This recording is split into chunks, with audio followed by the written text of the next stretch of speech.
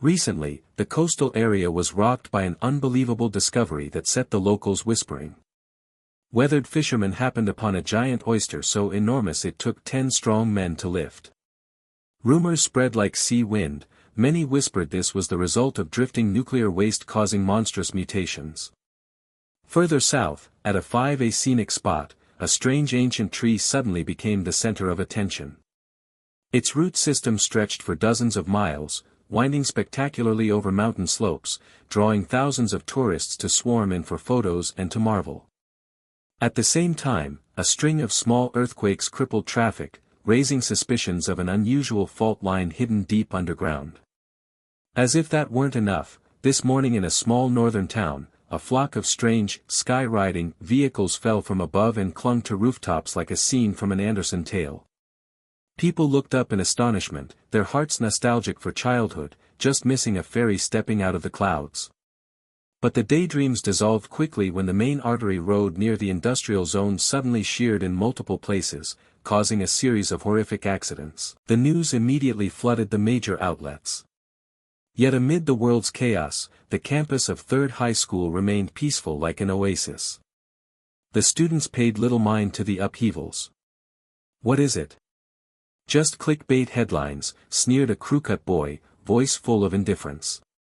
"Years ago the next-door country even had rumors about zombies, and they're still around," grinning. Exactly, a girl nodded, but her eyes were fixed on a corner of the courtyard. Hey, look, school beauty So-Tan Lai. That's her. Wow, goddess Lai. People say she broke up with her boyfriend, right? Yeah, I heard the goddess finally shook off her poor tail. The gossip swelled like waves. So-Tan Lai had just received her acceptance letter to Qingqing University, while her boyfriend, rumor had it, hadn't even gotten into a regular college. Honestly, their futures were worlds apart. What's the boyfriend's name? Fuang, something. Fuang Yi. In the courtyard, packed with students buzzing like a broken hive, the two principals faced each other.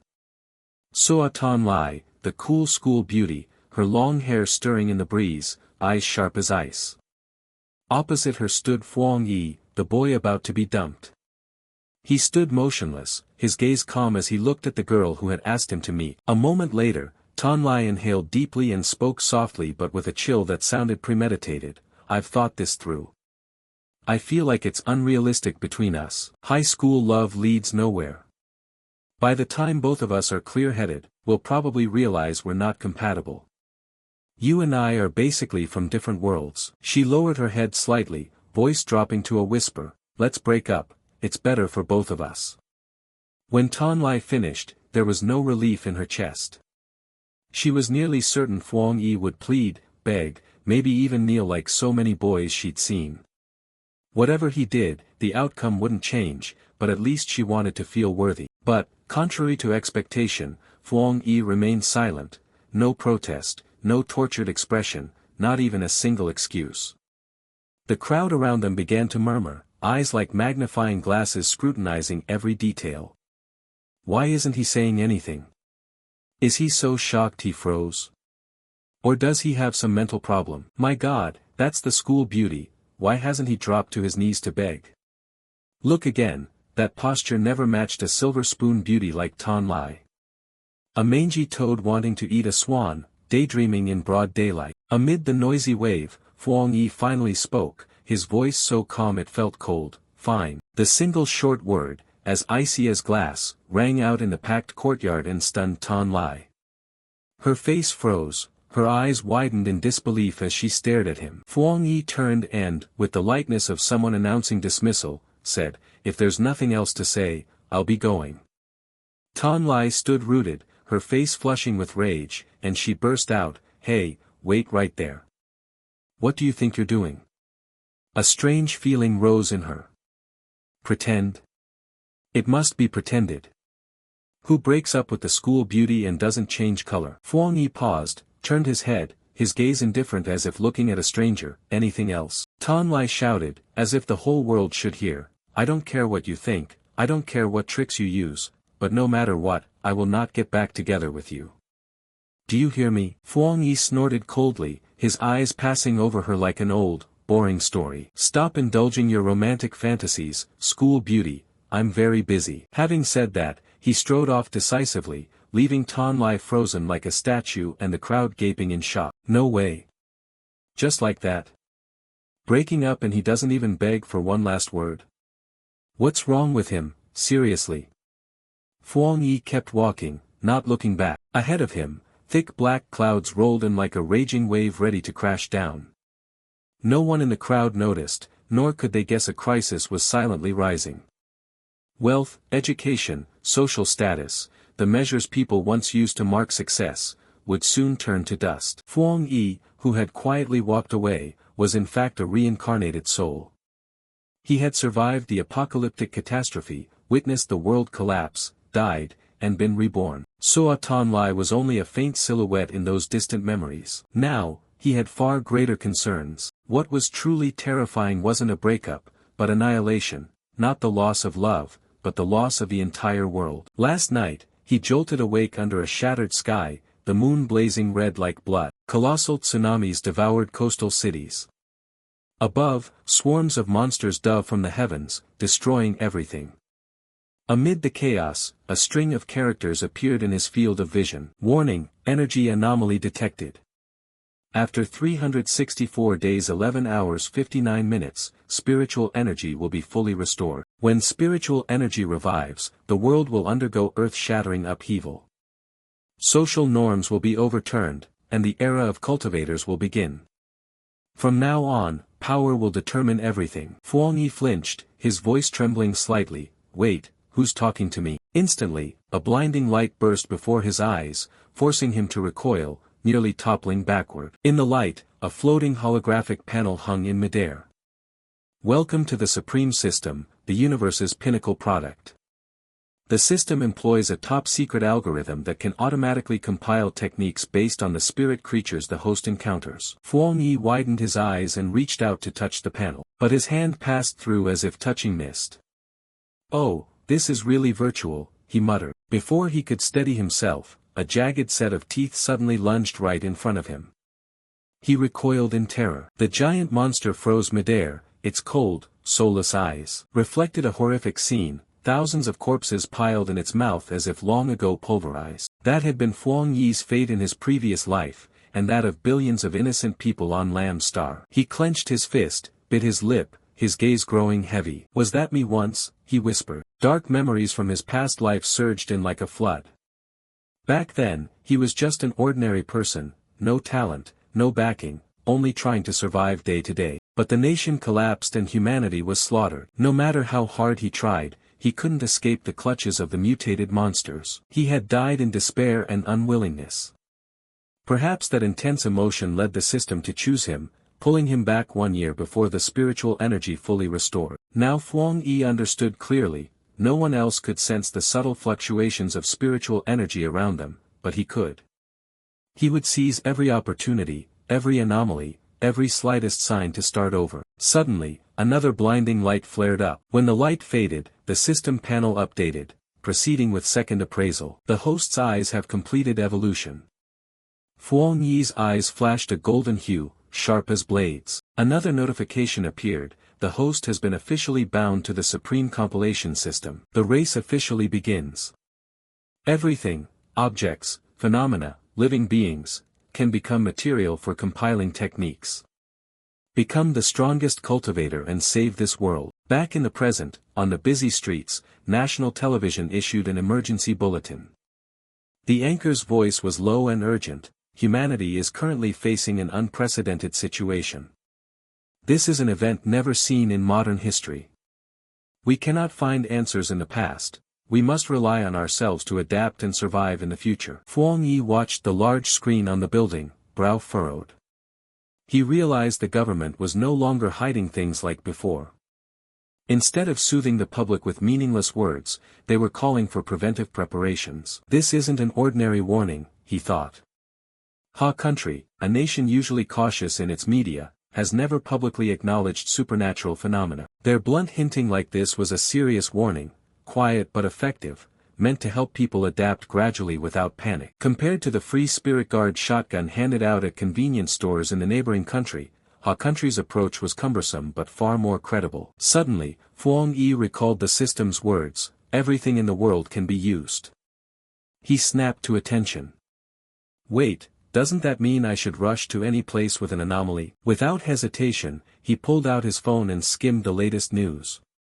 His eyes stopped at a notice from Qingqing University. Due to unusual weather fluctuations, students were advised to avoid going outside at noon, take careful sun protection, and follow strict anti-heat measures. Fuang Yi frowned. Sun protection in mid-July, warnings like that sounded as if people were about to be roasted alive. Many sarcastic comments appeared online, a prestigious university resorting to scare tactics. At this temperature, everyone's already barbecue. Buying hot searches again, what nonsense. Fuang Yi said nothing, he just looked up at the sky. His expression grew serious. That's not right, how can the sky be so different just 15 minutes away? There's definitely something wrong. When something unusual happens in this world, people often dismiss it as a stunt or fake news. But Fuang Yi, who had lived through a future catastrophe, knew that those tiny signs were actually doorways to epiphanies. Less than half an hour later, at Qingqing University's North Gate, the heat was unusually intense, the pavement steamed as if about to ignite, and students passed by wrapped up like ninjas. Fuang Yi ran over, sweat pouring, his face flushed from the sun, but his eyes still swept the campus sharply. "Sure enough, this isn't normal," he muttered. Suddenly he noticed something odd. Under the blazing sun, tiny golden bubbles hovered like mist, emerging from the ground. Fuang Yi sat down, his eyes lighting up. He gently reached out and touched the smallest bubble. At that very moment, the anomaly erupted. The system issued rapid alerts, strong yang attribute fluctuations detected, proceeding to unlock yang attribute data. In an instant, a golden orb of light enveloped Fuang Yi. Spiritual energy flooded his body, making him feel as if every muscle and joint were being incinerated. In excruciating pain, he gritted his teeth, sweat pouring like a shower. A blinding flash exploded across the courtyard, causing the surrounding students to scream in panic. A few people gaped. Could that be a real-life superhero? No, I think it looks more like a destined apostle. Or maybe a sci-fi movie actor shooting an outdoor scene. Through the searing pain, Fuang Yi ground out, "Is this over yet? I'm about to evaporate." The system slowly displayed a message. Compilation process complete. The host has acquired the first technique, Golden Yang breathing method. At the same time, at Qingqing University's main gate, the scene was completely different. The freshman welcome event was in full swing. Upperclassmen swarmed around Sua Tonlai like bees around a blossoming flower. "Hey classmate, need a hand with your luggage? Which building are you heading to?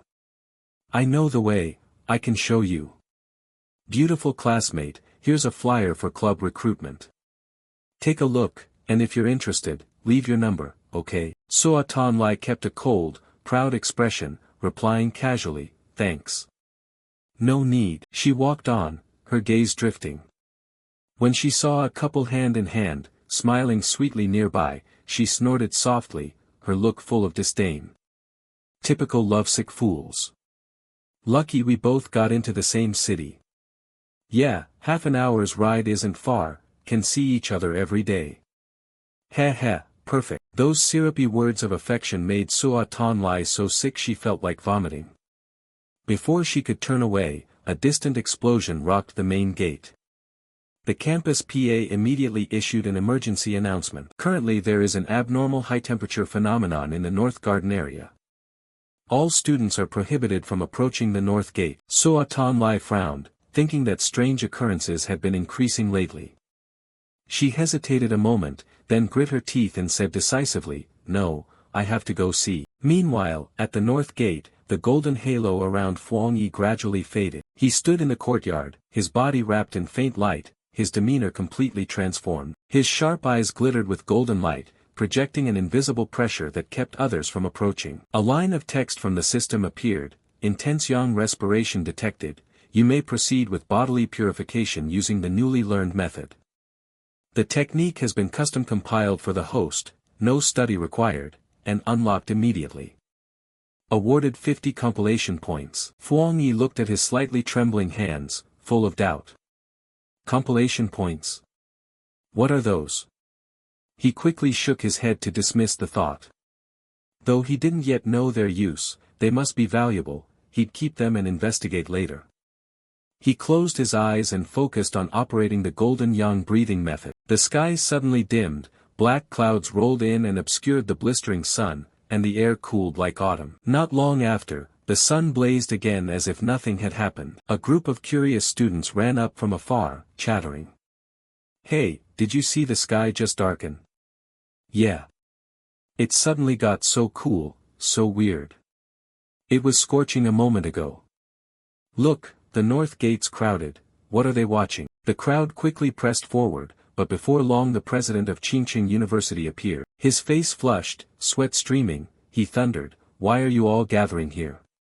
Didn't the school send a notice to stay away from the north gate?" Pointing at the gate, he barked, "Failure to report on time will result in penalties, don't say I didn't warn you." His words were like a bucket of cold water. The students immediately dispersed, bowing their heads and pretending they hadn't seen anything. Beside the president, a woman draped in a black cloak with a hood concealing her face spoke in a low commanding tone, "Establish a security perimeter and fully seal off the north gate area." At the same time, the system notified Fuang Yi, "Host has finished purging the grade A contaminated area at Qingqing University's north gate."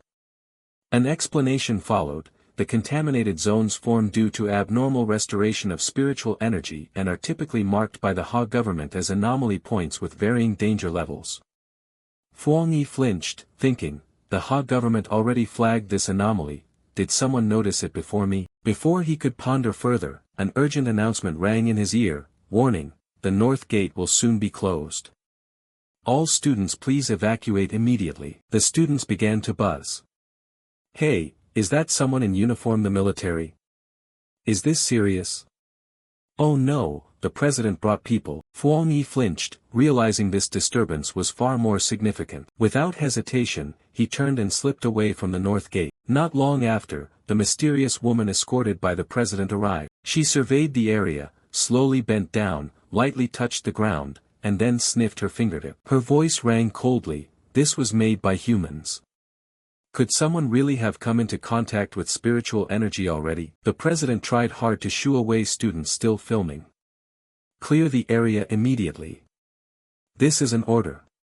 One student kept scrolling his phone, "Wait a sec, sir, I'm just posting this to my friends." In the crowd, Soa Tonlai froze when she heard the phrases, "made by humans," and "contact with spiritual energy." Could this terrifying phenomenon really be man-made? She couldn't help but recall the figure who had just left the scene. No matter how she looked, he resembled Fuang Yi. She thought so to herself, then shook her head to dismiss it. Impossible, given his grades, how could he have passed Qingqing? At home, Fuang Yi collapsed onto his bed, sweating profusely, muttering, "What the hell was that? This heat is clearly coming from my body." Cold showers and cranking the AC did nothing. "Tonight there's no sleeping." Suddenly he shot up as if electrocuted. "Wait, today I caused such a stir, what if I was noticed? I have to check right away." He grabbed his phone and scanned the news sites. Strangely, every story revolved around the Spiritual Energy Cultivation Association. Fuang Yi frowned as memories slowly resurfaced. In his previous life he'd heard of an anonymous online group that posted cultivation rules, but everyone thought it was just novelists joking. Now he tilted his head to ponder. Could the mysterious person today be affiliated with that association? Without hesitation, he accessed the association's homepage. A detailed notice appeared that made his skin crawl. Cultivation tiers. First tier, Gui Fu, guide spiritual energy into the body, gather into divine power, refine and transform mundane weapons. Second tier, Tao Ling, borrow forces of heaven and earth, open divine meridians, create internal energy for cultivation.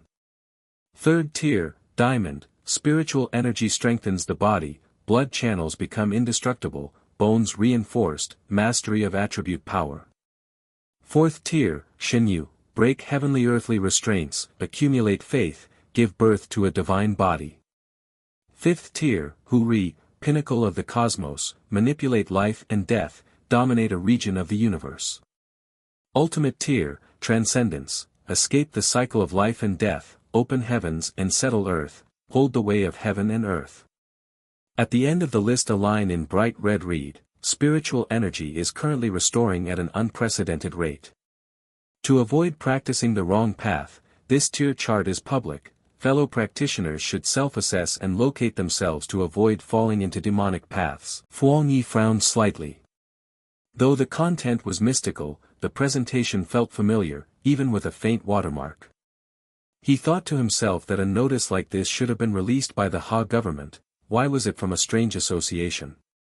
In his previous life he had never heard of this organization. As an ordinary person during the catastrophe, he'd only worried about queuing for relief rations. Could this be a covert government signal to those destined to encounter spiritual energy early?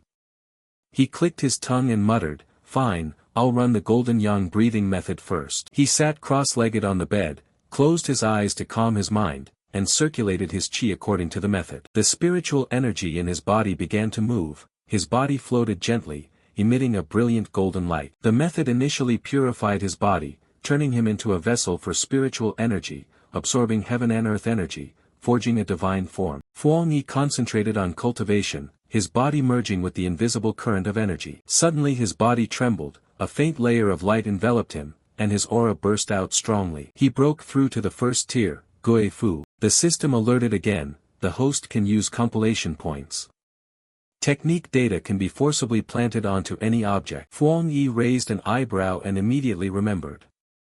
Compilation points, he'd nearly forgotten this godsend. The display showed he had 50 compilation points. The system had just mentioned forcibly planting onto objects. He calculated that the golden yang breathing method carried a yang attribute. If he used compilation points to plant that attribute onto something, wouldn't it grant that object's supernatural yang properties? His eyes lit up like a spotlight. Try it immediately. He reached out toward the tea table. The glass on the table trembled and then floated in midair. The system notified, "Would you like to spend compilation points to add the yang attribute to this object?" Fuang Yi smiled faintly, his eyes gleaming with excitement. Just as he expected, forcibly stacking the attribute would turn the object into a primary magic tool. If this cup gained the yang attribute, what about a sword, a gun, or armor? They would become special weapons. He glanced at the decorative sword hanging on the wall, a 12th grade birthday gift from his roommate he'd never touched. Maybe try this knockoff Excalibur.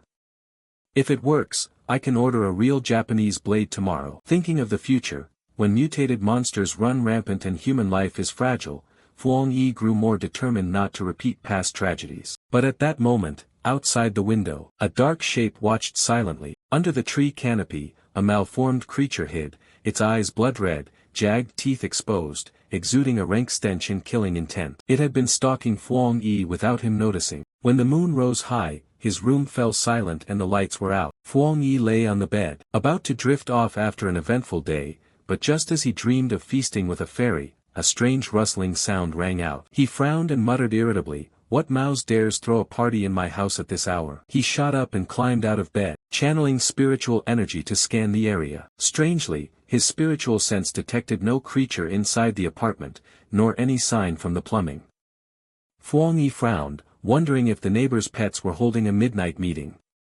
He stood still and listened. Having just entered the Gui Fu tier, his hearing was far keener than a normal person's, enough to catch faint sounds from the next unit. But he quickly realized the strange noise came from the hallway outside. He cracked the door and peered out. Under the pale moonlight, a dark shape moved silently at the end of the corridor.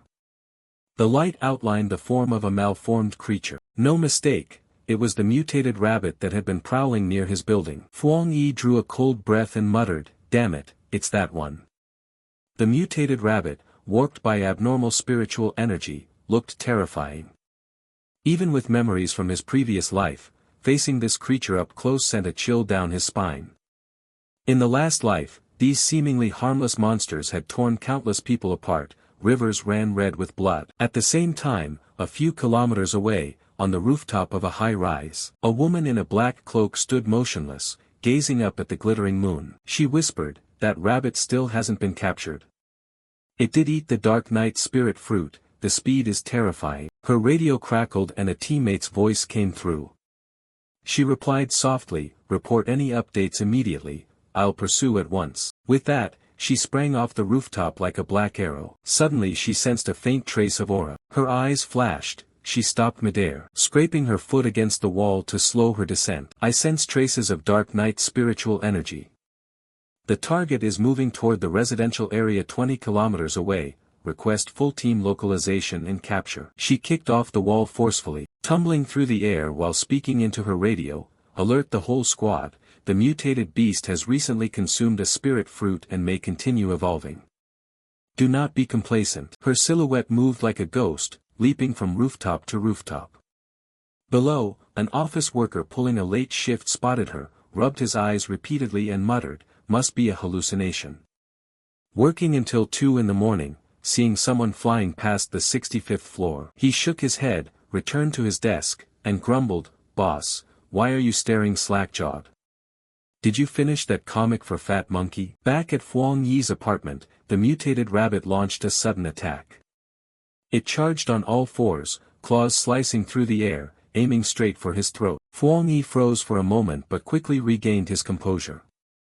His eyes flashed, he channeled spiritual energy, and dodged aside with lightning-fast agility. My reaction speed really jumped, he thought. After breaking through to Guifu, his body had clearly changed. Heightened senses, strengthened muscles, and enhanced reflexes made every move of the rabbit seem slow to him.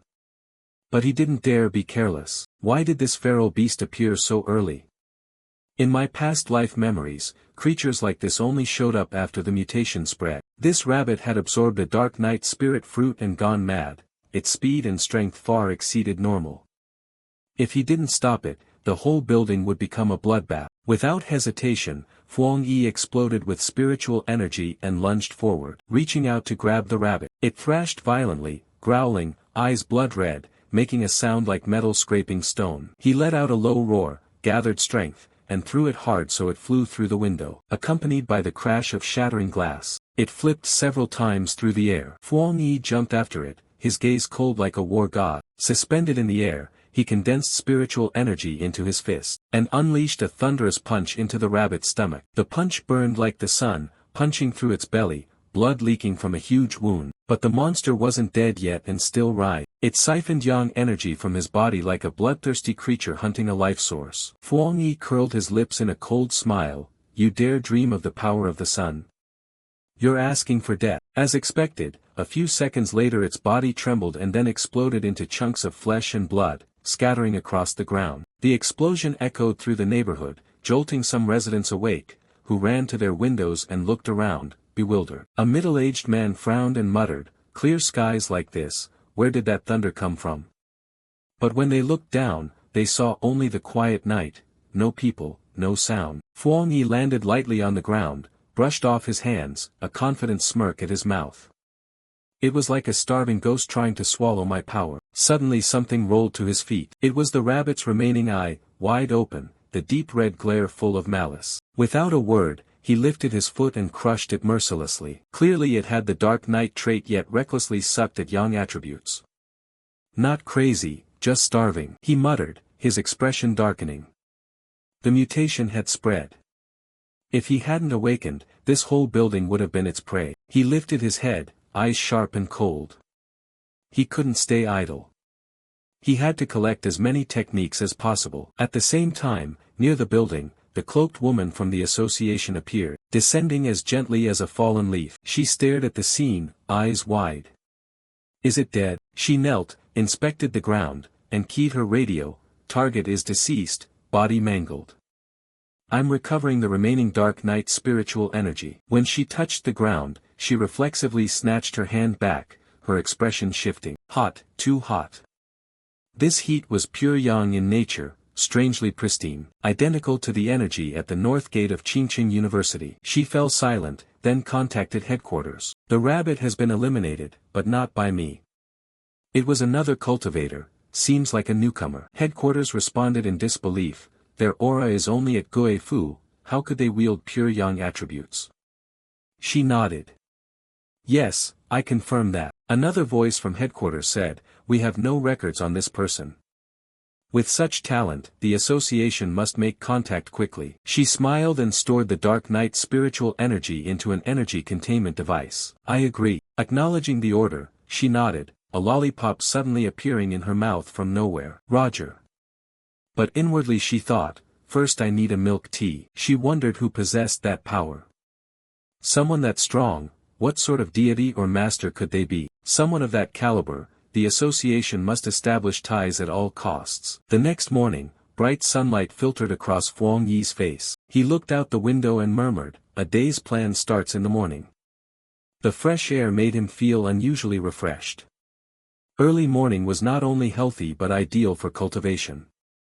He hurriedly put on a shirt, sat cross-legged on the bed, relaxed his mind, and began practicing the golden yang breathing method. A gentle morning breeze passed through, bringing the day's warmth. Above him, an axe formed of yang energy hovered, taking the shape of a warrior ready for battle. Since entering the Gui Fu realm, each time he cultivated he felt currents flow through his body like countless threads of light winding around his spirit, brilliant and lively.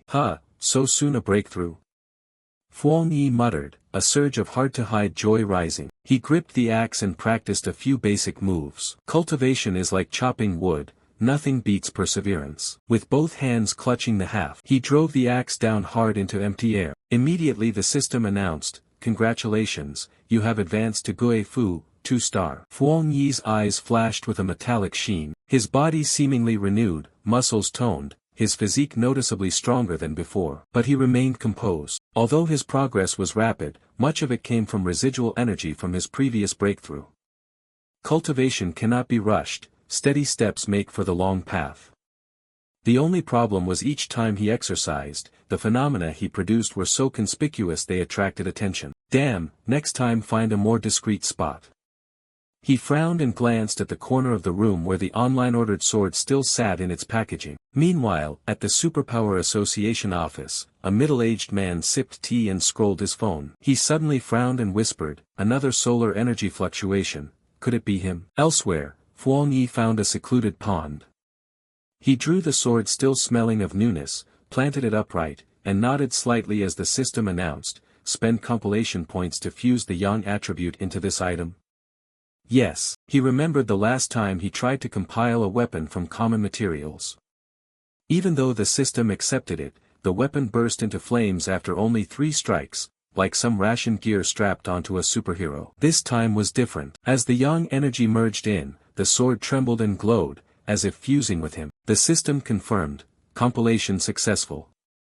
You now possess a compatible weapon. Huang Yi broke into a satisfied smile, his eyes bright as dawn. He swung the sword and murmured, all right, little one, let me test your power. He made a few basic slashes across the water. In an instant, the whole pond nearly vaporized. Oh my God, it's ruined.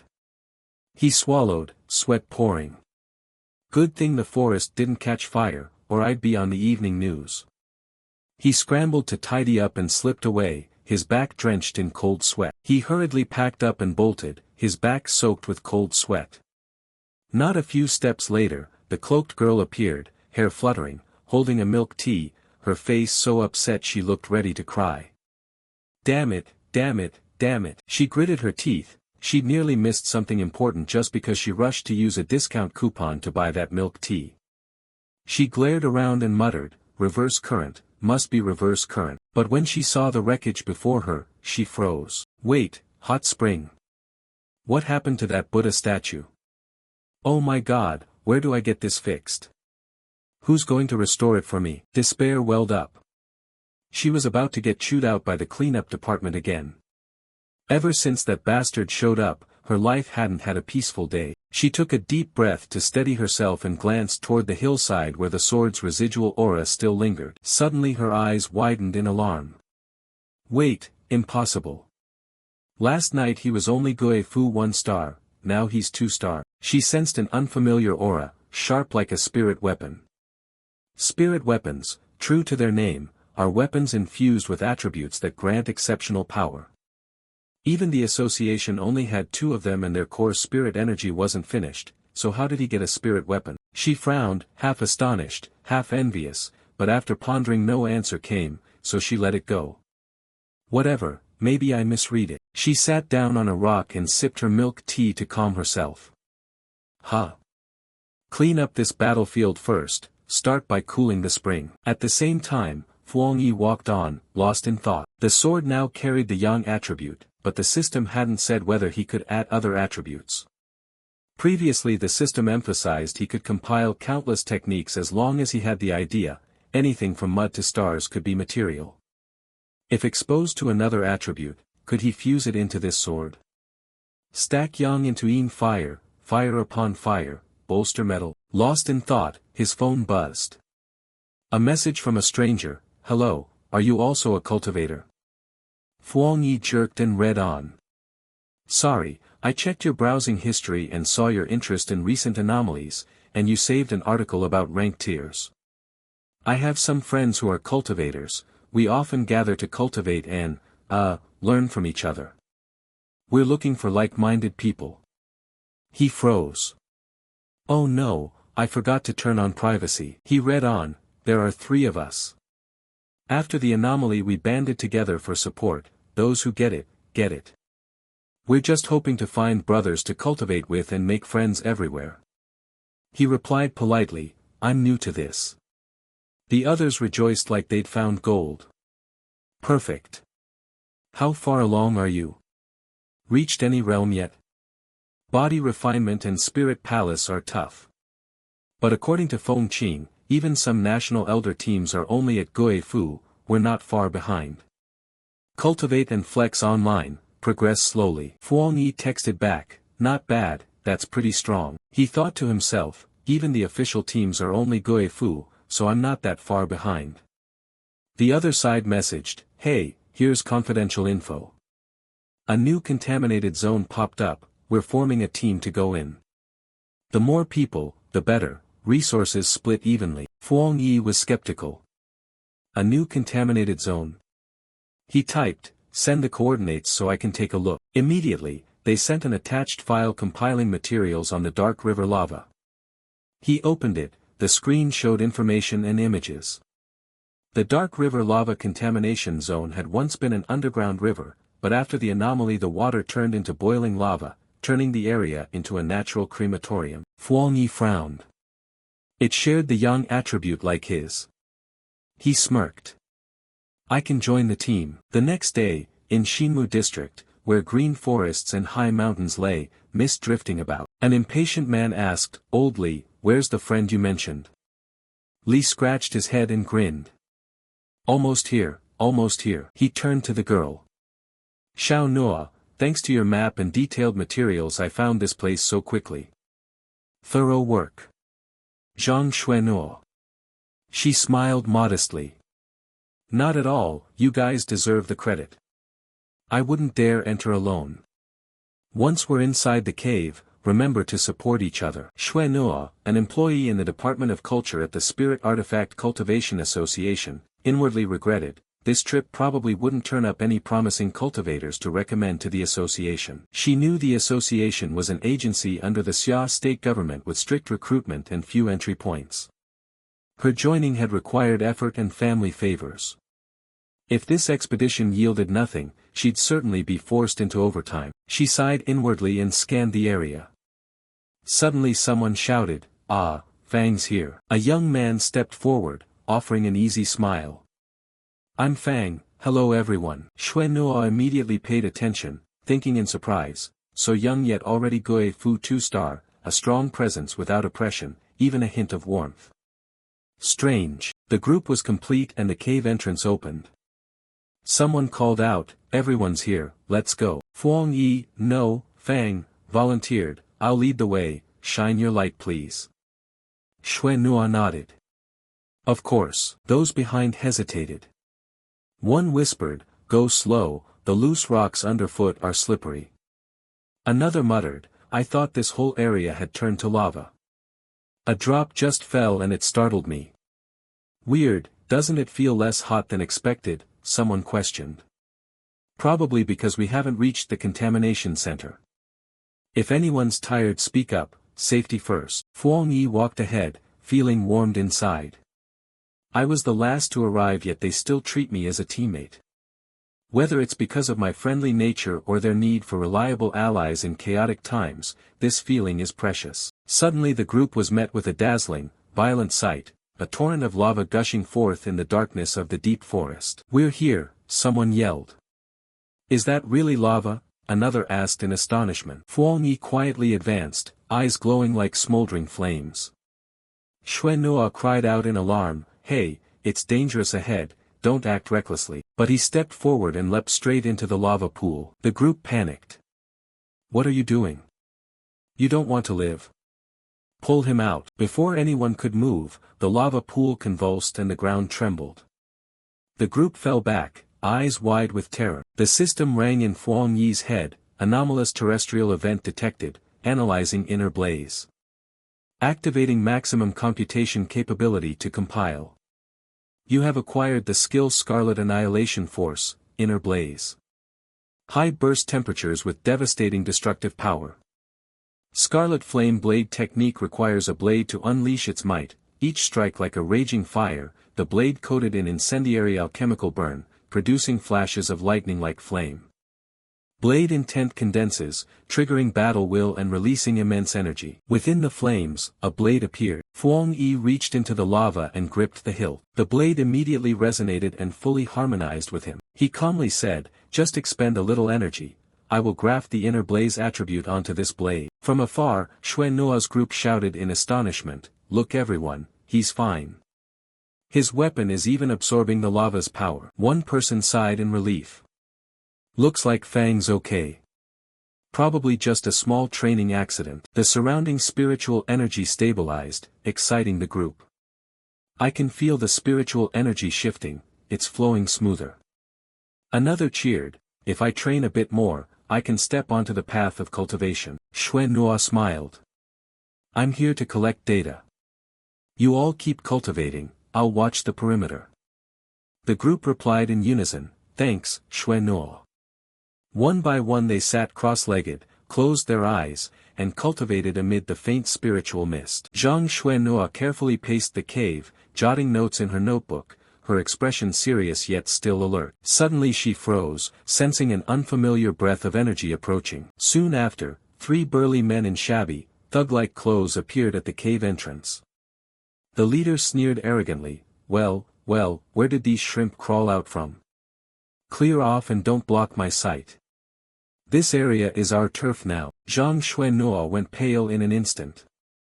She gritted her teeth and thought, "This is bad, the 3 are all Gue Fu 1 star. If a fight breaks out, our group might not even take down one of them." She drew a deep breath, kept calm, stepped forward and said in a mild voice, "Sorry, we arrived first. My friend is absorbing spiritual energy. If you don't mind, could we share the training space? Spiritual energy isn't limited." The leader curled a lip, eyes disdainful. "You girl, have you even entered Guifu? Share what? Scram, all of you, don't make me say it twice." Cold sweat ran down Xuenua's forehead. She thought silently, under this wave of recovering spiritual energy, law is losing value. It's an era where the strong seize power, whoever's fist is bigger takes resources. But if everyone thinks that way, society will turn feral. Xia State certainly won't allow that. As a member of the Spirit Artifact Cultivation Association, I have to do something. At that moment, Huang Yi stepped forward and faced the leader. He narrowed his eyes and sneered, "Oh, big and burly like you only know how to bully a weak girl." Before the thug could react, he swung his blade in a horizontal slash. The ground split open, cracks spreading like a spiderweb. The leader flinched, his face going ashen, and shouted, "Fall back, get back." Far away, the group cultivating felt the shock as spiritual energy went turbulent and cried out in alarm, "What's going on? An earthquake?" Huang Yi fell silent as painful memories surged back. In a previous life, the idea that the strong should dominate the weak led to an irreversible catastrophe. He tightened his grip on the hilt, his eyes flashing with resolve. People like them never submit to words alone. He pointed the blade straight at the leader, unleashed his pressure, and barked, "Get out." The single word rolled like thunder across the clear sky. The leader's face drained of color, his body trembled as if struck to his soul. He screamed, "Wah, what kind of monster is that?" The three turned and fled, stumbling and falling, scrambling to their feet and running away like dogs chasing them. People in the back clamored, eyes full of admiration for Huang Yi. "Boss, that was epic. That slash was insanely cool." Huang Yi scratched his head and forced a smile. "Nah, they're just too weak." He turned to the group. "You all have been training pretty well. Ready to leave?" Xuanhua glanced at the wide-ground fissure and nodded. "The spiritual energy in this contaminated zone is depleted. Let's go." She trembled inwardly. If that blade had actually struck, this place would have been reduced to ashes. "He's a prodigy, a cultivator with a high-level attribute and top-tier talent. This must be reported to the organization." She quickly contacted the association. On the other end, a woman answered and, after hearing her, became serious. "Xuanhua, do you mean another cultivator with a high-level attribute has appeared?" Xuanhua was stunned. "Huh? What do you mean?" The woman on the line hesitated and covered.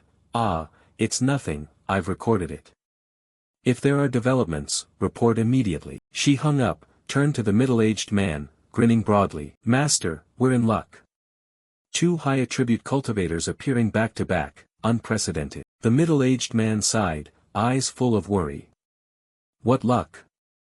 People like that will become centers of power, protected by the state like treasures." He rubbed his forehead and muttered, "Might be time to submit my resignation." The next morning, the sky was clear and the clouds were white. Huang Yi slung his blade over his shoulder and strolled the streets, carrying the air of a modern swordsman, turning heads as he passed. "Hey, that guy's cosplay is sick. Is that big sword real? It looks epic, where would you even put it? True man among men, like he stepped out of a cultivation game." Huang Yi paid them no mind and pulled out his phone to scroll the news. A headline caught his eye, "Cultivation novels come to life. Blazing radiance and a wave of death energy appear at the millennia-old stone cave." A blurry image showed a giant dragon-like creature flying through a darkened sky. According to an anonymous witness, a master wielding a great blade had cultivated in the area. One sweeping strike sent a group of tourists fleeing. Huang Yi frowned, feeling exposed. It was all because of that damned inner blaze, over 2,000 degrees of heat. If it didn't cause any strange phenomenon, that would be the odd thing. But who leaked it, Old Li or Xuanhua? He clicked his tongue, thinking of the yang spiritual energy he'd just absorbed.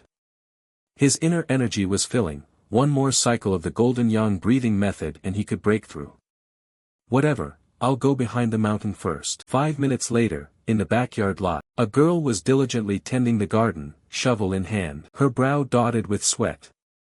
She was Sua Tan Huin, a gardening expert who also specializes in cleaning up crime scenes. She exhaled in relief. "Phew, finally finished this mess. Tough job, but still on time for bubble tea." Suddenly the surrounding temperature spiked, the air seeming to bake. She froze, sensing an overbearing surge of energy rolling up from the nearby mountain range. What the hell? Who's breaking through? Gui Fu 3-star. Sua Tan Huin gritted her teeth and glared toward the mountain base, unease spreading. Someone at Gui Fu level making this much noise, it's no longer a demon issue, it's a national incident. A name instantly sprang to her mind, her eye twitched. No, could it be him? She clenched her fist, spun on her heel, panting. "Alright, even if you burrowed underground, I'd drag you out. Just you wait." In a quiet corner, Huang Yi sat cross-legged and entered meditation. His whole body was wrapped in a faint golden radiance, emitting an imposing aura. Waves of energy rolled outward like tides, making anyone who glanced feel a crushing pressure in their chest. Above his head, an ethereal axe gradually condensed, each feature sharpened, as if forged from the essence of heaven and earth, ready to sever all mundane bonds. From afar, Sua Tan Huin rushed over. As she looked up and caught sight of the scene, she flinched and nearly slipped. Is that axe a divine apparatus? He actually summoned a divine apparatus? Could spiritual energy be stabilized and controlled this well? Impossible. Has this person been secretly cultivating for centuries without anyone knowing? Recalling past memories, her face paled. The last time she broke through to Gui Fu 3rd tier, the pressure from a divine apparatus beat her so badly she coughed up blood and was bedridden for a week. It's still haunting. If even someone like me failed, where did this monster come from? Spiritual energy around Huang Yi flowed like an endless spring. Each strand was so pure it took one's breath away, and his control was frighteningly precise, as if every current had been sharpened by him 1,000 times over. Someone like that is no longer a fiend, but a god. His composure was rock steady, not rushed at all, completely different from those other cultivators out there. They get a whiff of spiritual force and frantically leap up, eager to break through. He was like a concealed master, deep and unfathomable. Suddenly, the divine apparatus shifted slightly, tilting toward the east. At that moment, Huang Yi opened his eyes. A tide of momentum erupted like a tsunami in all directions. Breakthrough to Gui Fu realm, second tier. A deep, steady voice reverberated through the heavens and earth. Suo Tonhuin barely made it over, looking around in bewilderment. The spot where Huang Yi had been sitting was empty. Too slow again. Only 30 seconds, could he have noticed you tailing him? Her face showed a flash of disappointment. If things kept going like this, she might never recruit him to the team. Must she follow him like a shadow forever? Then her eyes lit up. Senior, he probably hasn't gone far, right? Her voice was gentle, almost pleading, carried on the breeze. On a branch not far away, Huang Yi stood silently, looking down, and frowned slightly. It was her, the one who'd been tailing him these past few days like a persistent shadow. Getting no answer, Suo Tonhuin continued, I'm Captain Suo Tonhuin of Team Huin, a unit under the Qingqing University Spirit Cultivation Association of Xia State, and also a cultivator. On behalf of the association, I respectfully extend an invitation to collaborate. She inhaled deeply, forcing a soft tone and choosing each word carefully. We've been following your movements for 2 days not for any ill intent, but to invite you to join the association. Please don't form a bad impression of us. In truth, though the association isn't widely publicized, we have rules, regulations, paperwork, everything is proper and above board. She thought to herself that he probably wouldn't feel insulted, she hadn't meant to bother him and needed to be gentle. Suddenly Huang Yi asked, why? Suo Tonhuin froze, eyes darting as her mind raced. Tell the truth or lie? But someone like him wouldn't be easily fooled. Better to be honest. She took a deep breath. Because Xia State is trying to locate and unify cultivators so everyone can operate more orderly and professionally, and to give cultivators an extra layer of protection as spiritual energy recovers. Right now everything is developing spontaneously and chaotically. Problems are bound to arise. I know joining the association can be a form of restraint, but sooner or later we must face the future together and the unclear forces that will emerge. Huang Yi cut in coldly, what if I say I don't agree? I can't fully trust you yet. Suo Tonhuin went momentarily stunned. After a few seconds, she slowly produced a business card. A bit of introduction, my name is Suo Tonhuin. Before the spiritual energy recovery, I was an athlete. She smiled lightly, slightly embarrassed. Have you ever heard of me? This is my certification, please trust me. Huang Yi observed her quietly. Ah, I think I have a faint impression. He studied the woman before him, agile build, sharp reflexes, strong stamina. Indeed, those with outstanding talent before becoming cultivators flourish even more. No wonder she ran so fast. But Huang Yi's gaze suddenly grew grave. Unfortunately, in his previous life, despite countless talents, Xia State couldn't prevent annihilation, humanity was wiped out. Now reborn with the aid of the system, he was determined not to let history repeat itself, though the time hadn't come yet. I do have a slight impression of you. Okay, let me think it over. Huang Yi suddenly dropped down like a shadow, appearing right behind Suo Tonhuin, startling her. But even so, you must keep my whereabouts secret from the association. He calculated inwardly, based on her performance, the association likely no longer had the guts to provoke cultivators like him. Perfect, he could use her to accomplish a few of his own objectives. Suo Tonhuin answered seriously, I can cooperate with you, but the phenomenon you caused when you broke through has already been detected by the association. I'll still have to report it, just partly true and partly false. Is that acceptable?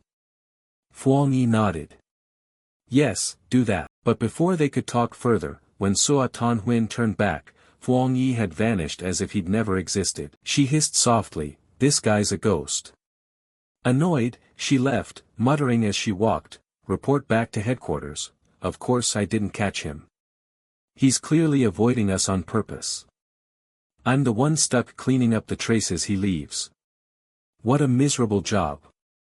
Working for a salary feels like being everyone's servant." She sighed, then adopted a stern tone, "All right, put these matters aside for now.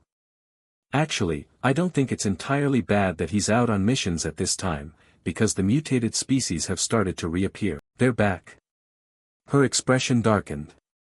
"Those mutated species are brutally insane, some bearing a shadowy, malevolent air. They siphon energy from polluted zones. Once spiritual energy recovers, they mutate into aberrant beasts and deformities, without hesitation devouring people. Some even disguise themselves as catastrophic anomalies, wandering everywhere, killing, fighting for territory, gradually pushing the world into chaos and creating new contaminated zones. If not eradicated completely, they will become a horrific disaster, spreading like poisonous mold and annihilating humankind." That night, the sky erupted in fury. Lightning tore the heavens apart. Rain poured down as if dumping entire reservoirs from above. Under the gray curtain of rain, a lone figure walked slowly, Fuang Yi. Emergency loudspeakers on lamp posts blared in mechanical seriousness, "Red alert, severe storm and heavy rain. Residents are advised not to go out unless absolutely necessary. Please stay safe. The Nakhong scenic area is at high risk of flooding. The area is sealed off, do not approach." But on social media, no one was truly worried about the storm. The hottest topics were, "OMG, haven't seen a storm this wild in decades. Who's having a tribulation here? Is some great power about to ascend?" Fuang Yi frowned slightly, but his pace did not slow. He could clearly sense the raging aura in the air, sharp and heavy, both majestic like a heavenly mandate and feral like an enraged beast. But he also realized the center of this thunderstorm wasn't here. Looking up, his gaze locked onto the mountain ahead. At its peak, bolts of lightning struck crazily like endless rain.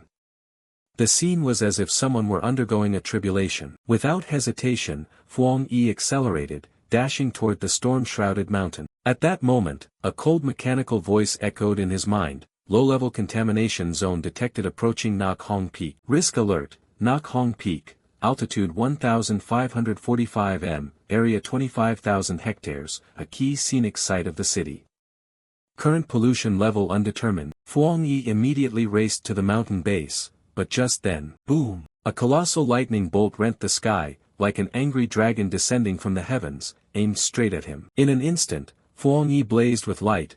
Electricity flashed around his body as if the gods had called his name with overwhelming fervor. Far away, in a dim room suffused with light and heavy atmosphere, all eyes fixed on the report board. According to the latest report, danger at Nakhong summit has risen abnormally. Immediately seal off the area and establish a new contaminated zone. The head of the association growled, eyes cold. He paused, voice low with self-reproach. "I had already assigned Tan Huin elsewhere, but now she must be recalled at once." The door burst open, Sua Tan Huin stepped in, holding the report still faintly scented with newly measured spiritual energy. "Nakhong Peak is currently inaccessible. Spiritual force with lightning attributes is erupting, out of control.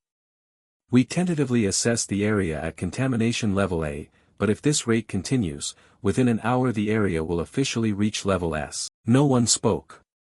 A few people broke out in cold sweat. She continued, "According to records, no cultivator in my jurisdiction is capable of approaching this site, myself included." Someone trembled slightly, not from fear but from realizing how quickly the world was changing. Even third-tier Gui Fu cultivators have a 100% chance of death. The whole room fell silent. "Then seal it starting from the mountain base." The elder spoke, voice decisive. "Assign patrols 24/7, forbid all access, cut off the risk at its root, fully lock down the mountain. The spiritual energy is violently surging, absolutely do not approach. Wait until the density decreases before surveying again." At the same time, at the foot of Nakhong, another bolt of lightning tore down from the sky. Under the storm, a figure still strode forward, Huang Yi. His eyes burned with resolve, skin shimmering with light from the yin-yang breathing method. He thought to himself that thanks to this cultivation method, otherwise he'd likely be dissected like a specimen at a conference by now. But to extract pure lightning essence, he had to enter the storm's eye, no different from taking a sip of water by diving into a level 12 cyclone. During this period of spiritual energy recovery, Huang Yi told himself, eyes sharper than ever, humanity not only benefits little but risks being reversed in the food chain and driven to the bottom if it stands still. Beyond climate shifts, even rabbits or rats could threaten humans. Worse horrors than mutated beasts would appear in the future, to the point where cultivators could be easily defeated. Currently, he possessed the yin-yang breathing method and the red fire blade technique, representing yang and internal flame. He had used compilation points to inlay these two attributes into his blade technique, letting yin-yang boost defense and endurance while red fire increased damage and destruction. But relying too much on weapons is digging one's own grave. Only by becoming truly powerful himself could he face increasingly vicious and cunning creatures. The thunderous power here was a perfect opportunity to train and strengthen himself. He had to keep getting stronger and seize opportunities amid cosmic upheaval, or his only path would be death in natural disasters. Another bolt of lightning struck down. Huang Yi swung his blade to block. Boom! The violent force stunned him, numbing his arm and nearly blasting the blade free. This lightning attribute was pure divine retribution. He gritted his teeth, "It's angry because I dared trespass, trying to force me to kneel." Kneel? Sorry, I don't do that. I'll make it submit and turn this power into mine. Huang Yi inhaled deeply, calmed himself, and thought, the system said one must directly contact the primordial spiritual force. Without hesitation, he exerted the full force of the yin-yang breathing method. His body flashed golden like an erupting sun, ready to confront the purest thunderous core on Nakhong Peak. A dense thunderbolt, blazing like a fiery meteor, roared down from the cloud layer as if intent on crushing all. Huang Yi barked softly, eyes blazing with boundless fighting spirit. He swung his blade in a decisive slash as if to cut the sky in two. Boom! Two forces, one from the heavens, one from the man, collided and exploded midair. Shockwaves rolled outward like a divine tide. Huang Yi's body was violently shaken, blood trickled from the corner of his mouth, yet he remained standing. Though staggering and exhausted, he did not collapse. As long as I hold on to the summit, I'm alive. Alive means a chance to defy heaven. Before long, he was near the peak. The air here was dense, every breath crackled with static, making his muscles go numb. It really wants to kill me. Huang Yi let out a dry laugh, his gaze resolute. But sorry, I'm not ready to die, I've got a whole stack of deadlines unpaid. Ding! Extremely strong lightning attribute detected, conducting analysis. Far away, in a downtown high-rise, office workers clustered at the windows like they were watching a live stream in real life. Hey, look, those lightning bolts earlier. My God, huge, like an angry utility pole. Another man frowned in suspicion. Could some mighty immortal be undergoing a tribulation? Someone whispered, am I seeing things? Why is there a silhouette standing in the sky? Wait, don't tell me it's striking the downtown area. Don't zap through my apartment, my new AC is brand new. Amid the lightning, Huang Yi stood upright, absorbing strength from the heavenly thunder. The air churned around him, each bolt coiled like a silver serpent around his sinews. You have acquired the skill, divine thunder tempering. Channel heavenly thunder, temper the flesh, flesh becomes divine. You gain 50 compilation points. Among the elements, thunder sovereignty excels in offensive power and tempering, completely different from yang, which favors defense and healing. By turning the body into thunder, both offense and defense reach an overwhelming level. Legend says ancient cultivators channeled thunder into their bodies for years to purify bone and marrow, their flesh forged like steel, achieving an undying state. Thunder is both my spear and my shield. Huang Yi quietly felt the thunder's power not only destroy but cleanse and rebirth. I can feel it honing and strengthening my tendons and meridians. The tempering process didn't hurt at all. The system announced, Thunder's sovereignty is pure judgment, punishing all evil, critical damage plus 300%. Consume compilation points to absorb. Huang Yi looked at his blade, then at his arm, pondering. If he infused it into the blade, the power would be superior, but it might break the blade's yang attribute. And if he overloaded it with attributes, what if the blade actually exploded? He laughed. Fine, let's gamble. Confirm infusion into right arm. Instantly, thunder sovereignty surged into his right arm. Veins stood out like electric waves, skin gleaming silver as if forged by the gods. That arm had surpassed mortal limits. The next morning on Nakhong Peak, a light wind swept across lands cracked by the thunder tribulation, carrying remnants of spiritual force in the air. Soa Tan Huin, an investigator with the Paranormal Association, stood by a cliff, eyes astonished at the scene. Beside her, a man in uniform with cold eyes spoke, "Major Hanlo, the situation looks unlike what we predicted." She replied, skeptical, "Within 3 hours, the spiritual energy pollution at Nakhong summit dropped from peak levels to light contamination." Hanlo raised an eyebrow and crouched to touch the ground. A faint jolt of electricity numbed his fingertip. "There's still very strong residual charge. A cultivator was here." Soa Tan Huin hurried over. "A cultivator? Really? Is that person still alive?" She placed her hand on the ground, closed her eyes to sense, then shook her head. "Attribute undetermined, departure time unclear. Last night's heavy rain may have erased the traces." Han Lo pondered. "If I'm right, he left around 8 p.m. The anomaly began at 6. The lockdown team went up at 7 but found no one, meaning he went up earlier." Soa Tan Huin frowned. "Could he have known before us?" "You're not joking, are you?" "Not at all." The Major nodded. "The thunder anomaly erupted at 7.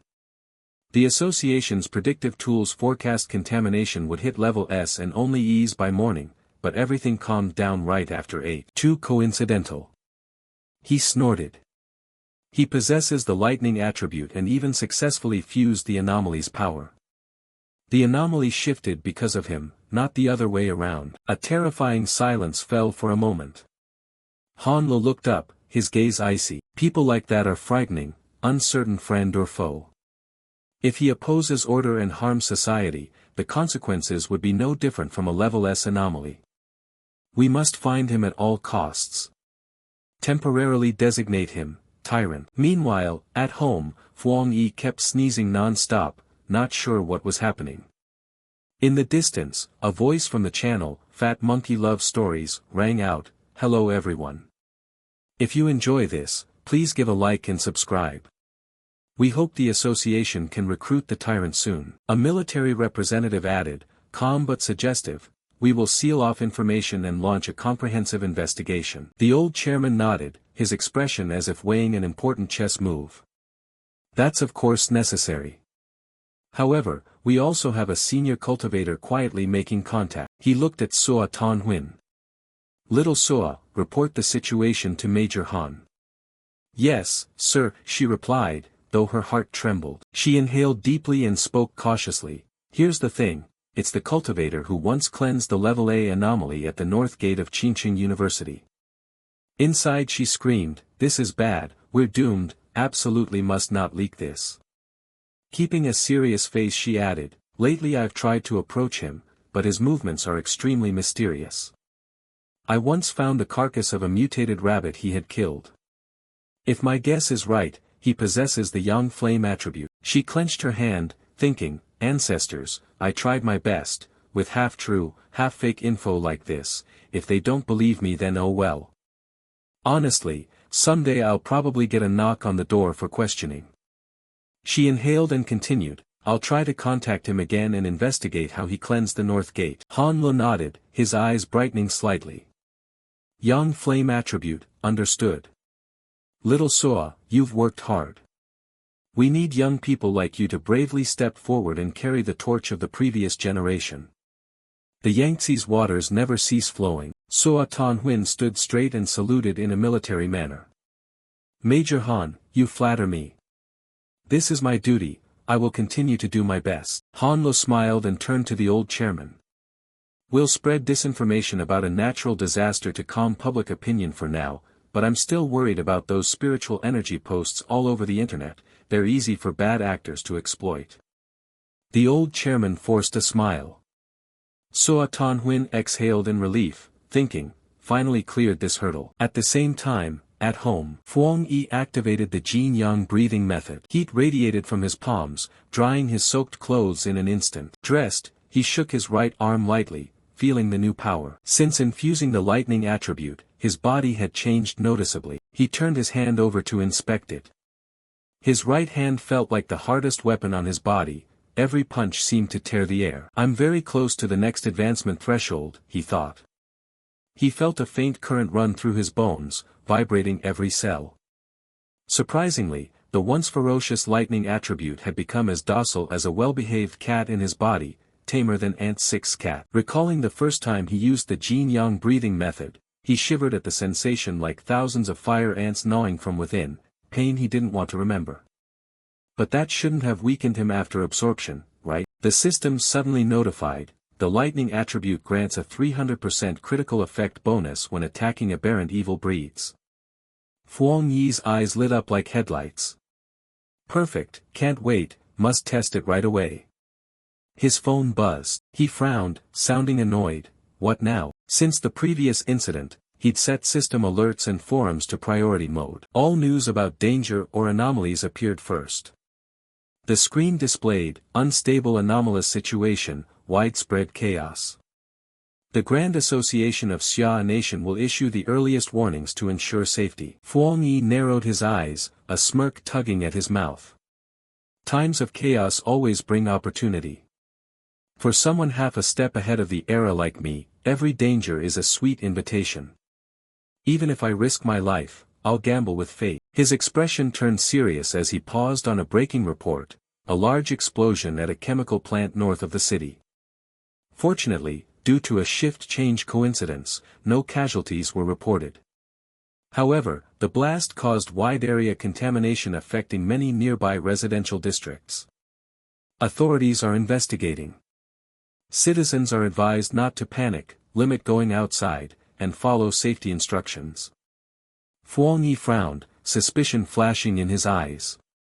A plant explosion, massive contamination, and right at shift change, such a coincidence, maybe fate's writing a novel. The comments section exploded. Oh my god, I live nearby.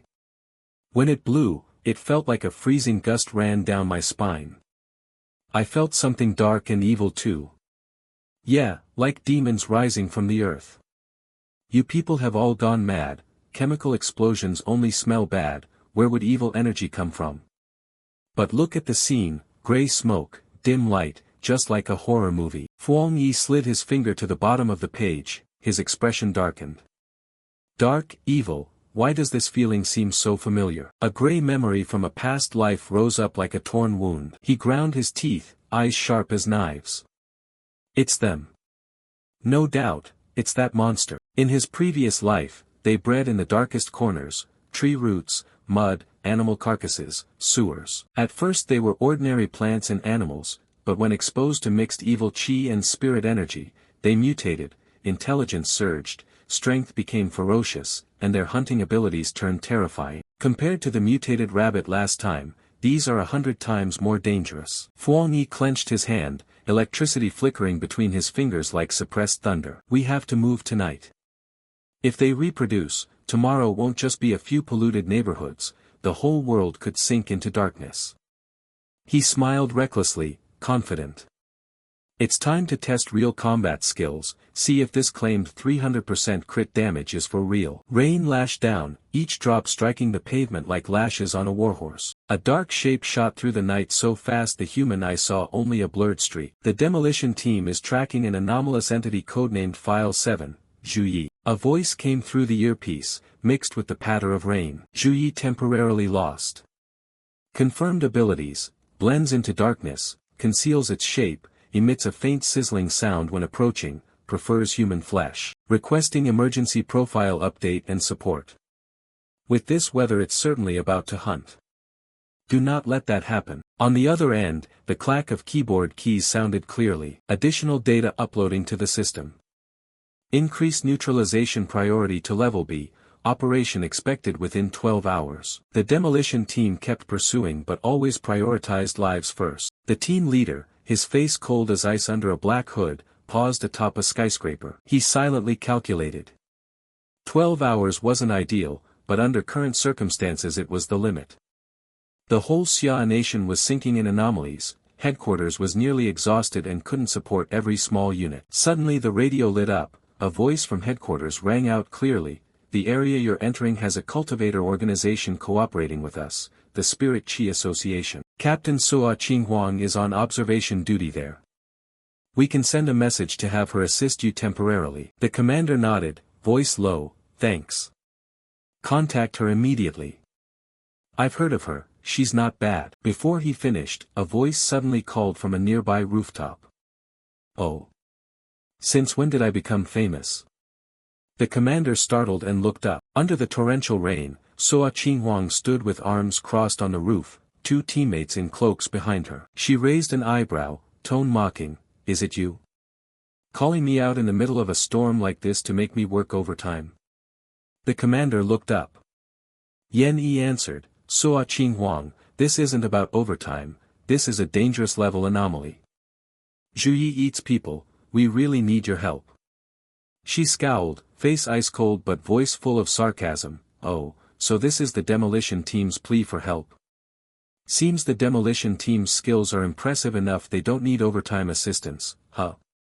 Then Team Huin will decline to participate." She turned, her cloak billowing like an uncompromising full stop. Her two teammates whispered behind her. "Boss, come on, what if they really get eaten?" "Yeah, true. It's not our job, but you'd still feel bad seeing people get eaten." Someone cut in, "Oh please, like our missions aren't dangerous too." Seeing the tension, the demolition team leader quickly bowed his head, voice urgent, "Please hold on, I misspoke earlier. We really need you. Zhu Yi isn't just a threat to us but to all the city's residents. Without your group's locating ability, not only would we be eaten, I'm afraid the whole city might have no survivors." So the two teams quickly coordinated. Thanks to her special sensing ability, Suo Qinghuang traced the mutated creature's whereabouts in an instant. Target identified, Zhu Yi, File 7.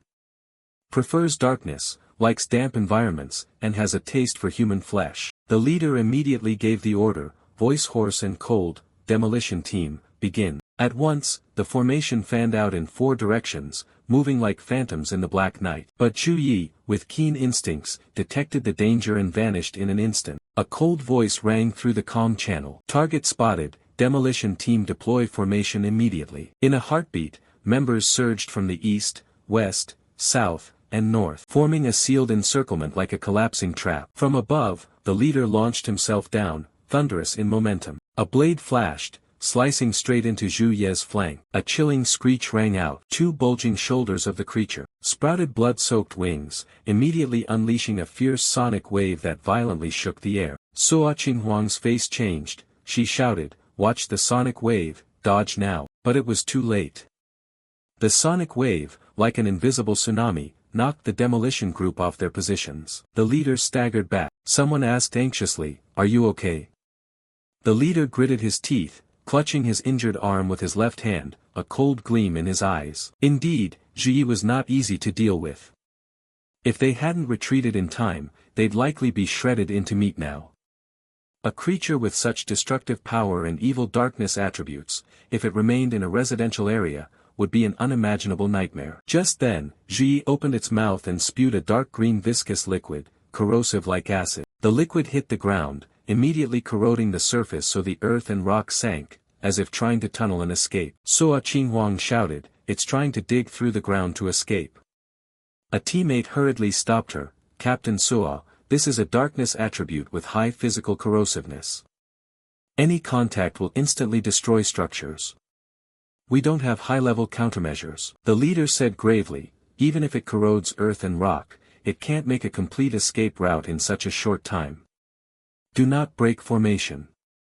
The main mission is to collect data, assess combat strength, and adjust tactics." At that moment, a member's vision was obscured by toxic smoke, leaving no time to react, and was slammed away by Zhu Yi with a horrific impact. The leader gritted his teeth and shouted, don't let it escape. The demolition team immediately gave chase, while Suo Qinghuang's group stuck close above, tracking the target's direction. Wind whipped through their hair, carrying an indescribable sweet fishy smell. Suo Qinghuang frowned, suddenly sensing something off. Wait, the spirit energy concentration in this area has spiked. Something's happening. She ordered in a low voice, "Two of you stay outside, I'll go in with them."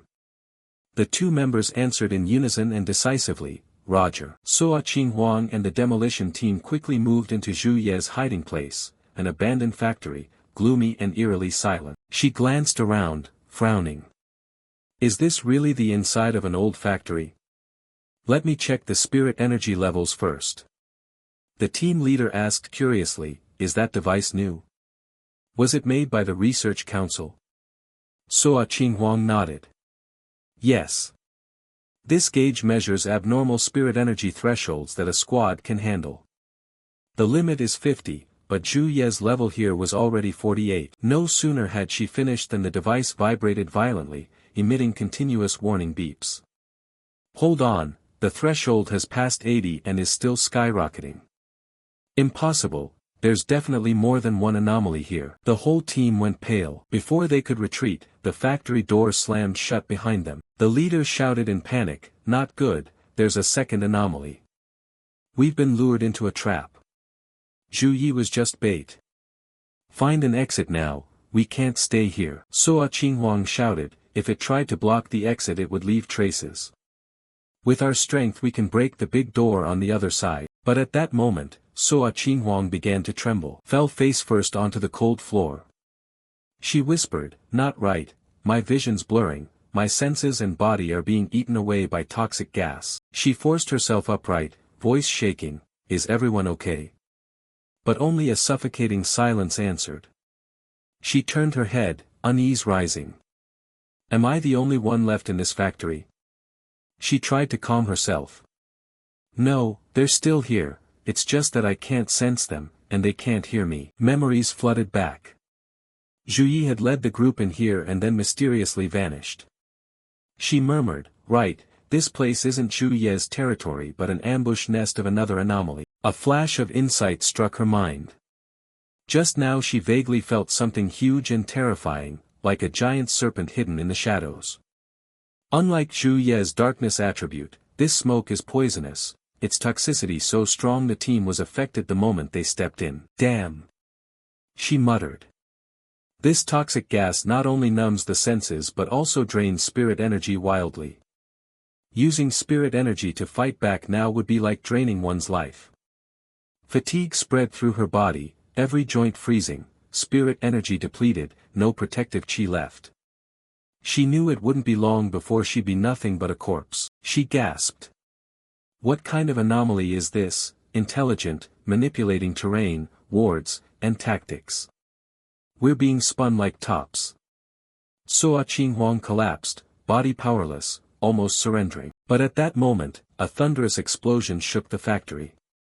Light flooded in from outside, dazzling like dawn in the black night. In that light she dimly saw a heroic figure rush forward before consciousness faded into darkness. Huang Yi descended from above, with the presence of a war god, his sharp gaze locking onto the target. A giant anomalous serpent, its whole body shrouded in black chi. He muttered, "So it's a darkness attribute anomaly after all." The serpent lunged forward, opening its jaws wide to swallow the intruder. Huang Yi deftly dodged, but before he could land, Zhu Yi suddenly burst out of the darkness. With lightning reflexes, he thrust his arm wrapped in electric current into its maw to bite down on. He sneered, "So that's it, a decoy and a harvester.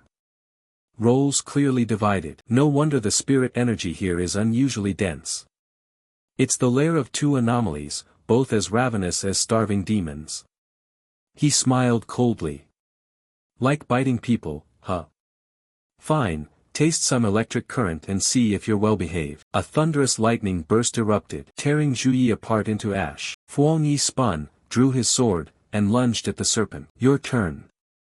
Are you afraid of fire?" The demon serpent surged forward to attack. But Huang Yi twisted midair, deftly evaded and delivered a counter-strike with his sword. The beast turned in shock, but the blade already fell, cleaving its skull in two before it could react. Blood sprayed everywhere. Yet what chilled people to the bone was that the serpent's head, though split in two, slowly fused back together. The wound healed as if nothing had happened. Huang Yi curled a lip, eyes cold.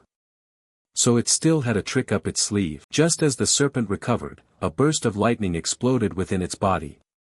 Bolts swept from the inside out, shredding the colossal form into pieces. Huang Yi muttered as if praising himself, "Good thing I sensed this snake's dark aura was denser than Zhu Ye's. When I swung, I drew back my inner flame, used the blade as a conductor, and channeled the lightning into its body." Compared to Zhu Yi, a bloodthirsty fiend with limited intelligence and power, this serpent is on another level, highly intelligent and unpredictably deadly. But as he was about to step forward, Huang Yi felt a sharp pain in his shoulder. Looking down, he saw a piece of serpent scale embedded deep in his flesh. With lightning reflexes, he immediately pulled the fragment out, and simultaneously activated the golden yang breathing technique to treat the wound. He frowned, face grave. Indeed, it was a mutant. That covert strike carried strong venom plus a paralytic effect. If it had hit an ordinary person, they'd likely have died silently. Thanks to the continuous circulation of the golden yang breathing technique, he felt the pain and detected the sneak attack in time. The yang flame attribute dissolved the poison, the lightning purified it, working like an automatic alarm system, defense, healing, and awakening his combat instincts. Huang Yi muttered, if it were someone else, even with protective abilities, they'd likely have died. He quickly summed up, this serpent wasn't ordinary. Its evolution put it at least on par with a Gui Fu third tier. Partnered with Zhu Yi to lay traps, it surely caused countless cultivators to die without sending word. But now, no matter how treacherous, cruel, or stubborn, they were reduced to ash. He smiled, murmuring, pure inner flame is potent, but threefold lightning still stands out more. Huang Yi exhaled, feeling his practical combat skills had reached a formidable level compared to other cultivators. He gave a faint smile, stepped toward the charred corpse of the demon serpent, and reached out to absorb its darkness attribute. Suddenly he froze, frowning. There's someone else. His sharp gaze swept to a shadowed corner where a figure was slumped against the wall. Face ashen, hacking in bouts. Not far off, several demolition team members lay motionless, a bleak, heartrending scene. Huang Yi narrowed his eyes at the figure and the corner of his mouth twitched. Oh, you, what association are you from? Saw something, right? Seeing she remained silent, he laughed. Hey, no need to play dead anymore, your acting's a bit weak. Sure enough, exposed, Soa Qinghuang blushed, mentally exclaiming, oh my, how ironic, was he really the one who just fought the serpent to the death? She forced a smile and replied, haha, I was roused by the scent, not playing dead. Huang Yi studied her calmly, you have pretty solid strength. Even though your teammates' spirit energy was drained and they lost consciousness, you maintained a thin protective layer. If you hadn't clung to that last shred of will, I doubt you would have even smelled the metallic, burnt blood. Soa Qinghuang nodded slightly, voice like a breeze, yeah, thanks for the compliment. She sighed inwardly. I really did have a bit of protective spirit energy left, and he still noticed. What puzzles her most is how Huang Yi managed to take down both Zhu Yi and that giant demon serpent. Huang Yi glanced at her and said slowly, you don't have to keep blindfolding yourself all the time. Just be honest, and don't expose my identity. He thought to himself that her attitude was much more pleasant today than before. Then he turned and murmured, it's not early anymore. You and your team are okay, not in mortal danger. I'll be going ahead. Soa Qinghuang startled and called after him, hey, wait. But Huang Yi launched himself, jumped through the hole in the roof, and vanished. Before leaving he tossed off a lazy, slightly irresponsible line, no need, it's awkward with a crowd. I'll leave this spot for you to handle. He thought inwardly, lucky she didn't see me when I tried to touch Zhu Ye's remnants to take the darkness attribute. That cold, slimy sensation really made his skin crawl. Maybe the dark spirit energy resisted him and failed. He muttered, the system didn't react either. Whatever, I'll deal with it at home. At the factory, Soa Qinghuang exhaled, eyes fixed on the hole in the roof. What a pity, he hadn't even shown his face clearly. Apparently he still didn't fully trust the association. She approached the team leader lying unconscious and tapped his cheek like patting a bun. "Wake up, it's over." The team leader jolted awake and sprang up in a panic as if shocked. We were ambushed. After a while, the other members slowly regained consciousness. Seeing the giant serpent skeleton, everyone stood in stunned silence. One person blurted out, "What the hell? Where did this pure yang energy come from?" Suo Qinghuang nodded and replied seriously, "As you can see, a cultivator came to assist. He might be the target of my assignment this time. My original mission was to identify a cultivator possessing a high-grade pure attribute, specifically yang." Someone asked in surprise, "So that person was him?" Suo Qinghuang interrupted, "I haven't confirmed it clearly. His identity is still a mystery. In fact, he even counter-surveilled me. He knew what I was doing, yet ironically this time he protected us." An excited voice chimed in, "To single-handedly take down both Zhu Yi and the giant serpent, who would have thought there's someone that strong?" The team leader snapped, as if remembering something. "Wait, where's Zhu Ye's body? We need to process the scene first. Any leftover material must be submitted to the association." He stepped up to the serpent's skeleton, but unfortunately stepped on a patch of blackened flesh. Immediately, a violent jolt of electricity shot out, draining color from his face as he instinctively pulled his foot back. "What the hell is that? What kind of energy is so ferocious?" "Captain Suo, you said he had a yang attribute. But this electric surge is way too strong." Suo Qinghuang crouched, narrowed her eyes, and analyzed. "This is probably Zhu Ye's residue. The purity of the attribute there is very high and it's a high-grade attribute." The team leader frowned uncertainly. Could there really be two high-level cultivators here in succession? One killed the serpent, another took down Zhu Yi, and then they left together. Suo Qinghuang stood silent, heart tangled like knotted silk, thinking, "No, there was only one person the whole time, him." She murmured, "Who would believe one person could possess two high-grade pure attributes at once? Even one would mark them as a prodigy. A cultivator with dual high-grade attributes, that's a monster, not a human." She fell silent, voice low, "A yang flame cultivator, a thunderstorm tyrant. What exactly are you?" Fortunately she'd posted two teammates in ambush outside the factory. If she hadn't emerged on time, they'd have reported to the association immediately. Upon receiving the news, the association quickly dispatched an investigation team to the original site to collect the bodies. It sounded grim, and everyone assumed she had perished. The two teammates lunged forward to grab her legs the moment they saw her, sobbing as if reunited with a comrade from the battlefield. Hoo, boss, thank God you're not dead, we thought we'd lost our captain." She laughed, moved, but her legs went numb from the tight squeeze. "Okay, let go, my leg's about to break." Now the mission shifted to a more critical phase: scan for residual spirit force, analyze battle traces, and reconstruct the fight. All data would be compiled and sent to the association. Based on the traces at the scene, the two lead investigators, examining everything from attack habits to the method of killing, reached a shocking conclusion: there's a nearly 99% chance the culprit who eliminated both anomalous creatures was the same person. The team leader stood frozen, stammering, "Really, a cultivator with dual high-grade attributes? At first I thought we were mistaken. Those two aberrations aren't ordinary, even one could crush an elite team." A teammate nodded, "Exactly. This expert struck once and cleaned everything up in an instant. Both at the Guifu level, how can the gap be so huge?" Suo Qinghuang immediately reported over her earpiece. "The subject I was tracking has appeared, data updated. Requesting permission to forward the report to headquarters." On the other end, the old association chief's voice rang out, calm but authoritative, "Little Suo, I've got the situation. Your mission is suspended.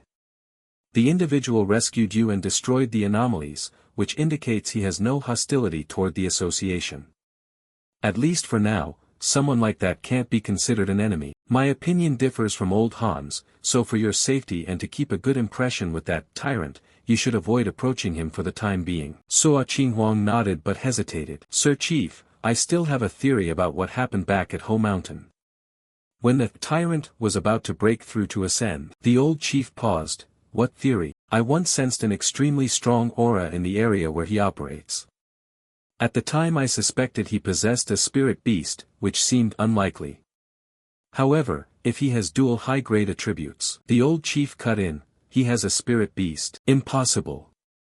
Even with high talent, without resources or backing one can't obtain a spirit beast. Moreover, the investigation team found no sign of the third energy characteristic of a spirit beast at the scene. Suo Qinhuang frowned, but when I made direct contact, I clearly felt spirit force with a yang attribute. I'm sure that aura came from a spirit beast. The old chief fell silent, then spoke slowly as if realizing something. Ah. I see. If a spirit beast harmonizes with his yang attribute, and he's reached spirit creation realm, then he could indeed train a spirit beast without outside support. Suo Qinhuang froze. The spirit creation realm, the level fewer than 10 people in the current world have ever reached, rarer than phoenix feathers or unicorn horns. The old chief tapped the table lightly, voice calm but eyes sharp as blades. If he truly possesses a third type of spirit force, the current balance would be completely overturned. The cultivator world would be shocked as if hit by a bomb to the forehead. Different spirit force attributes usually repel each other like oil and water in one cup. There's never been a case of someone possessing 3 spirit forces at once. He emphasized, if he does have a spirit beast, our failure to detect a third attribute isn't necessarily bad.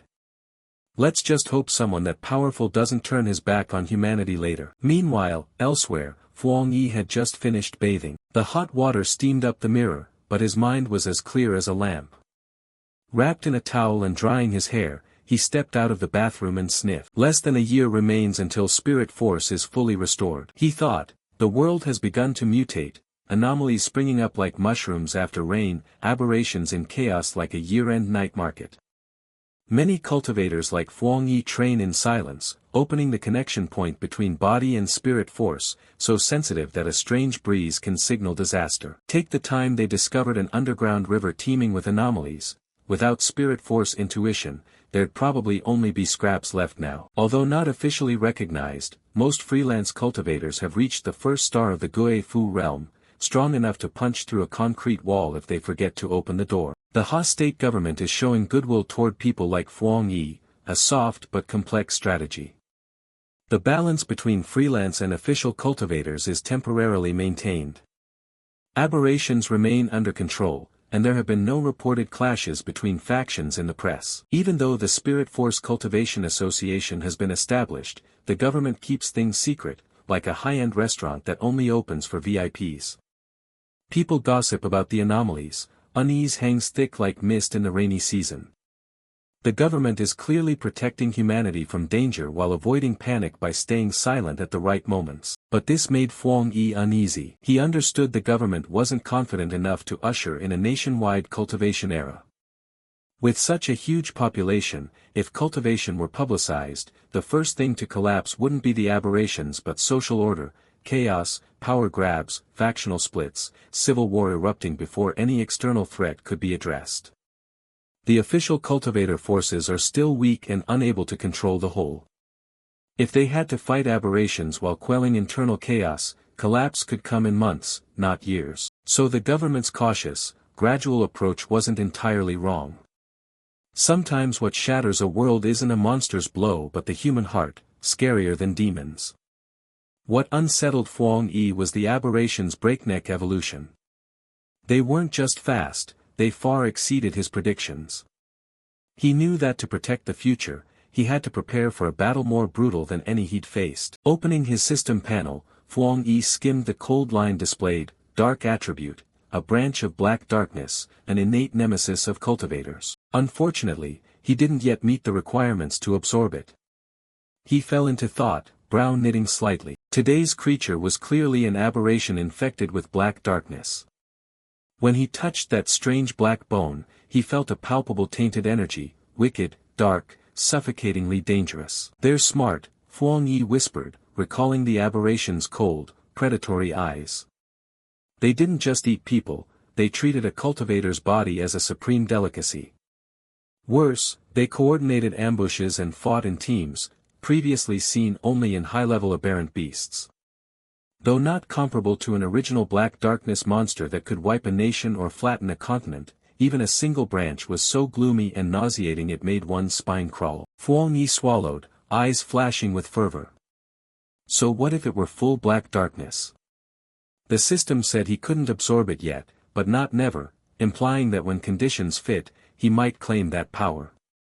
Black darkness opposes humans, what if it became his weapon? He gave a cold smile. That could be the key to changing the situation. Right now he had the Jin-Yang breathing technique with a yang attribute, life-nurturing mobility that speeds recovery, the divine thunder tempering with devastating thunder power to annihilate evil, and the scarlet flame blade art carrying internal inflammation, burning enemies from within. All high-grade attributes, compatible cultivation methods, non-conflicting, and at the 3-star Guei Fu rank. With this strength, cultivators capable of matching him were countable on one hand. But even that wasn't enough. Ring ring ring. The phone suddenly rang, pulling Fuang Yi out of his thoughts. The screen showed a call from her. He frowned. Who calls at this hour? Who calls at this hour? Little E, her gentle voice sounded. Hi, are you well lately? Ah, my niece is coming to study where you are for a while. I'm uneasy leaving her alone in a hotel. Could you let her stay with you for a few days? Your niece, Fuang Yi frowned. A vague image flashed in his mind of a bookish girl clutching a stack of books as thick as bricks. What she looked like, he really couldn't recall. All right, let her stay. I've got a spare room, when will she arrive? No need, she chuckled softly. I'll send the address to her, she can come by herself. Tell her to bring some local specialties for you. Oh, don't be formal, thank you. Yeah, my niece should arrive tomorrow afternoon, sorry to trouble you. It's no trouble, I've got a few things to do. I'll hang up first. Okay, take care of your affairs, and remember to visit me when you're free. At the same time, elsewhere, a girl buried her face in the chat group, Spirit Force Restoration, 7th Pilgrim Marshal Team. Her fingers flew as she typed, Feng Ha see you, I'll arrive this afternoon. Do we meet the 81-year-old charming lady in person or go straight there? A reply came, don't meet anyone, I'll stay at my cousin's place, need to prep mentally. Another chimed in, scammed by Nam Hao in an online romance, still not over it. Oh, cousin Feng Ha see you is online, I'm out. The girl closed the app and opened the news to ease her headache. The front page blazed with a red headline, the town renamed Duoming, 3 more people dead. Oh, Yanghua town, she muttered. Just then there was a knock, her mother pushed the door open, is your luggage packed? The girl jumped and quickly shut off her computer. Packed, but I really don't want to bother my cousin, staying at a hotel isn't so bad. No, her mother shook her head decisively. Better to stay with relatives than wander out there. I trust your cousin.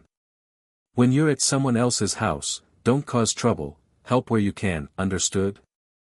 I know, Mom, don't worry. The girl forced a smile, gently pushed her mother out, and closed the door. She sighed, adjusted her glasses, and told herself, take it one doorway at a time. If anomalies don't scare me, a few lectures from my cousin are nothing. The sky that day was clear and cloudless. She rolled her suitcase down the sidewalk, following the GPS to a quiet residential area. Standing in front of the gate, she looked up and murmured, this is the place. Fuang Yi stepped out of the house and unexpectedly bumped into his cousin standing at the gate. Her eyes sparkled with curiosity as she asked softly, are you my cousin?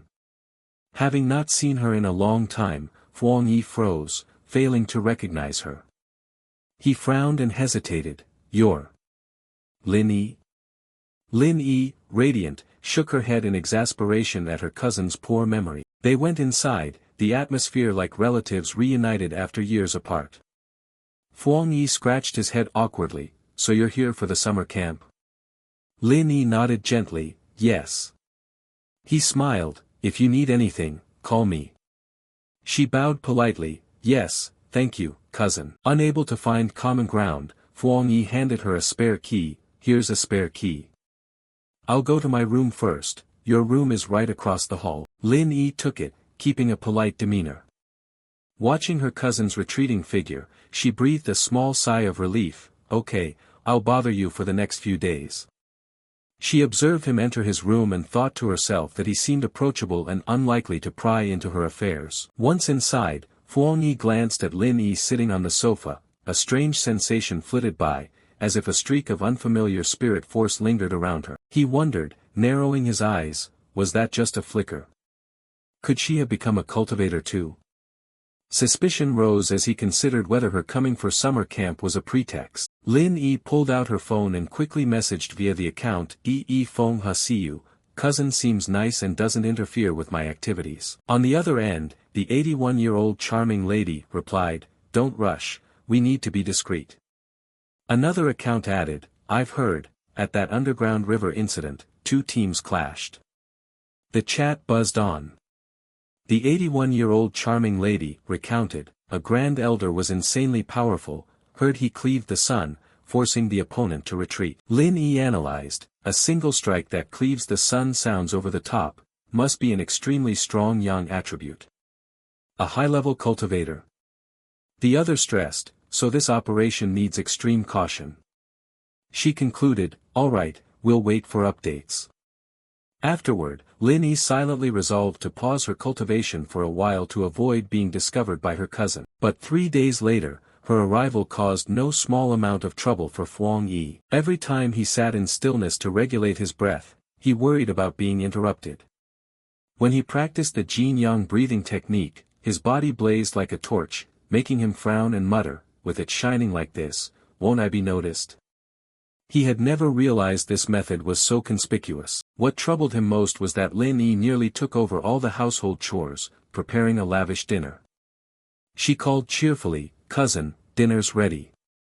Tonight there's braised beef with tomato, tossed cucumber, and beef rib soup. Fuang Yi pulled out a chair and before he could eat said, all right, you're too polite, I'll wash the dishes later. Lin Yi waved him off, it's nothing. I'm staying here, so I should do some chores. He thought to himself that his cousin was so attentive there was nothing to criticize. During the meal, Fuang Yi watched quietly, deliberately putting her at ease to make her lower her guard. Suddenly Lin Yi's phone rang. He asked, what's up? Is a friend trying to reach you? She jumped, looked at the screen, and didn't answer. He stood up, then you two talk, I'll go back to my room first. Lin Yi watched his retreating back, then took her phone and went into her room. What did you say? Another major world change will occur tomorrow. When? 3 in the afternoon. Don't worry, I'll definitely be there. She confirmed the location as Yanghua Town and swore she wouldn't leave without meeting there. But she had no idea Fuang Yi had been eavesdropping on the conversation from outside the window. He thought, eyes flashing, Yanghua Town, isn't that the famous outskirts town, about an hour's drive? Pale green streaks of spirit force drifted in Lin Yi's room. Watching closely, Fuang Yi was almost certain his cousin was a cultivator. He muttered in astonishment, she's still a high school student and already at 2-star Guifu. And about to ascend another star. When dusk fell, he concluded, so her coming for summer camp was a lie, the world change is the real deal. His hand trembled slightly with excitement. Each world-changing event was a rare opportunity. He smiled, wondering, I wonder what attribute will appear in Yanghua Town this time. Fuang Yi quietly left the wall at the apartment side, his figure sliding through the night like a phantom. He told himself that having this valuable information, the opportunity would surely be his. No sooner had he disappeared than Lin Yi opened her eyes, a look of slight doubt crossing her face as she peered toward the window. A trick of the mind, she muttered as if she just sensed someone's gaze on her. The next morning, the sky over Yanghua Town was overcast with gray clouds, the sun's weak light filtering through. At the town gate, a voice called out to Lin Yi. A short-haired girl full of energy in green sportswear approached. She was the one dubbed Lost 5 How from online dating. With a bright smile she asked, weren't you staying at your cousin's these past few days? So, is he handsome? Lin Yi gave a slight smirk, recalling her cousin, and replied, he's pretty nice. His looks are just average, definitely not the popular heartthrob type you like. The online dating girl sighed, a hint of disappointment in her eyes. Suddenly a red-haired girl burst into laughter, her voice sharp and alluring. She was the 81-year-old charming lady, attractive and sharp. She teased, don't forget he once rated himself ordinary among all living beings. The group was lively when Van Truck, a man exuding maturity, interrupted, "All right, you've said enough, get to the point." Lin Yi turned and asked, eyes searching, "So this time that person still isn't coming?" He answered in a steady, low voice, "It's still just the 6 of us this time, she isn't coming." The 81-year-old charming lady cut in, her voice soft, "She's mysterious by nature, we're used to it, let's go." From a nearby garden cafe, Fuang Yi silently watched Lin Yi's group. He curled a lip, mentally noting that his cousin's team seemed fairly capable. With a single glance he gauged the group's strength, even the weakest stood firmly at 2-star Goe Fu, and Van Truck, the one who'd just spoken, was even at 3-star Goe Fu. Listening to their conversation, he realized the team also had a mysterious powerhouse who was frequently absent. Fuang Yi didn't hurry to follow, he sat in thought, his gaze drifting toward the mountain of Yanghua town. Suddenly, a colossal vine dropped down from the sky like the legendary beanstalk. These vines appeared randomly around Yanghua town at unpredictable times, unlike anything the cultivators had known. It defied all understanding, clearly a major world change event, yet unrelated to weather or land collapse. It was merely an anomalous object drifting silently from the void, causing no damage, emitting no blinding light or thunderous roar. Lin Yi's group pushed deeper into the forest behind the town. From a distance, the 81-year-old charming lady spotted the vine, her eyes flashed with unease as she exclaimed, "Oh my God, is that it?" The giant vine pierced the sky. Her voice filled with wonder, "If I hadn't seen it with my own eyes, I wouldn't have believed it." The online dating girl suddenly spoke, trembling, "Wait, can't we just turn back?" Lin Yi looked at her anxiously, "Why?" The online dating girl was shaking all over, "When I actually saw it, I felt wrong, my whole body went cold." She recounted with panicked eyes, "Did you see the rumors on the private forum? Actually I know someone on that team. The last time the vine appeared, they tried to approach it." She fell silent, goosebumps rising. "They were all cultivators far stronger than me, of high ranks, but after coming here they all disappeared." The online dating girl clutched her head, whispering, "I feel like we'll end up like them, disemboweled and dead." Fear spread, causing the whole team to falter. She trembled, feeling as if the vine were tightening around her. "At first I thought I could accept the gamble, being a cultivator means either great gains or losing your body." Tears fell as she choked out, "But when I saw this, instinct told me to be afraid. My gut says this is a very high-level world anomaly, a powerful, totally new kind of anomalous event we've never seen. I don't want to be buried here, I want to retreat." The 81-year-old charming lady frowned, "Quiet." Lin Yi spoke in a calm tone, "Yeah, you're right, everyone can feel it." She looked up at the sky-reaching vine, her gaze deep. "Within this wood-attributed vine there is a wild chi. I can't describe it well, it's like sinking into a river of time, where all things dissolve and life force is drained.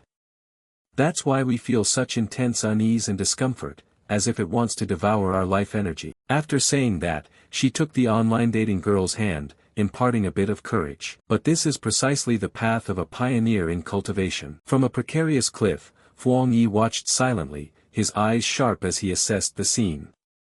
The dense qi that filled the area brought a heavy, indescribable feeling. Compared to other world anomalies he'd witnessed, aside from dark anomalies, this vine made him the most uneasy. He looked down at Lin Yi's team and thought to himself, "They're brave to choose this place to cultivate." He turned his gaze toward the colossal vine, where dried blood streaks, corpses, and bones clung like a deathly plant masquerading as life.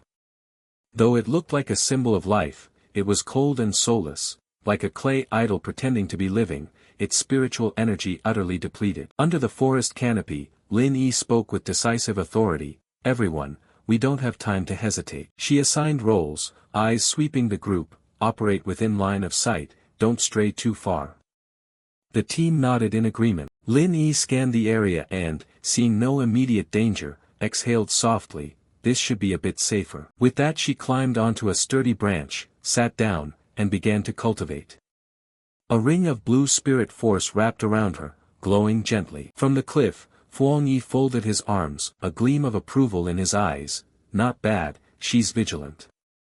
He silently praised her choice of position, neither too close to the dangerous vine nor cowardly retreating, truly an outstanding student. But at that moment, the spirit force suddenly fluctuated violently. A thunderous bang erupted as a column of blue spirit force shot straight up from Lin Yi's position. Fuang Yi jolted and muttered, "Is she leveling up? So fast she's hit the threshold of 3-star Gui Fu. My cousin really is gifted." A sharp blue axe hovered in midair, drawing the online dating girl's gaze. The 81-year-old charming lady cheered, delighted, "Amazing." The online dating girl stared in shock. She actually. At the same time, the colossal vine began to move, like a hunter scenting prey. With rare sharpness, Van Truck immediately shouted a warning, "Not good, the vine is coming toward us." The 81-year-old charming lady panicked, voice trembling, "What? It can detect us from that far away." Before anyone could react, 2 team members were already entangled by the vine. Their desperate cries echoed through the forest. The team descended into chaos, everyone worried for their own lives and had no mind to save others. The online dating girl fled in panic, shouting, "Run!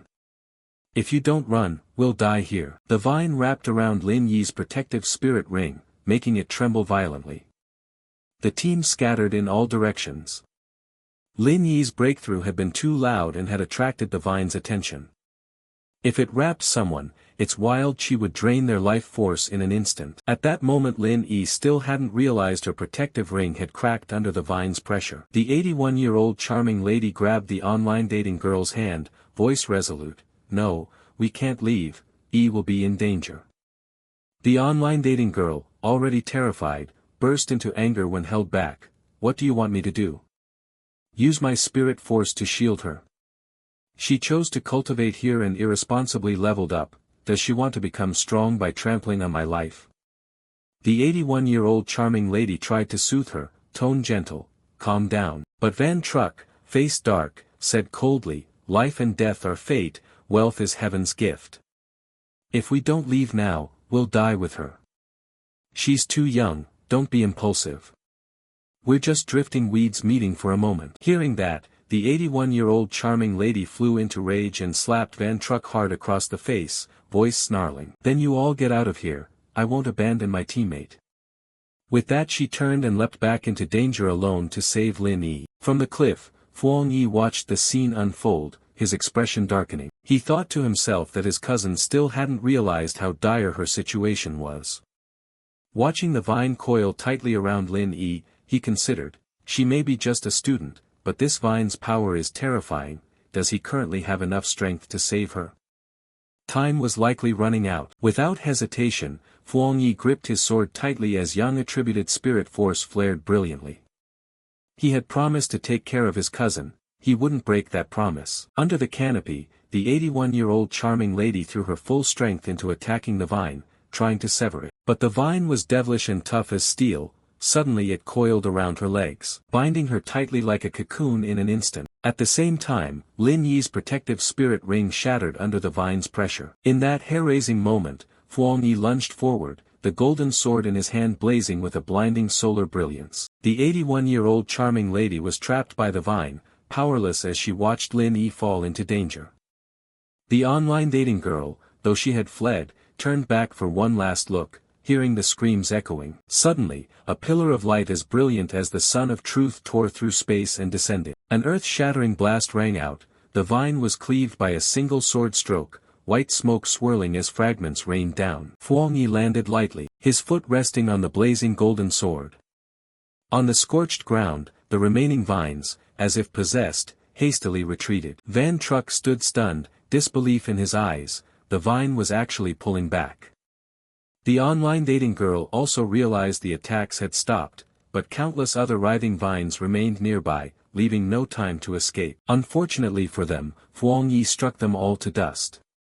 Light from him blazed like a second sun descending. Van Truck shielded his eyes, thinking, is this really a cultivator? The heat and blinding light made the 81-year-old charming lady unable to look directly.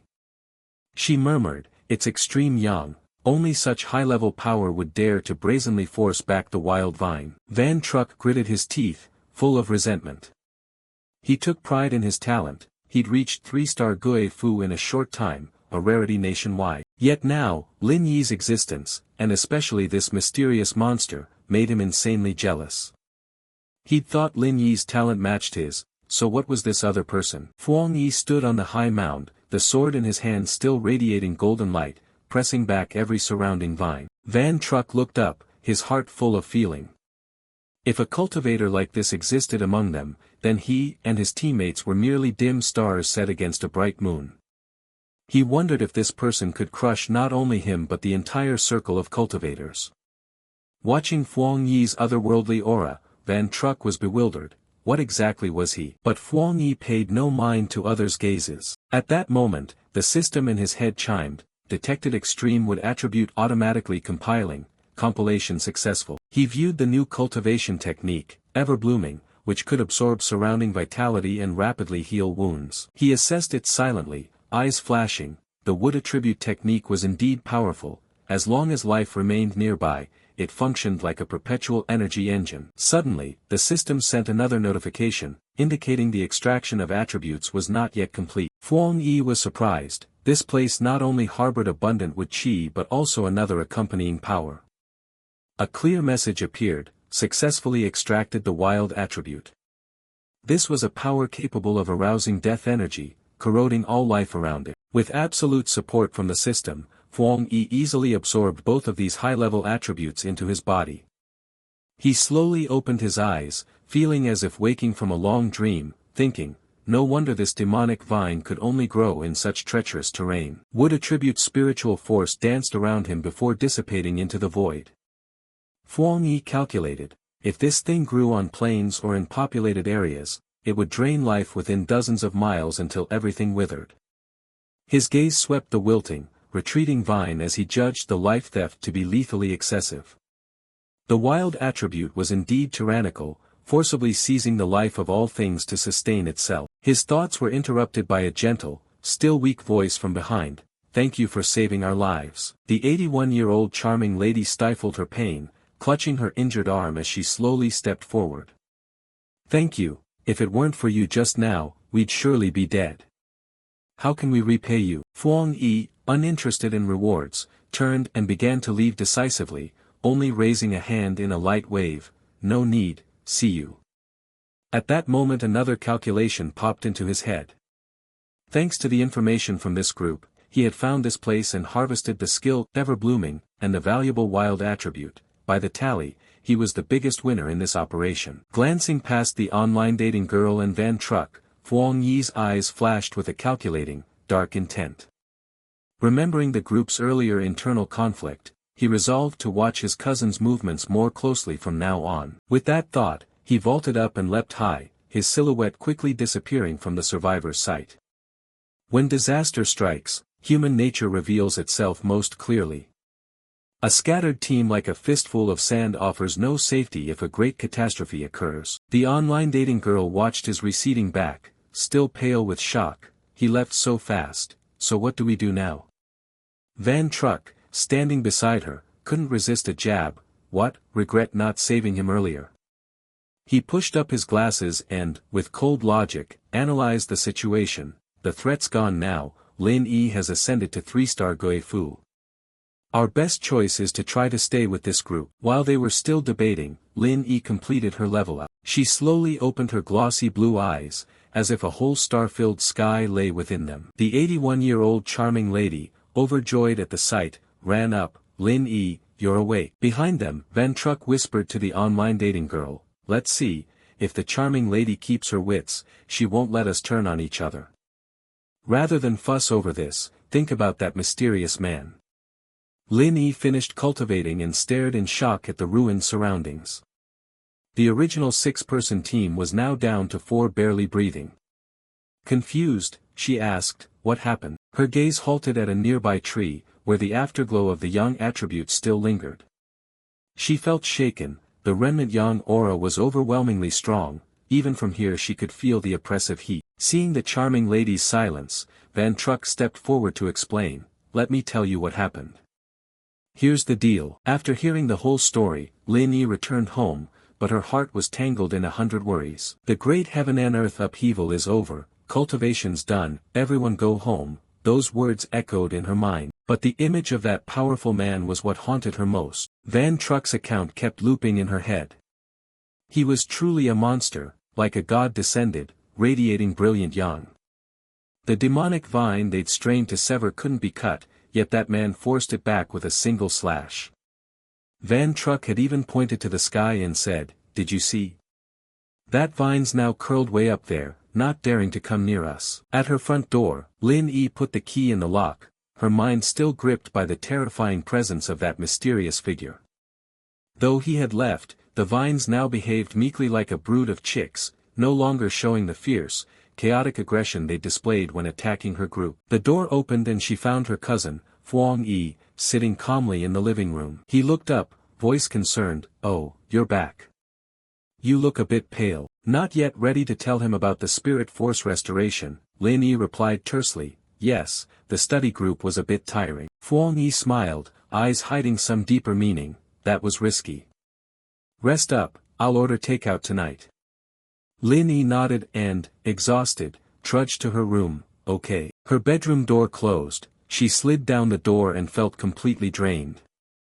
Breaking through realms was mentally and physically taxing. Each use of spirit force to push the divine screen demanded intense concentration and was more exhausting than months of sleeplessness. She collapsed onto the bed, quietly feeling grateful.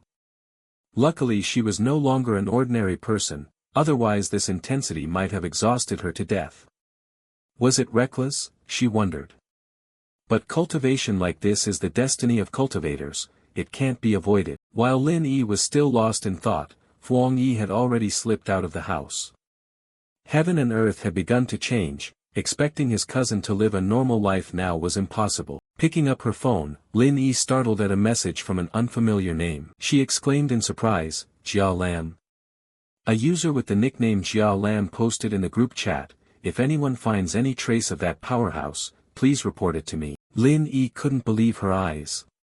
This was the first time Jia Lam, the normally secretive figure, had spoken up in this chat group. Right below, a member named Yi Feng Ha Siu replied, "Got it. Jia Lam, I have another question. Do you all think the person who saved us could be the one who rose to fame in the Black River Dung Dragon area? If it really is that great guardian, why would he bother saving us?" At this moment, the cultivator forums were boiling over with discussion about that mysterious powerhouse. Hot topics kept popping up, breaking news, breaking news. High-level Yang attribute Great Guardian reappears. One post was attracting huge attention, a single slash came down like a rainbow piercing the sun, and the world's light seemed swallowed by that blinding white radiance. I saw it in the polluted Black River Dung Dragon Zone. The white beam came with an explosion of flame, forcing us to flee the cave. I dare say our Xia nation has no cultivator of equal rank who would dare take that slash head-on. If he shows up where the heaven and earth upheaval occurs, everyone be careful and steer clear. While everyone gossiped loudly, the very powerhouse they were talking about was calmly walking his bike, preparing for a night ride. Fuang Yi mounted the bike, calculating inwardly, "Alright, now Lin Yi will probably be less suspicious of me. If she goes out, she won't suspect I'm tailing her." The wheels rolled steadily under the weak streetlights. He had to use the time while his cousin rested to find something that could absorb the wild attribute. Fuang Yi drifted in thought. The wild attribute was closely tied to plants, but its nature was sinister, with intensely corrosive properties. If applied to a living body, it would likely cause adverse reactions, not to mention possible conflicts with the Lei Ding attribute already flowing in him. He came to a conclusion: the best approach was to find something similar to that demonic vine. That vine descended from the sky because it sensed dense spirit force when spirit force was restored and chose to evolve, thereby producing the wild attribute. Having figured it out, Fuang Yi pedaled faster. With a clear target in his head, he knew where he had to go. Under the pale moonlight and the dim street lamps, he rode straight ahead. A roadside sign slid past his view, Sam Lam Park. Not long after, Fuang Yi stopped his bike beside a large ancient tree in Sam Lam City Park. He strolled in leisurely, muttering as he walked, "I need to pick a plant that can resonate with my spirit force, and it has to show goodwill, a sense of affinity to be the lucky recipient of the wild attribute." Standing in the center of the park, Fuang Yi closed his eyes, slowly releasing wood attribute spirit force, letting it seep into every corner of the grove to seek out the most promising candidate. The spirit force spread like an invisible wave, the surrounding plants began to tremble as if responding to the call of an invisible king. He felt each reaction clearly. Was this how plants respond to spirit force? Leaves rustled, branches quivered, all trying to show themselves, but Huang Yi still wasn't satisfied. Intense, but not enough. He continued directing the spirit force to spread further. He needed something stronger. Suddenly, a powerful feedback signal echoed back, surprising Huang Yi. He immediately moved to inspect. Amid the thick grass, a wildflower brimming with life swayed, its petals trembled violently as if desperately calling for his attention. Huang Yi squinted. Is this it? It won't hurt to test. He reached his hand toward the flower. Immediately, the fragile petals clasped his finger, happily absorbing every mode of wood attribute spirit force he offered. The flower was still small and, having taken only a little, became full and content. Its petals spread wide in satisfaction, its stem swayed, showing clear goodwill. Huang Yi looked at it and couldn't help but laugh. Very spirited. This wildflower was obviously just a plant, but when it encountered spirit force it behaved like a gluttonous puppy. After sucking it in, it even rubbed against his hand to show affection. It seemed to understand that the young man before it was its savior, the creator who would grant it a new life in this harsh world, so it didn't hesitate to show loyalty and wanted to follow him. Sure enough, Huang Yi was very pleased with the display. He leaned down and whispered, "Out of the whole grove you were the strongest responder to my spirit force, perfect for grafting the wild attribute. Little flower, I choose you, are you ready?" The flower, as if understanding human speech, immediately bobbed its head vigorously. Right after, a tremendous power erupted in the middle of the meadow. Deathly chi poured out from Huang Yi, directed straight toward the tiny life. He gently dug the flower up by its roots and placed it in his palm. The system chimed a confirmation. Do you want to forcibly graft the wild attribute onto this object? Without hesitation he answered, yes. Suddenly, a surge of power struck down from the sky, enveloping them both. Huang Yi widened his eyes in astonishment as the flower began to transform. Massive leaves sprouted, bristling outward. The pistil gradually revealed itself, emitting an eerie green light. Seeing the surrounding scene affected, Huang Yi was stunned. The wild power was terrifying, like the hand of a demon. In just 3 seconds it had nearly drained the life from a whole ring of forest in the city. Incredibly dominant, it kept frantically spreading. The flower, having grown to gigantic size, began to shrink back down. Huang Yi hurriedly grabbed it and decisively pulled it out. Enough, if this continues it'll attract the Spirit Force Association. Holding the mutated plant, he hastily turned to leave. At that moment his eyes caught a surveillance camera mounted on a nearby trunk. After all, this was a central city area, the Spirit Force Association would definitely notice this place, he thought. With spirit force restoring, the vegetation here was all potentially dangerous. From the moment he entered he'd noticed denser monitoring and an unusual silence, no visitors in sight. While running, Huang Yi looked down at the plant in his hand. Still absorbing. No roots and yet it can live. Compared to the earlier rampant pillaging, its absorption was now much gentler and more refined. Remarkably, even uprooted its spirit force hadn't diminished from before he chose it. He wondered, it was only a wildflower, could assigning the attribute have triggered the plant's evolution, as if unlocking some evolutionary shackle? At the same time, in the monitoring room a mechanical voice blared over the speaker, "Alert, abnormal value exceeded threshold." Alert, threshold exceeded. Hearing the commotion, Huang Yi clicked his tongue. Not good, I triggered the surveillance system. Let's go. Cut to the Spirit Plant Recovery Research Division. Alarms wailed and red lights flashed throughout the room. Abnormal value exceeded threshold. Alert, threshold exceeded. Abnormal value is spiking. Staff panicked. What's happening? The lead immediately barked an order, everyone put on the wristbands and moved to the park to seal the scene, no outsiders allowed. Looking at the display screen, the number had hit 30. A researcher exclaimed in shock, this is terrifying. Previously the north gate of Qingqing University only fluctuated around 8 to 10, while the Black River Dung Dragon was 25. Right, abnormal spirit force concentrations above 10 are taken over by the military. Someone panicked, this park's spirit force level was originally below 10. The research team continued checking environmental indicators. Strange, look, air humidity, surface moisture, temperature, all normal. Solar radiation's fine too, yet the trees here seem to have all had their life drained in seconds. What attribute of spirit power could cause this? One person wondered, I think we need to go a bit further ahead, that's where the true center is. Suddenly, an old but authoritative voice warned, do not approach any further, and under no circumstances touch it. This is the wild attribute. The researchers looked at one another in confusion.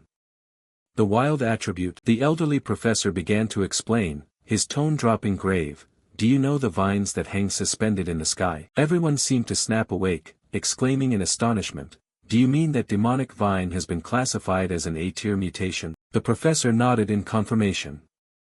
Yes. Because it's extremely dangerous, it's been rated A-tier.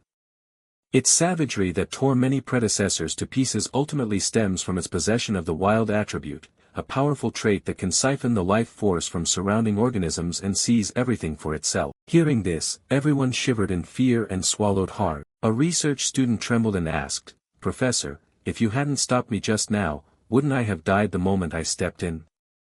The professor replied tersely, yes. Plants that have awakened the wild attribute turn their surroundings into death zones. Anyone who enters will have their life force devoured. He continued with an example, I've reviewed records of another plant with the wild attribute in Han Nation, the forbidden ancient tree in Shang City. The rotten ancient tree contaminated the forest, turning it into a no-go zone. Any living creature that approaches is impaled. With the great changes of heaven and earth, plant mutations cannot be underestimated. He emphasized, from what we know, the wild attribute is currently the strongest trait a plant can awaken. Now, besides that ancient tree and the vine, another source of wildness has appeared. Suddenly, Major Han Lu appeared like a phantom and placed a hand on the professor's shoulder. I've been briefed on the situation. The professor startled and turned. Major Han, without wasting time, Han Lu gave a decisive order, all researchers present, suit up in protective gear immediately and follow us into the contaminated area. Receiving the order, the team quickly donned full protective gear and cautiously advanced into the danger zone. Inside the dead forest, someone spoke up with a question. We haven't found the origin of the wildness inside. Didn't we say only that vine could move around everywhere? Could the wild aura be decreasing? We've been in the woods only 5 minutes and the concentrations dropped to 25. Han Lu said calmly, let us probe a bit. Tan Huang, the capable female assistant at his side, replied, understood. Han Lu and Tan Huang simultaneously placed their hands on the ground, activating their sensing abilities. 2 streams of power seeped deep into the earth, searching for traces. Suddenly both of them jumped and opened their eyes wide. Wait, this origin has been dug up. The accompanying doctor stammered in shock, dug up? How could that be? Han Lu stood and began to reason with a sharp gaze. If someone truly managed to excavate the origin from within a wild forbidden zone, that person's identity warranted careful scrutiny. Tan Huang spoke with a pensive expression, Captain Han, I know what you're thinking, but there's no residual spiritual power from that great cultivator at the scene. Han Lu opened the 3-dimensional console and skimmed through the data. Based on large-scale filtering and analysis, we found a record for this person. Their movements matched the locations of the 2 anomalies. He then transferred the data to Tan Huang. She held the electronic file and read the name displayed on the screen, Fuang Yi. Han Lu instructed carefully, I will forward all his files to you. This person is very likely the one you encountered before, leave the rest to your association to handle. Tan Huang nodded and obeyed the order. I understand. 2 hours later, in a safe location, Fuang Yi was admiring his spoils, grinning with excitement. Haha, your first time planting a flower, how could you not even have a pot? This little house is the one you chose yourself, don't cling to my hand anymore. He continued talking to the little flower, now that this one has the wild attribute, it will keep cultivating, consider it a capable ally I've raised. The small white flower now lay obediently still. Fuang Yi nodded in approval. The wild attribute was rather special, useful in combat and even producing many unexpected effects, right? Besides, it looked unremarkable and fit in. He was pleased with his plan. If Lin Yi happened to see it, she'd have little reason to suspect. In battle, a plain appearance is the best camouflage. He gently rubbed a pedal, his eyes flashing cunningly. In real combat, power is only part of it, more important is who has more tricks up their sleeve. Suddenly his phone rang, the screen showed a call from old Wang, the neighbor. Huang Yi answered the phone, unable to hide his surprise. Old Wang. Isn't that my childhood buddy who went into the army 3 years ago and I haven't seen since? Old Wang, whose full name was Wang Liang, had been his buddy and neighbor from elementary through middle school, always inseparable. They could have still been desk mates in high school, but that kid slapped his palm on his chest and boldly announced he wanted to join the army to defend the country. Huang Yi cheerfully picked up, his tone familiar, "You're back, kid." On the other end, Wang Liang responded heartily, "Yeah, want to grab a drink? Meet at the old spot." Huang Yi was startled. So sudden. Wang Liang chuckled sheepishly and lowered his voice mysteriously, "Yeah, I've got an important secret to tell you, don't faint when you hear it." With that he hung up abruptly. Meanwhile the atmosphere in the military conference room grew tense. A subordinate stood at attention and reported, "Sir, I followed your instructions, but I must ask, if he turns out not to be the person we're looking for, can we guarantee his safety?" The female commander tapped her fingers on the table, the dry sound echoed in the silent room. She answered coldly, "Do your duty and don't do anything unnecessary. If he's not the one, treat him as a friend and give him some advice." At the familiar bar, Huang Yi met his old friend.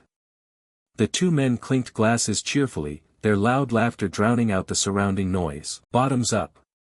Though they shouted the toast, Huang Yi only took a small sip while Wang Liang tossed his head back and gulped like water. Looking at his darker, tougher-looking friend, Huang Yi thought, Wang Liang must have had a hard time in the army. The once jokester Wang Liang had grown up and weathered. He slammed his empty beer down with a clack and looked at Huang Yi with a momentary faraway look. "These 3 years have given me a lot to feel about. Military life, oh, how are you?" Huang Yi smiled lightly and answered simply, "Not bad, passing the college entrance was okay." Wang Liang nodded, his expression relaxing a bit. "Yeah." Huang Yi smiled and twirled his beer glass, but his mind drifted to memories of his previous life. In that past life he never had the chance to meet Wang Liang again. When chaos fell, communications cut off and reunions were out of the question. As a soldier he might have quietly died on some anonymous battlefield, in an unnamed fight. Staring at the friend across from him, Huang Yi wondered, can I change my old friend's future this time? Lost in thought, his train of thought was interrupted by Wang Liang's hesitant voice. "What I want to ask is, have you encountered anything strange lately? Like zombies or monsters, like in the movies?" At that, Huang Yi's mind shifted instantly. He thought to himself, of course, in the army it's normal to collect intel on spirit force recoveries, but Wang Liang's question clearly felt like a probe. He quietly raised his guard but pretended ignorance outwardly. "Huh? What exactly are you trying to say?" Wang Liang covered his face, seeming to struggle with an intense inner conflict. After a long pause, he finally decided to speak the truth. "Good if there's nothing. Actually I came today to tell you something, not to comfort you, but to warn you. In the not-too-distant future, could be months, could be a year, the things we value now like education and property will turn into worthless scraps. Everything will have to be rebuilt from scratch." Huang Yi listened silently to his old friend, but alarm bells rang in his mind. Ordinary soldiers would certainly have signed strict confidentiality agreements forbidding them from revealing anything about spirit force recovery. It seemed the army had flagged him as a person of interest and was surveilling him covertly. Because Wang Liang was his childhood buddy, he'd been dispatched to probe him. Perhaps Wang Liang himself felt it was too risky to disclose such classified information, so he lowered his voice and advised, "Don't worry, what I told you today, as long as you don't leak it, you'll be fine." Huang Yi inwardly admired him. He'd played dumb and been uncooperative, yet his old friend risked breaking discipline to kindly warn him to watch out for anomalies. Their conversation was abruptly cut off by the ringing of a phone. Wang Liang answered, his expression hardened instantly as he heard urgent orders from the other end. He had to return to his unit and be at the target location within 10 minutes. Wang Liang replied sternly, "Roger." He hurried to his feet, shoved the phone into his pocket, and ran off, glancing back to call, "Bro, sorry, I've got an emergency mission. You should head back first, I can't see you out." Huang Yi, who had been pretending clueless, suddenly spoke with an oddly calm tone, "Is this about spirit force recovery? Let me come with you." Wang Liang stopped in his tracks. He turned in astonishment, unable to believe what he'd just heard. Unexpectedly, Huang Yi stepped forward, patted him on the shoulder, and said nonchalantly, "Take me along. Did your superiors send you to meet me this time?" Wang Liang stammered, "Why would you?" Huang Yi smiled reassuringly. "Relax. I don't know what your superiors told you, but I know you wouldn't hurt me." There was one thing he hadn't told his old friend: he wanted to learn more about the army's handling procedures, which surely related to the world change anomalies. If the Spirit Force Association handles mutated beasts, what responsibilities does the army have? He wanted to probe the truth and gather information. With no other option, the two quickly moved to the garrison at Restricted Area 19. When they arrived, Huang Yi couldn't help but be secretly amazed. The spirit force density here was incredibly concentrated, far exceeding even the Hek Ha Rome Long contamination zone. At the guard-posted camp gate, Wang Liang stepped forward to report his identity for returning to the unit. Once verification passed, the gate opened and he led Huang Yi deeper inside. No sooner had they stepped onto the scene than a series of explosions thundered, shaking earth and sky, dust and smoke obscuring their vision. Before them, a large force was throwing every ounce of spirit force into binding an enormous, ferocious anomalous beast. The monster resembled a mutated dog.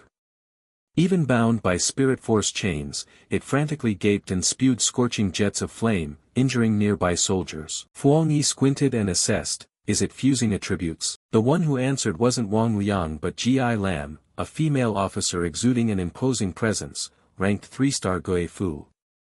"Correct. This anomalous beast possesses both dark and fire attributes. It's in the process of attribute fusion, which makes it extremely ferocious and brutal. Several soldiers have been seriously injured." After speaking, she shouted at the soldier beside her. Wang Liang immediately placed his hand over his chest and saluted. Ji Lam asked sternly, "Did you dare to lead an unrelated person into a restricted zone without permission?" Wang Liang hurriedly explained, "No, he didn't." Before he could finish, the female officer cut in decisively, "Enough, this is an emergency and we're short a man, get over here and join the containment line." Wang Liang obeyed immediately.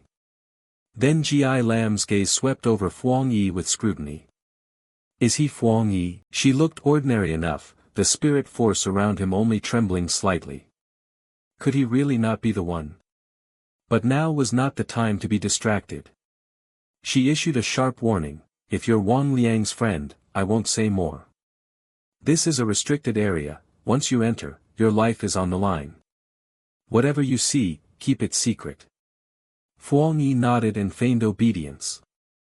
"I understand." Putting the stranger aside, Ji Lam began to command the operation. Zhang Mi, Li Yong, just calling their names was enough, no extra orders needed. The soldiers who were called surged forward of their own accord, took their combat positions, and unleashed spirit force toward the monstrous hound. Ji Lam didn't stay out of it either. She raised her specialized rifle and took aim at the target. Bang! A round carrying crackling lightning shot like a bolt, driving straight into the anomalous beast's chest and drawing a pained, wailing roar from it. However, that attack inadvertently triggered its frenzy, causing the dark attribute within it to erupt violently. Someone noticed the anomaly and shouted urgently, its mutation level just increased. The beast snarled and lunged forward, claws slashing fiercely. Frontline soldier Li Yong couldn't react in time, she only heard a comrade cry out, "Li Yong, watch out." At the critical split second, a streak of lightning sliced through and struck the beast's face, stopping the killing blow. Lam fired suppressive shots while looking stern and warning, "Don't be careless. Keep your distance from it, take it out before it finishes evolving." The team answered in unison, "Roger." Standing back and watching everything, Fang Yi smiled slightly in appreciation. This squad was professionally trained, with iron discipline, deep trust, and excellent coordination. Each person was an indispensable link, together they could unleash power far beyond their individual capabilities. Suddenly, Fang Yi's expression shifted, his face paling as he realized something. He shouted anxiously, "Run, now! You're no match for it." No sooner had he spoken than a deafening explosion rocked the air, lightning struck from above with a thunderous crash. The hellhound roared, flinging rock and soil in all directions as the ground trembled. It had completed its evolution. Salam immediately issued an emergency order, "Alert upgrade. The anomaly in the restricted area has leveled up, no one is to withdraw." The soldiers tightened their grips on their weapons, even as the hellhound before them had swollen several times its former size. Its body radiated a deadly aura and the scorching heat of an absolute fusion of darkness and fire. A rapid report crackled in, "Attention! Restricted Area Hellhound number 19 has completed fusion with dark attributes and has fully mutated." From above, the monster glanced down at the nearest target with blood-red eyes, a cold, blade-like glare. The unlucky person directly under its gaze was Wang Liang. He swallowed hard, his feet seemingly rooted to the ground. Salam shouted in alarm, "Wang Liang!" Fang Yi ground his teeth, a flash of electric fury in his eyes. This was bad. The hellhound slammed its massive claw down. Although Wang Liang reacted quickly and dodged, the shockwave still knocked him flying. Salam decisively updated the situation, "Attention! Restricted Area Hellhound number 19, originally C rank, has fully evolved to B rank. Update combat plan." Before the order finished, Wang Liang's body flew toward Fang Yi. He was internally injured and coughed up blood onto his friend's hand. Fang Yi hurriedly caught him and asked with concern, "Are you okay?" Wang Liang's hand trembled, black streaks from the corrosive dark attribute marred his arm. He clenched against the pain and weakly tried to reassure them, "No, I'm fine. I just boosted the spirit energy in the restraining ring to bind it and got backlash. Don't worry so much.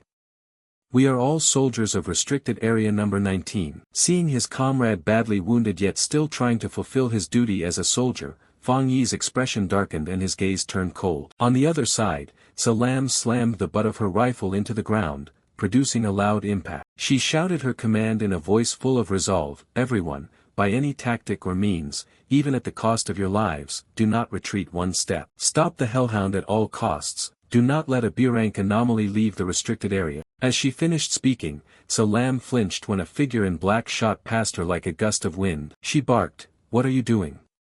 Fang Yi didn't answer, leaving only a voice behind, "I'm not a soldier, I don't have to follow Salam's orders." He leapt straight at the monster, his arm wrapped in raging lightning, ready for a crushing blow.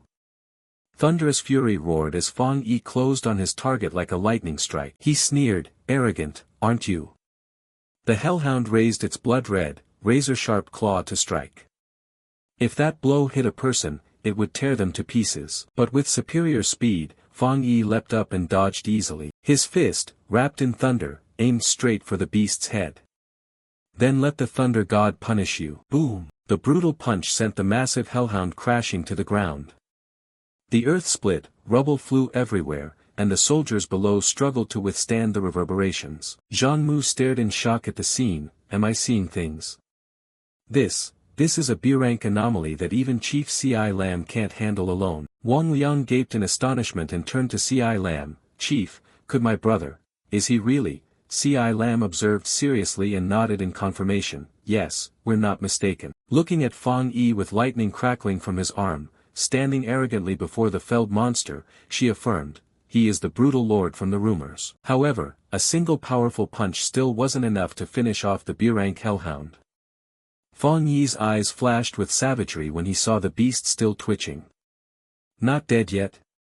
Then, this is how it has to be. Chief, old Wang, everyone fall back." C.I. Lam immediately signaled the team to retreat, curiosity swelling inside her. A B-rank beast usually requires a coordinated squad and willingness to sacrifice to hold it. How could one person dominate it like this? She frowned, the scar on her face making her look even more fierce. What kind of power was this? Admittedly, this was extreme lightning attribute. Fang Yi raised his right hand to the sky. Lightning flared so brightly it seemed to pierce the heavens. C.I. Lam thought to herself that even in the lower nation he'd likely rank among top-tier powerhouses. Her thought was cut off by Fang Yi's sudden action. He turned his arm into a living lightning rod, drawing every bolt in the area. C.I. Lam's eyes widened. How terrifying would he become if he evolved further? Dark clouds roiled and thunder tore the sky. Thick blue lightning strikes like electric dragons churned the air. Fang Yi pivoted, took a few steps forward, then decisively lowered his hand. A colossal column of lightning, like an ancient tree, slammed down onto the gasping hellhound. Every witness silently shared the same thought, no wonder he's called the brutal lord. After the finishing blow, Fang Yi turned away coldly, not bothering to glance once at the monster's charred corpse. Li Yong clutched his neck, still in disbelief. My God, my neck's cold and my head's buzzing. Others nearby trembled in agreement. The lightning attribute feels 10,000 times scarier than the dark attribute.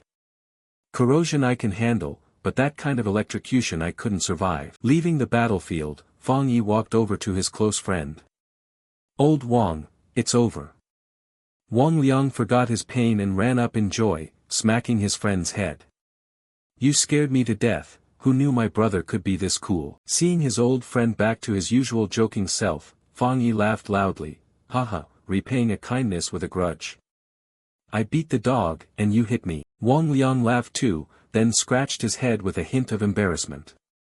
Sorry, actually I knew you might be an immortal walker, military orders are like mountains, and I dragged you into this. Fang Yi shook his head, reproachful but affectionate. You don't blame him? 3 years apart and you're already distant with me. Don't I still know you? At that moment, C.I. Lam stepped forward, pausing their conversation. She solemnly held out her hand.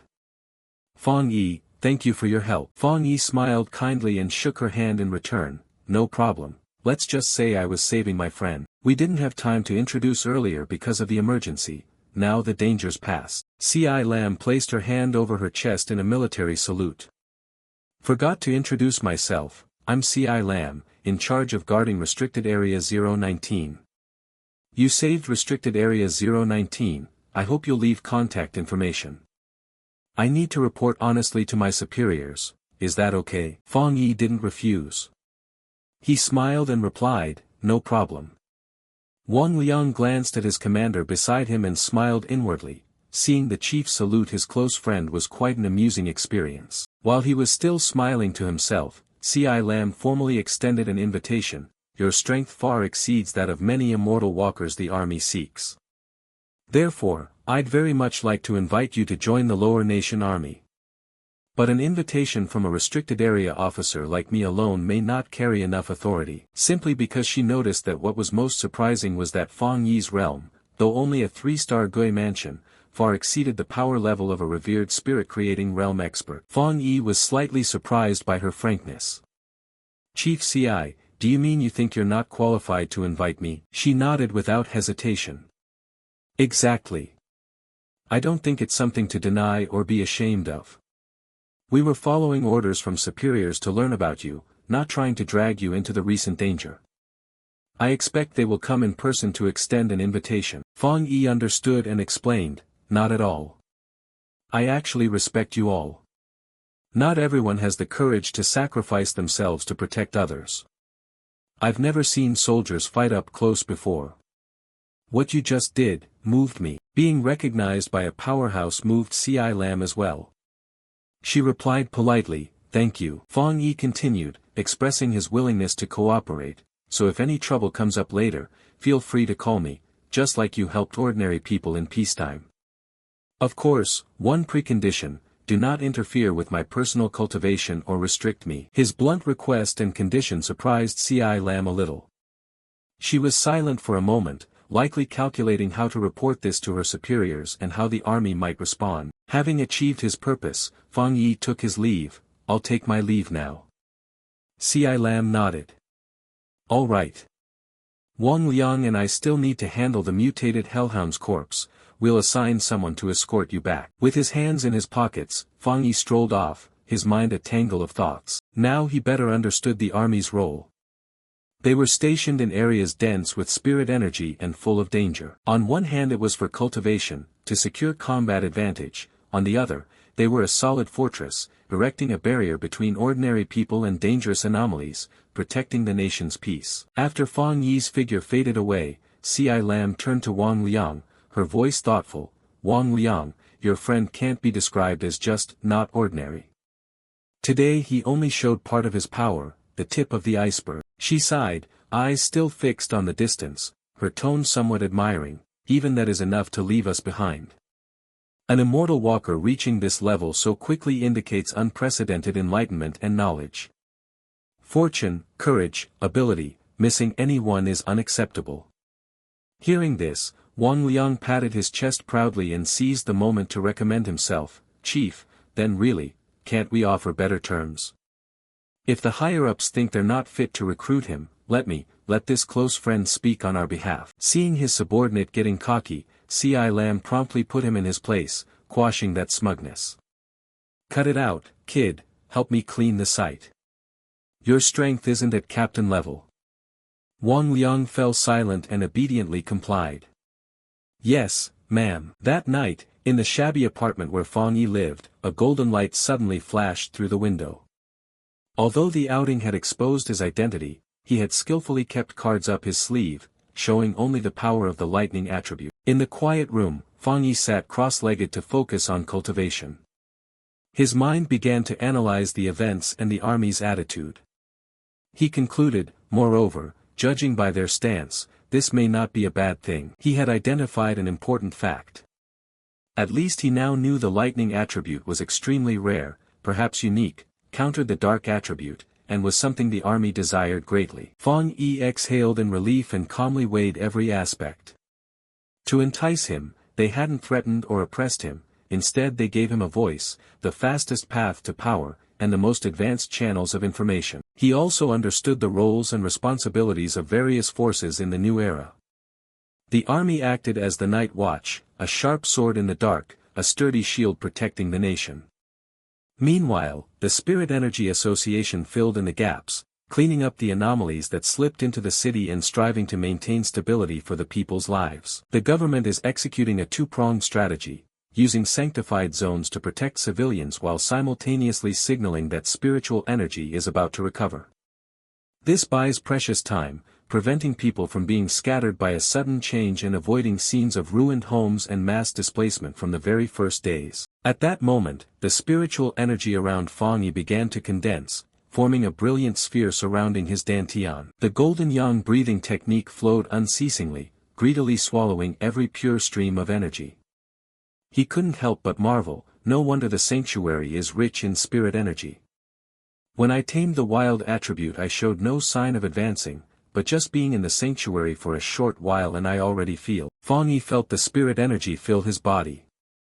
It enveloped him, the golden light growing ever more dazzling. He opened his eyes wide, clearly sensing the signs of an imminent breakthrough. Outside, the streets were still bustling and crowded as usual. Lin Yi had just returned from the supermarket, laden with bags. She wondered silently whether her cousin had come back yet. She strolled leisurely toward the building, planning dinner. If she made it home in time, she could have him test her cooking to see if she'd improve. Suddenly, a pillar of brilliant golden spiritual energy shot straight up into the sky, tearing apart the silent night. The blinding light made Lin Yi flinch. Shock registered clearly on her beautiful face. In her eyes the image of a giant golden axe was reflected, gradually forming in midair. It was the ascension fluctuation of the Guepu realm. However, feeling the violent outburst of spiritual energy from that direction, even from a distance Lin Yi couldn't help but shudder in fear. She realized her judgment had been wrong. No, this terrifying chi. Dark clouds rolled in, blotting out the sky. Spirit energy rained down like a waterfall, accompanied by thunderous explosions. Lin Yi was filled with panic. Could a Xian practitioner be on the verge of breaking through to the creation spirit realm? As if to prove her guess, the golden Gui Pu axe in the sky began to tremble violently. She whispered, "It's moving, in a moment it won't be Gui Pu anymore." A powerful force crushed the giant axe. Its fragments dissolved and reformed into a resplendent golden hand, majestic like a deity's. The young woman thought in horror, creation spirit realm? A Xian practitioner that strong is right next to me? Lin Yi froze in place, rooted to the spot, unable to believe what was unfolding before her eyes. In the military monitoring room, alarms wailed and the screens flashed urgent warnings in red. Warning, warning. Anomalous value reached 99. Anomalous value reached 99. Spiritual force fluctuation located 5 kilometers southeast of the city. Hanli jolted to his feet and barked orders, "What's happening?" "Emergency, emergency, everyone move to the target area." Standing beside him, Tan Huin looked pale with fear. Such a strong anomaly, how had it gone undetected until now? That reading could destroy an entire city. In the operations room a 3D map sprang to life, simulating the spiritual fluctuation illuminating a corner of the city like a second sun. People buzzed with speculation. Has a new creation spirit Xian practitioner appeared? Or is a major disaster about to hit? Maybe both. Hanli couldn't afford delay and grabbed the radio to request immediate reinforcements from headquarters. Requesting HQ support at once. Beyond large-scale destructive weapons, we need all the most advanced equipment and resources. Before he finished, a soldier burst in, panting, "Major Han, the alarm's been lifted. It's not an anomaly, it's a Xian practitioner ascending." The news hit the entire military like a time bomb. Back in his rented room, Fang Yi exhaled a long breath after completing the ascension. He had now entered the one-star creation spirit realm. He checked his body and scratched his head in puzzlement. I broke through just like that. Other than feeling lighter, nothing else seems very different. Suddenly his phone buzzed violently, the screen lighting up with a new message notification. Fang Yi opened it. The sender was Wang Liang under the flashy chat name, Liang Shan Hero. He'd shared a viral news link titled, "Major Fire Breaks Out on Qingqing University Sports Field." Wang Liang added, "Bro, check this. Internal sources confirm an abnormality appeared in the contaminated zone, and this is the second time." Fang Yi quickly replied, "You mean that high-temperature anomaly at North Gate before? Now it's turned into a sports field fire." Liang Shan Hero messaged back, "So you heard about it too?" "I heard an immortal walker once cleansed the contamination at Qingqing University, but nobody knows why the anomaly reappeared." He then added, "Haha, don't tell anyone I told you, okay?" Fang Yi replied curtly, "Got it, I'll contact your superior." Wang Liang hurriedly warned, "Hey, one more thing. Your power is too strong, my boss says he can't control you, and I can't cover for you.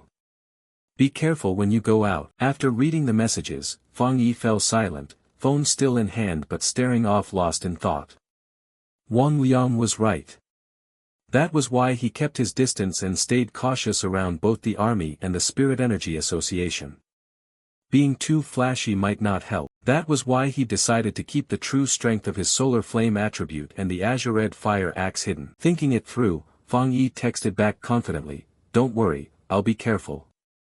I still have my ace." Just then the door swung open and Lin Yi walked in.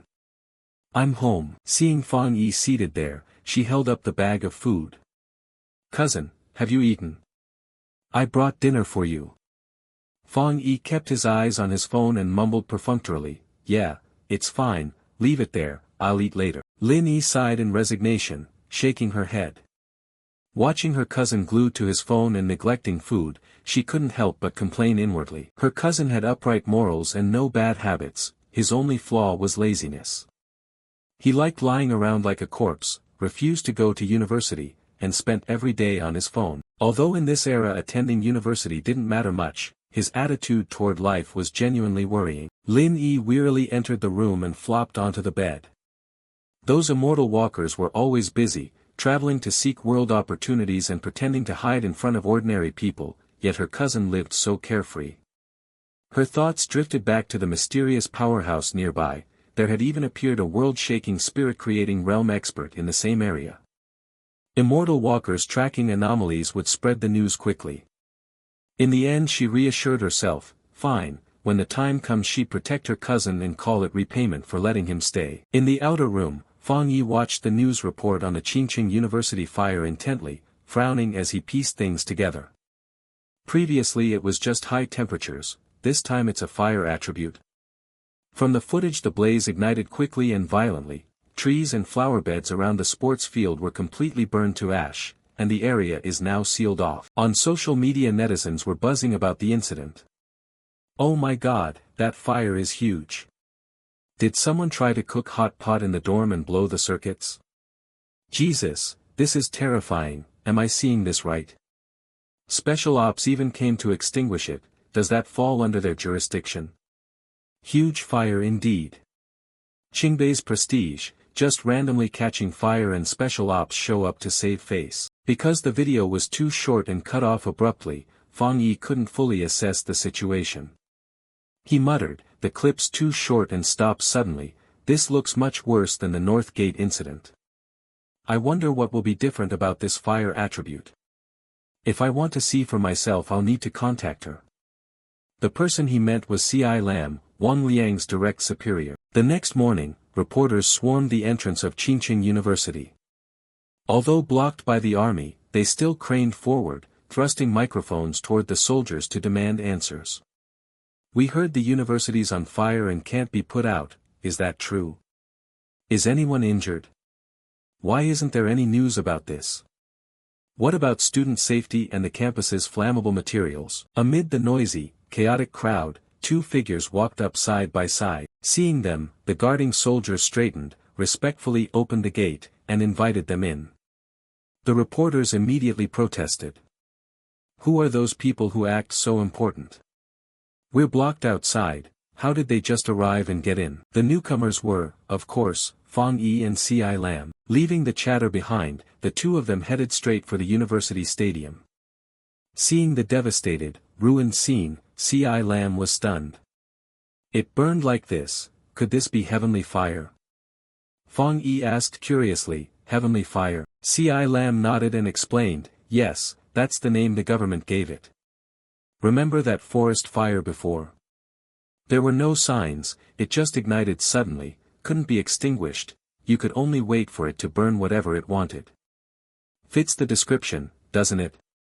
She looked around and added, "But wandering aimlessly around the campus isn't something we should do." C.I. Lam turned to Fang Yi and asked, "Fang Yi, I'm going to the president's office for a moment, do you want to wait here or come with me?" Fang Yi wanted to stay and inspect the scene more closely, so he answered, "You go ahead, I'll stay here." C.I. Lam nodded and left. "Be careful, see you in a bit." After C.I. Lam disappeared from view, Fang Yi calmly stepped down the stairs and approached the army's yellow warning tape. He crossed the cordon and bent down to inspect the layer of ash at the edge of the stadium. The ground that had been scorched was now cool, there were no lingering spirit energy residues of the heavenly fire to collect. "Looks like I oversimplified things." Lost in thought, a familiar female voice behind him made him start. "Is that really you? What are you doing here?" Fang Yi turned around, shocked to see his ex-girlfriend, Suo Qingli. The bespectacled girl walking with Qingli sneered contemptuously, "Oh, Fang Yi, the ex-boyfriend you mentioned, the one who only passed the junior college entrance?" Qingli gave a small nod of confirmation. "Yeah." The girl laughed mockingly and slapped Qingli's shoulder, but directed her words at Fang Yi, "Buddy, I know you might still have feelings for Qingli, but the gap between you two is obvious. Let her go." Fang Yi pulled a blank face, a huge question mark over his head. "I still have feelings for her." Curious students began to gather to watch.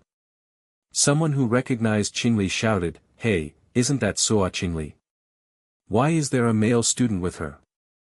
Her companion replied, "Not sure, probably some poor guy chasing our campus beauty Suo." Others wondered, "Never seen him before, must not be from our school, right?" Seeing a stranger in the cordoned area, a few students were annoyed. What kind of job are the guards doing? Weren't they supposed to tighten control? How can they let outsiders walk in? So annoying, people exploiting this situation. The bespectacled girl strode up to Fang Yi and coldly shooed him away. "Qingli is our school's campus beauty now. I advise you to think twice. Do you know how many male students better than you are courting her? You don't stand a chance. Go home, this isn't a place for you." She added a threat, "And another thing, this campus is sealed off. How did you get in?" If you don't explain, I'll report you to campus security. Qingli had been silent the whole time. Inwardly she half believed Fang Yi came because of her. Her cheeks flushed slightly and her heart skipped a beat. Didn't he say he wouldn't regret breaking up? So why is he here now? Say one thing, mean another. Just as the atmosphere turned awkward, C.I. Lam suddenly appeared to defuse the situation. Fang Yi merely glanced at Qingli and casually explained, a high school classmate, doesn't count as a friend. C.I. Lam let out an indicative, oh. So just a classmate. C.I. Lam had a military background, her strong presence, combined with a long scar on her face, made her even more imposing and mysterious. A single glance from her was enough to make Qingli and her companion shiver with fear, thinking how formidable her aura was. What kind of background did this woman have, and how did she know Fang Yi? Ignoring the curious students, C.I. Lam whispered to Fang Yi, I spoke with the president a few minutes ago. The heavenly fire incident is more serious than we thought, hard to say details for now. The president will take us to the initial ignition point. You're here as the Army's special advisor, so you have to come along, no problem, right? He nodded immediately. No problem. No sooner had she finished than the president of Qingqing University approached in person. The security team cleared the way and shouted, everyone disperse. While the stadium is sealed off, no one is allowed near. Tan Lai and the students jumped, stammering, PR. President. The elderly president walked with a cane, his face radiating authority and unapproachability. Tan Lai thought to herself that the president was usually swamped with duties, like a dragon whose head was seen but tail never revealed. She'd heard even the vice president found it hard to get a meeting, and rumors said no one ever saw him smile. Did he come because of this woman and Fang Yi? Her bespectacled friend, with little insight, grinned smugly. The president showed up, maybe he came to arrest these two intruders. Contrary to that guess, escorted by bodyguards, the president stopped before C.I. Lam and Fang Yi. He warmly shook Fang Yi's hand, speaking with great deference. Hello. You must be Advisor Fang, recommended by Commander C.I. Lam, right? Lately I've been troubled by the school's abnormal phenomena and worried students might be harmed by the fires. It's a relief that you've come to address this. After saying that, the president respectfully bowed. Please take charge of the stadium matter. Fang Yi, slightly embarrassed, helped him up. Tan Lai stood frozen, eyes wide, watching the authoritative president behave deferentially toward the ex-boyfriend she had once coldly dumped. Once Fang Yi and the president reached an agreement, both sides shook hands to cooperate. The bodyguards quickly formed a human barrier and began dispersing curious students. Unaffiliated people, fall back, no crowding. Move back, everyone move back. Some students, incredulous as they were pushed back, whispered among themselves, am I seeing this right? The elderly president bowing to this teenager. The crowd gradually dispersed, leaving only Tan Lai standing dazed as people jostled past. She could still hear murmurs, that young man must have some special status, no wonder he got into our school. Look at his bearing and treatment. Tan Li's expression darkened at the mockery. Who said he was a suitor or an ex of Suo Qingli just now? How could that be? Even if Qingli chased someone, she might not even get that person. Can't you see?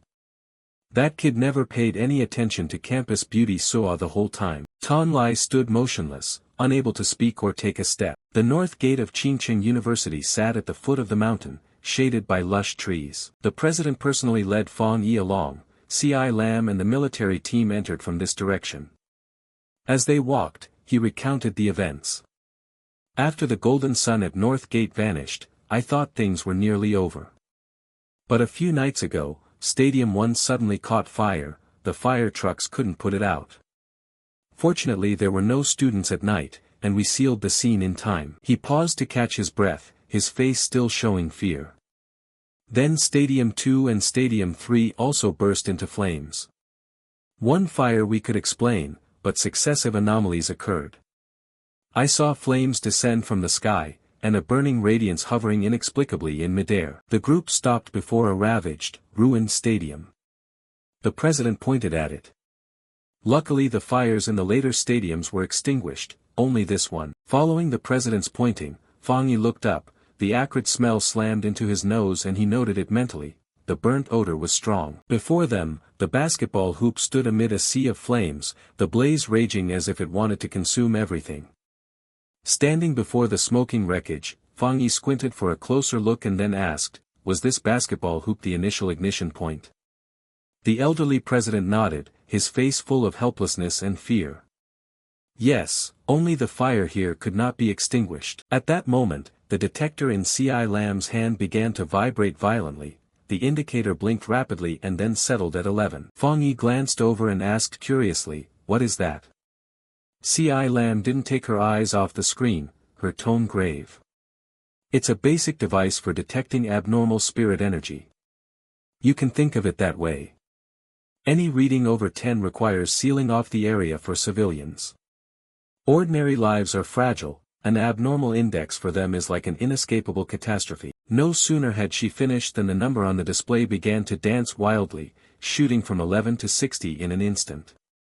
The alarm blared, beeping frantically, and the atmosphere instantly tightened to an extreme. C.I. Lam exclaimed, this high. Her combat experience warned her something was wrong. She judged immediately, this is bad, the threshold is too high. If we leave it be, it could affect not just Qingqing University but the whole city. We must deploy 3 3-star Kui Fu soldiers and 7 2-star Kui Fu soldiers to form a formation against this anomaly. We need the purest spirit energy and the most stable ranks. Hearing the severity, the president jerked his head up. What met his eyes was Fang Yi ignoring all danger signs and calmly crossing the cordon to approach the bizarre flames. He couldn't help shouting, Advisor Fang. The moment Fang Yi stepped into the area of effect, the heavenly fire, like a sentient creature sensing an intruder, roared and launched a massive fireball at him. Boom! A thunderous explosion rocked the air, the shock made the number on C.I. Lam's device hit a blazing red 110. The screeching beep sounded like a death trumpet. The blaze flared violently, heat waves whipping C.I. Lam's hair. She reevaluated in horror. It's rising again, a 110 threshold can be classified as an S-rank anomaly. The president beside her trembled, drenched in sweat. He's gone in, what do we do now? Before C.I. Lam, the barricade had been utterly consumed by the heavenly fire. The flames writhed and coalesced into the shape of a ferocious fire dragon bearing fangs and claws to defend its territory. She clenched her fists in panic. He actually charged in alone. Contrary to the extreme worry of those outside, Fang Yi remained composed, confidently walking straight into the sea of flames, ignoring the loud crackling explosions in his ears. Around him, the young attribute fluctuated fiercely, forming a thin but solid protective barrier around his body. Last time, the young attribute helped Fang Yi stop the Lei Ding van, naturally this time it could also fend off the heavenly fire. However, he realized a problem. While maintaining the protective layer, he couldn't directly touch the core of the fire radiance, which meant he couldn't trigger the system's technique composition ability. Fang Yi moved close to the basketball hoop where the fire dragon presided. He told himself, so I must get as close as possible to the core of the fire radiance. No sooner had the thought formed than the heavenly fire in the form of a giant fire dragon opened its burning maw and lunged at him. Fang Yi calmly reached his hand forward, his face cold, composed, without a hint of fear. At the moment the heavenly fire closed in, he made a bold decision, cancel the Kim Deung protective shell so his bare flesh would directly contact this destructive force. The flames howled, heat waves like molten lava surged in. Fang Yi braced himself, lowering his center of gravity to avoid being flung away. Though powerful, direct contact with the essence of the heavenly fire without protection was an extreme ordeal for a mortal body. He gritted his teeth against the searing heat and patiently waited for the system to respond. As Fang Yi hoped, the familiar mechanical voice sounded in his head, detected strong fluctuations in the heavenly fire attribute. Fang Yi clenched the pain and laughed out loud. Ha, true to its name, heavenly fire is even stronger than the wild forces of death. But I will absorb you. The system immediately ran at full capacity, initiating maximum calculations, composing. The composition succeeded. A notification appeared before Fang Yi, making him grin triumphantly. You have acquired the Heavenly Fire Attribute Technique, 9 Dragon Heavenly Fire Seal Art. 9-dragon heavenly fire, purge evil and end karma, seal all demons. At that moment, the heavenly fire frenziedly wrapped around Fang Yi and then shot straight into the sky as if trying to burn him to ash on the spot. A new notification popped up: the composed technique requires no study, has been automatically unlocked, and is extracting the attribute. Simultaneously, the sky turned crimson as 9 fire dragons plunged down like meteors. Fang Yi shut his eyes, brilliant red sigils began to appear on his face. The system confirmed receipt of the heavenly fire attribute. The grotesque pattern spread along his cheeks, climbed his forehead, and encircled his eyes, each curling stroke representing a dragon's presence. When the 9 sigils completed, Fang Yi suddenly opened his eyes. His pupils now glowed blood red, majestic like a descended deity. He pressed his hands together in front of his chest and shouted, 9-dragon heavenly fire seal are Kang. Kang. Kang. 9 thick, crimson-black chains, clanging metallically, slowly crawled out from his spine. The 9 fire dragons that had been charging violently were suddenly bound tight by the dense black chains, trapped with no escape. They roared and thrashed wildly, but the more they struggled the tighter the shackles bit.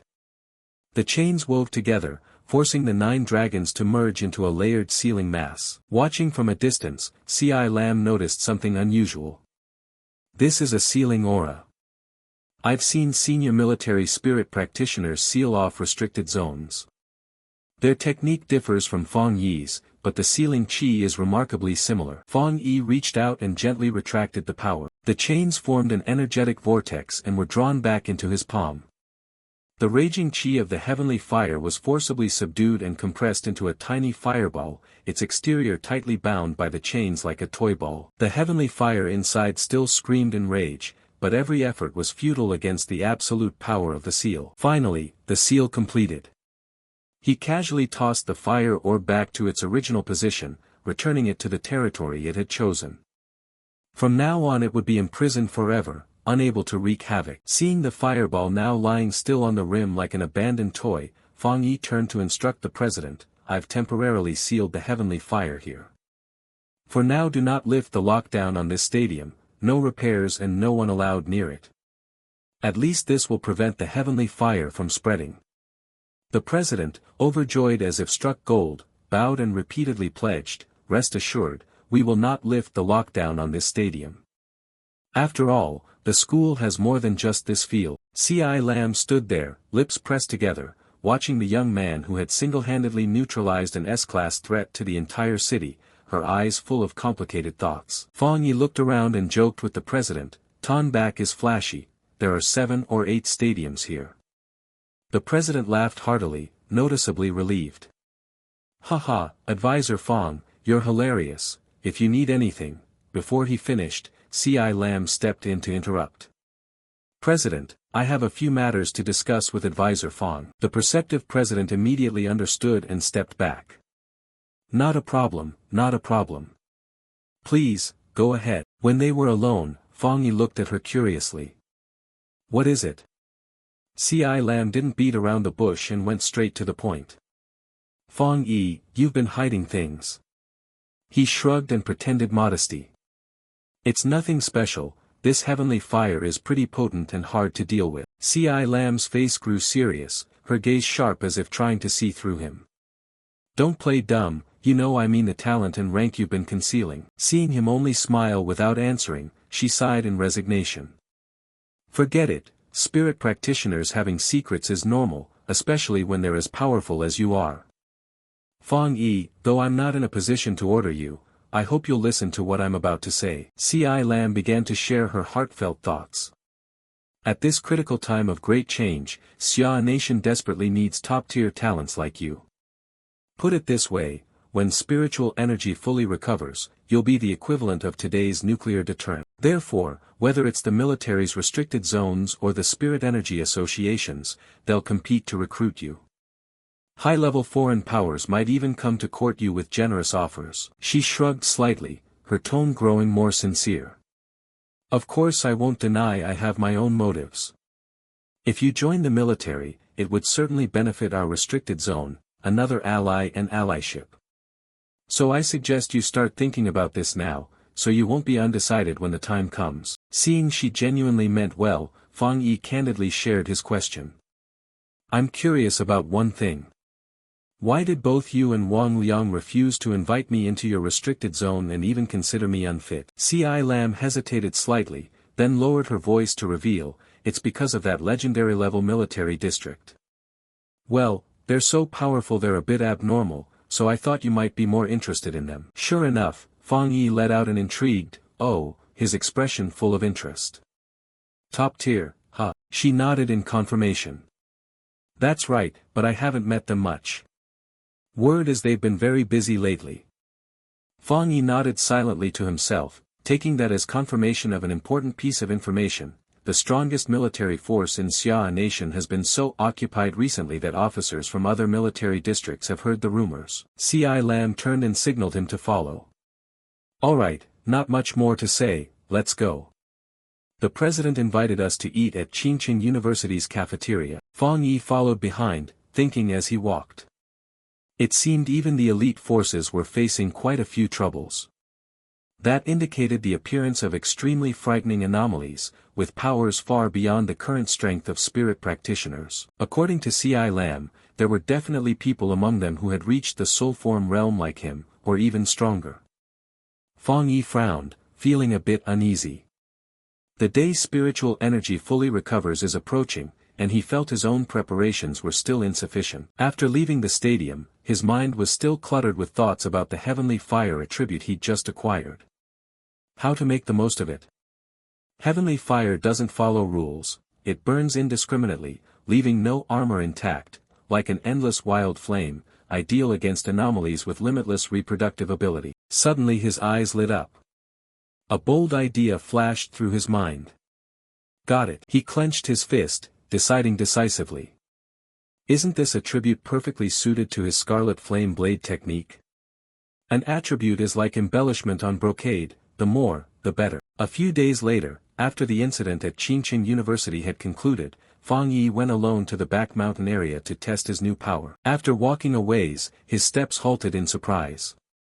Oh, what's this? In front of him stood a large warning sign blocking the path reading, "This mountain is dangerous, do not ascend." Fang Yi thought to himself that there were no anomalies behind the mountain, yet the path up had been blocked. Military news wouldn't spread that slowly. Someone knew he would train and test behind the mountain, whoever knew his habits was likely the Spirit Energy Association. Remembering Tan Huang's eager, enthusiastic face, he couldn't help but laugh. Did they give me this whole area to test in? Well then, obedience is better than courtesy. But just as his smile faded, Fang Yi caught an odd sound from behind. He immediately became alert and stood still, his gaze sweeping sharply across the dense forest. Wait, did someone sneak in behind the mountain? A rustling came from the high tree canopy. Fang Yi's sensing was now far more acute. He quickly assessed that the aura matched the one from the factory incident earlier, though not as intense. It was a mutated ape. The creature hung from a branch, red-rimmed eyes peering down to size up its prey. Unlike the frenzied mutated beasts he'd encountered before, it didn't rush to attack and instead acted quite cautiously. Fang Yi smiled and slowly placed his hand on the hilt of his blade at his side. You even have the discernment to gauge an opponent before deciding whether to attack. Fine, look closely then. He decided to test immediately, grafting the heavenly fire into his blade. The system replied at once. Heavenly fire, also called supreme flame, is a potent radiance attribute that annihilates evil. Confirm grafting the heavenly fire attribute into the 100 People Whole Moon blade. He didn't hesitate to choose yes. Instantly, the heavenly fire ignited in an eternal blaze.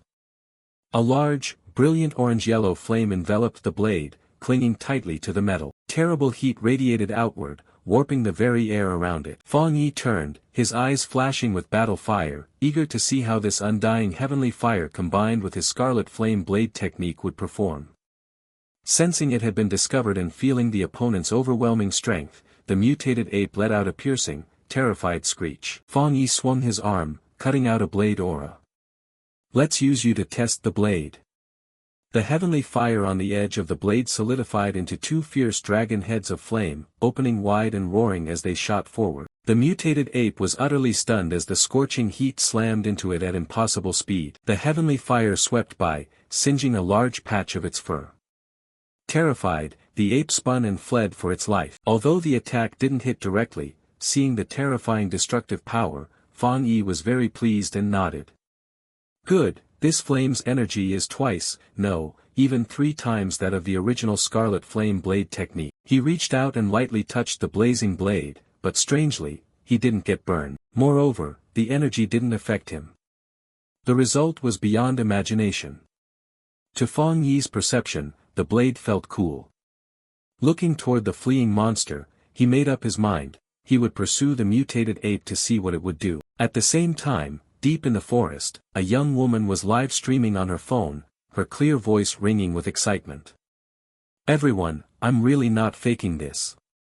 I've been super lucky since I was a kid, you guys get it, right? The pretty, lively girl appeared on screen, walking and interacting with viewers. Even though this is my first live stream, the content will come to me naturally. However, the comments weren't very positive. User 123456, clickbait. Urban legend Malat, stop the nonsense. If you have guts, go straight to Qingqing University's North Gate and film that high temperature, I'll gift you a rocket, because the other stuff is boring. 5,000-year faker, are you using 2G up there? The hottest thing right now is the heavenly fire at Qingqing University's athletic field. All those videos got taken down, definitely not fake. If OP actually films heavenly fire, I'll plant banana trees and eat chili on stream for everyone. Suddenly, the girl heard an odd rustling around her and looked over suspiciously. Before she could react, a dark shape lunged and knocked her forcefully to the ground. Her phone flew out, hit a rock and cracked a corner of the screen, but the lens still pointed at her. It captured the horrifying scene in full, the mutated ape pressing down on her. Question marks flooded the live stream chat. Urban legend Malat, OP what's wrong? Meta ghost. 5,000-year faker, oh my god, sudden acting, those special effects are way too fake. The ape clamped its hands on her throat, the burning pain and choking brought tears to her eyes. No, the ape screamed wildly, bearing rows of sharp fangs, saliva dripping onto its prey's face. The girl shut her eyes in despair, thinking she would die out here in the wilderness. But at the critical moment, a gigantic dragon head of fire roared forward. Its heat and force terrified both human and beast. Seeing the fire dragon, the ape hurriedly released its prey and curled its tail to flee. The spectacular scene was captured clearly by the camera. Netizens exploded in the chat. Heavens and gods, what is that? The fire dragon is amazing, top-tier effects. Viewership skyrocketed, the counter climbing to 13,540 viewers. The ape hadn't run far before the flames caught up, incinerating it into ash in an instant, vanishing into nothingness. The red-haired girl blinked through tears, trembling as she sat up, one hand clutching a bloody scratch on her neck, stammering, you are. Without thinking much, she snatched the phone up from the ground. Before her, a huge blaze was burning a section of the forest. Strangely, she felt no fear.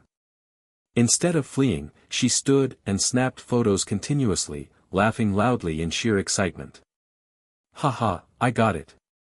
Someone standing in the fire. On her phone screen appeared a photo of Fang Yi holding his blade, proudly standing amid the savage sea of fire. Though the flames obscured his face, the aura was unmistakable. She declared confidently, definitely a celestial. A celestial saved me. In a short time, her photo and live stream clip spread like wildfire across social media, dominating forums with sensational headlines: Flaming blade cuts the sky, a celestial descends to save the world, heavenly fire. A mysterious man forms heavenly fire, flame warlord creates forest of fire. Views jumped to an astonishing 13,596,254, topping the search charts. In Qingqing University dorms, a female student scrolling online shook her friend awake. Tan Lai, look, celestial descended to save someone. There really are high cultivators, and heavenly fire is real. Tan Lai was sitting and reading. She seemed skeptical when she heard it. Don't believe that stuff, most things online are just performances and special effects. That said, curiosity made her glance at her friend's phone. Then her eyes widened, and her feigned calm completely collapsed. This is, the bespectacled friend beside her giggled, see? I told you it was real. He's so handsome, right? Tan Li's face changed slightly as she tried to steady herself to counter, this video is definitely fake, it's all special effects. But inside she was in turmoil, a creeping unease. It can't be him, absolutely can't, it's just a similar silhouette. If it truly were him he'd have been burned to ash. Then another thought sent a chill through her, if it is him, would he take the chance to get revenge on her? Damn it, she would never bow her head. Elsewhere, in thick fog, the 81-year-old glamorous lady was also watching the news. She handed her phone to Lam E. Doesn't this person look a little familiar? Very much like the spirit practitioner who saved us from the vines. Lam E smiled and nodded, I thought so too. Besides, I recently heard a top master broke through to the soul form realm near my home. Could these two be the same person? In the dark forest, Xuanna was excitedly discussing it with Old Li. Look, could this be Fuang? He seems to have become a lot stronger. Old Li glanced over and couldn't help but exclaim with admiration, my goodness, the sword swing posture is identical. Back then we really grabbed the sleeve of a great master. At the City Spirit Tool Association headquarters, the atmosphere in the conference room was extremely tense. A reporter presented, the city's danger is closing in, and we still don't have enough spirit practitioners. The chairperson pondered, I've heard the military has had fairly deep contact with Fang Yi. Tan Huang immediately stood, his gaze firm as he voiced his opinion, Xiao Tua, I believe he will help us. At the same time, in the military briefing room, C.I. Lam couldn't hide his curiosity and admiration. To rise to the soul form realm in such a short time, what kind of monster is this? Anomalies tremble when they see him. And how many high-level attributes does he actually possess? Han Lu calmly judged, 3 or more attributes. With such strong potential, our threat level is like a clown dancing.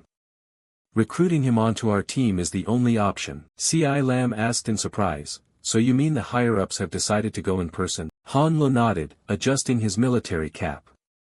The decision's been made, but the senior leadership doesn't seem ready to humble themselves to approach Fang Yi personally. After all, the top spirit practitioners have historically appeared within the army.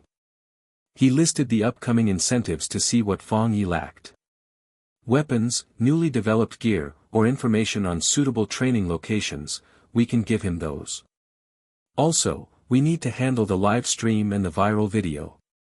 Tan Huang was more cautious. The entire spirit tool community of Xia Nation is watching him, while C.I. Lam only smiled in anticipation. This kid really makes people look forward to his next performance. In a quiet hospital room, the beeping of the heart monitor sounded steadily. A girl with long brown hair sat by the bed, her soft voice whispering to the teacher in a coma, Master, Xia Nation seems to have new hope. With someone of that strength appearing, there's a better chance you'll wake up. The next day, in his shabby apartment, Fang Yi was having breakfast while scrolling through the news. He shook his head in disbelief, yesterday it blew up, who would have thought someone snuck behind the mountain to live stream? People do anything for fame these days. He bit into a sandwich and analyzed the situation. But now the video's nowhere to be found online. The livestream channel's locked, must be the military or the Spirit Tool Association stepped in. Suddenly, an unusual silence in the apartment made him uneasy. Fang Yi looked toward Lam Yi's room. The door was wide open but the room was empty. Wait, Lam Yi didn't come back all night and didn't message me. What happened? Even if she was on a mission. A creeping unease gnawed at him, his instincts warned that something was wrong. That girl wouldn't be so irresponsible. He quickly grabbed his phone to call Lam Yi, but all he got in response to his worry was the mechanical voice of the operator. Hello, the number you have dialed is currently unreachable. Fearing something had happened to Lam Yi, Fang Yi didn't hesitate for a second, he sprang up and rushed out of the house. This isn't good, we have to find her now. At the same time, in the thickly misted forest, the glamorous 81-year-old woman and Lam Yi huddled together, exhausted and terrified. Lam Yi turned to her companion and asked, "How long have we been trapped here? Can you roughly estimate the time?" Both were worn out, their bodies covered in scratches from branches and impacts. The glamorous woman frowned, calculated for a moment, then hesitantly replied, "Approximately, about 10 hours, can't be precise." "I'm sorry, this is my fault, at first I thought it was just ordinary ghostly apparitions." As she spoke, she clutched the wound at her side that was bleeding and let out a soft groan of pain. Lam Yi remained astonishingly calm. She scanned their surroundings and said decisively, "Stop apologizing. After all, I'm not strong enough. Remember, stay alert and conserve your fighting strength." In that life-or-death moment, a fierce longing for power flared within her. She recalled the earth-shattering breakthrough scene from that day. If only she could be as strong as that person. They helped each other along, limping forward in despair. Suddenly, a gloomy dark shape with blazing red eyes appeared, blocking their path. Its figure was demonic, lacking substance, hovering like a poisonous smoke. It stretched out a huge black hand and ruthlessly struck toward the two small women. Quick to sense danger, Lam Yi spun around and shouted, "Watch out!" Though exhausted, Lam Yi gathered the last of her spiritual power and launched a counterattack. Boom! The surge of spiritual energy tore through the night and blasted off the grotesque creature's head. Its body froze, then collapsed to the ground like a heap of sludgy mud. Examining the dissolving corpse, the glamorous woman was horrified to find it covered with countless human faces, contorted and writhing in unbearable agony. She cried out, "Are these the people who were trapped and died in here?" Lam Yi's expression hardened as she coldly analyzed the cruel truth. "They've become the flesh of this aberration. It's toying with us, it wants to assimilate us into its food." The glamorous woman's face went bloodless as she clutched her throbbing wound. "Our attacks do nothing to this black mist, our spiritual power is being drained fast and we still can't locate the aberration." Watching the vanishing corpse dissolve into the black fog as if it had never existed, she snarled in frustration, "It's waiting for our spiritual power to run out, then it'll truly toy with us like rats. Here, it seems unbeatable." Helplessness and despair began to creep into their minds. Suddenly, from within the dense mist, a gigantic blood-red eye slowly emerged and closed in. The glamorous woman screamed in terror, that eye." The eye didn't stay still, it began to writhe. The lumps of flesh on it squirmed and split into countless smaller eyes, thick and clustered. One became 10, 10 became 100, sickening to behold. Unable to bear the nauseating sight, the glamorous woman madly launched an attack. "Die, you bastard!" Sensing the abnormal energy fluctuations around them, Lam Yi urgently warned, "It's starting to lose patience, don't make a mistake." No sooner had she spoken than a chill ran down her spine, as if thousands of needles pricked her skin. Her instincts told her she'd been targeted. The ground beneath her feet turned into freezing ice. Crack, black ice shattered with a dry sound. From above, a malicious eye stared down at her, like a prey trapped in a snare. Lam Yi was surrounded by hundreds of blood-red eyes, which emitted a bewitching light that hypnotized the mind, leaving the victim paralyzed, waiting to die in despair. "Am I about to die?" she wondered. Darkness like a black tide surged forward, swallowing everything. From within it, countless black hands reached out, seized her body, and dragged her down into a bottomless abyss. Lam Yi's consciousness grew hazy. She could no longer hear the voice of the glamorous 81-year-old woman.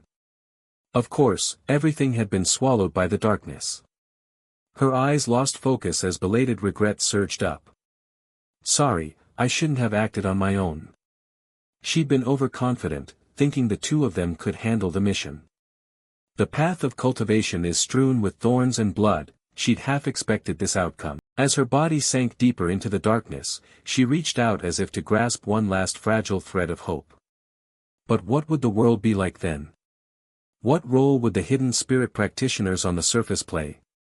She feared she would never again see the majestic scene after spiritual energy recovered. Tears streamed down her cheeks as Lam Yi let go and accepted her fate. Suddenly, crack! Thunder exploded across the sky.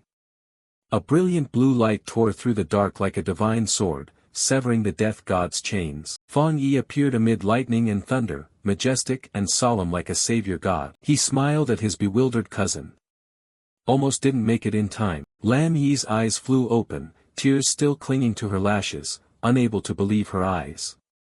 Her cousin, Fang Yi unleashed the lightning attribute with powerful anti-demonic force, dispelling the hallucinatory mist that had enveloped the two women. Lam Yi snapped back to awareness, realizing she was still standing on solid ground, beside the glamorous woman who had fainted. She murmured in utter astonishment, "It really is my cousin, he saved you. So he's not an ordinary person." Suddenly she saw the grotesque multi-eyed aberration sneaking up on Fang Yi from behind. She shouted, "Careful. The aberration's core is behind you, on the right." Fang Yi showed no hesitation. He gripped the sword's hilt, the blade burst into blazing flame and radiated intense heat. "Good, let's see how heavenly fire affects the dark attribute."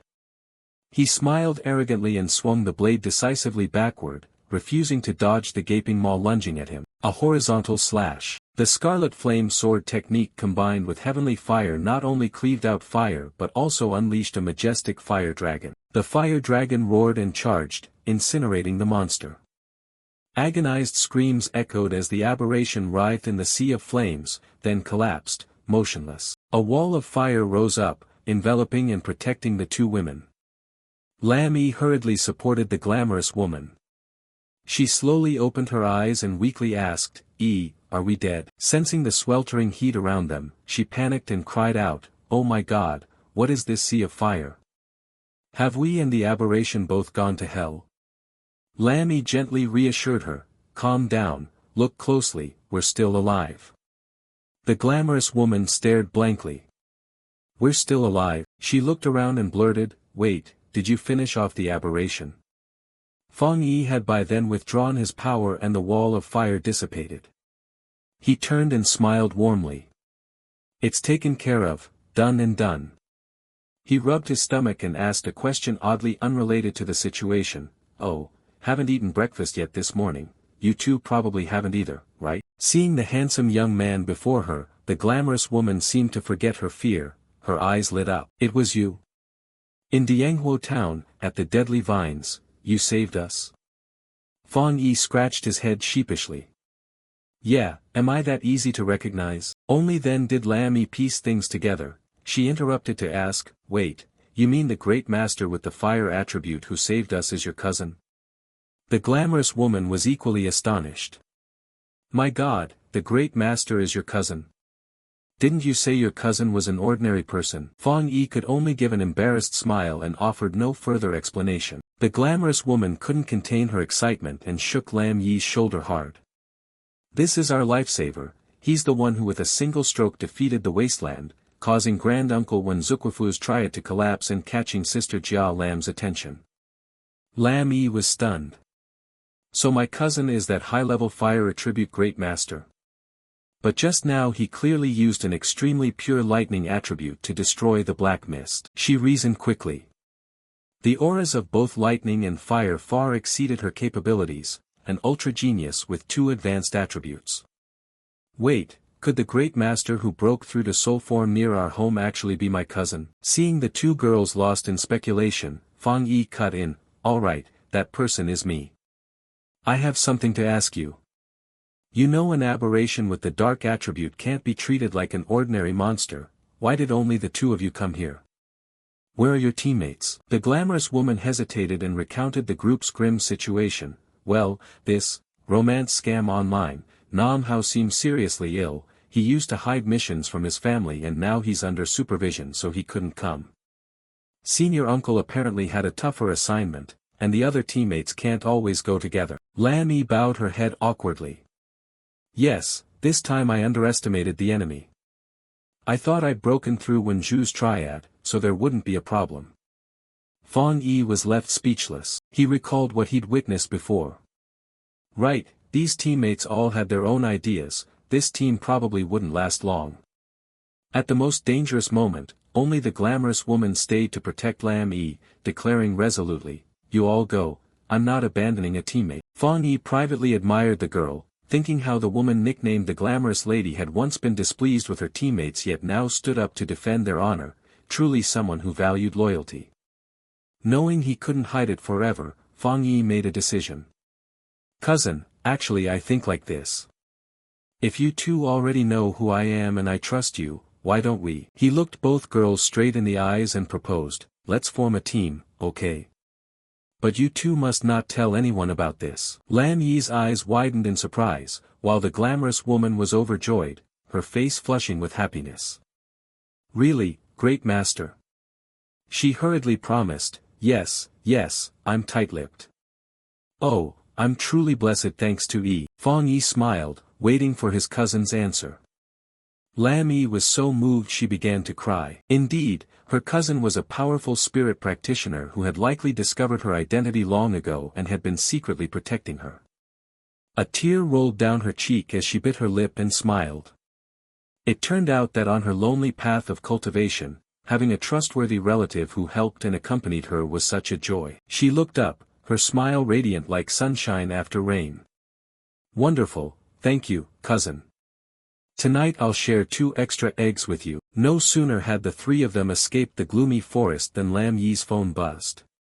She opened it and announced, Sister Jia Lam posted a new mission. The message read, notification to collect mission items in the extreme dark zone, related to the dark attribute. Fang Yi read the message, stroking his chin thoughtfully. Cousin, dark attribute? What do you know about this extreme dark zone? Lam Yi replied hesitantly, yes. The extreme dark zone sits on the border of the dark attribute and is strictly forbidden by the Xia state. Because the dark attribute there is extremely potent, spirit practitioners avoid it and go around. Besides, most of the aberrations in our city nowadays originated from there. The government has never explored deeply into the forbidden area. I heard serious accidents happened inside. Fang Yi grew more intrigued. Is that so? Then we should check it out. Ask what the specific mission details are and see if she replies. The glamorous woman waved her hand. Probably not.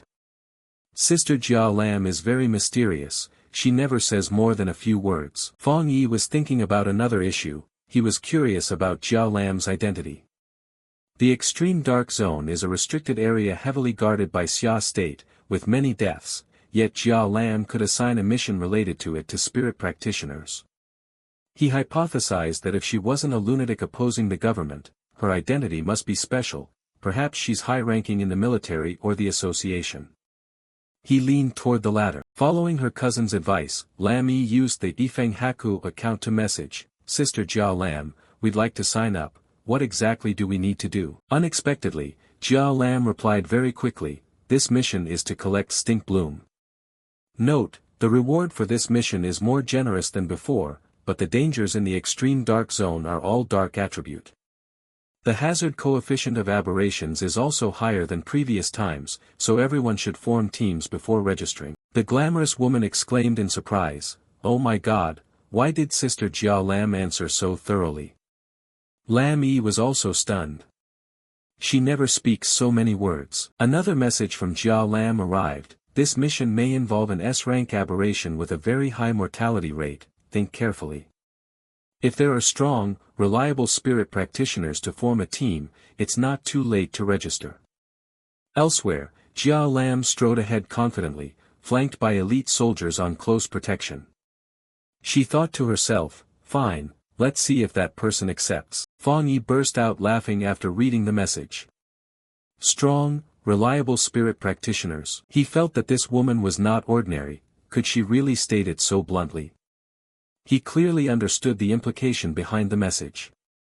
It practically said, I know you, I know a spirit practitioner like you would be interested. Do you dare come? This was Jia Lam's plan. Neither side had met in person, but the mental chess match had begun. Fang Yi smirked. With such an invitation, he had no qualms about agreeing. Cousin, looks like they're targeting me. Thinking of the unexplored forbidden zone, the adventurer in him stirred. Sounds interesting. I have to check out this extreme dark zone. Lam Yi quickly replied to the message, Sister Jia Lam, our team has 3 people. In the hospital corridor, The assistant trailing Jia Lam hesitated. Sister Lam, their team is small. Jia Lam didn't turn back. Holding a bouquet of fresh flowers, she walked on. It's fine, if he's a spirit practitioner worthy of Xia State's trust, he'll come. The assistant worried, but if he doesn't come, won't this group of spirit practitioners then? Jia Lam, who disliked forcing anyone, replied coolly, if he doesn't come, then it's not meant to be. Seeing the assistant seem to misunderstand the mission's purpose, she stopped and asked, do you two also think the Stink Bloom Collection mission is deliberately sending strong spirit practitioners into danger to die? The assistant stammered nervously, Sister Lam, we. Jia Lam entered the sick room, placed the bouquet on the table, and explained softly, the Stink Bloom Collection mission is essentially a near-suicide mission. Its fundamental purpose is completely different from its appearance. This is the necessary path to accumulate power for Xia State. Only by gathering Stink Bloom can we rescue more spirit practitioners, even those who may become Xia State's backbone forces in the future. On the subway, Lam Yi and the glamorous woman were intently watching the news on their phones. Fang Yi leaned against a pole, relaxed, a long saber hanging at his side. A little boy nearby pointed and said, Mom, that guy's carrying a long sword. The mother patted her son's head and smiled, explaining, it's cosplay. I used to play with stuff like that. In the quiet sick room, Jia Lam and her two assistants stood respectfully beside an old man's bed. Her gaze at the venerable teacher was filled with boundless grief. This was a core combatant force who had sacrificed, his fate uncertain. She took the old man's bony hand and whispered like a vow, no matter what, we must collect more Stink Bloom. The man on the bed was an elderly practitioner with silver hair, his body laced with red blood filaments like a poisonous web, eyes closed and motionless. Jia Lam resolved herself, as Xia State's only spirit practitioner who reached the Diamond Realm, we must use Stink Bloom to heal and awaken him. She fully understood his importance. After spiritual energy recovers, the existence of a Diamond Realm powerhouse is as valuable as a nuclear weapon, our greatest bargaining chip with other nations before and after the recovery.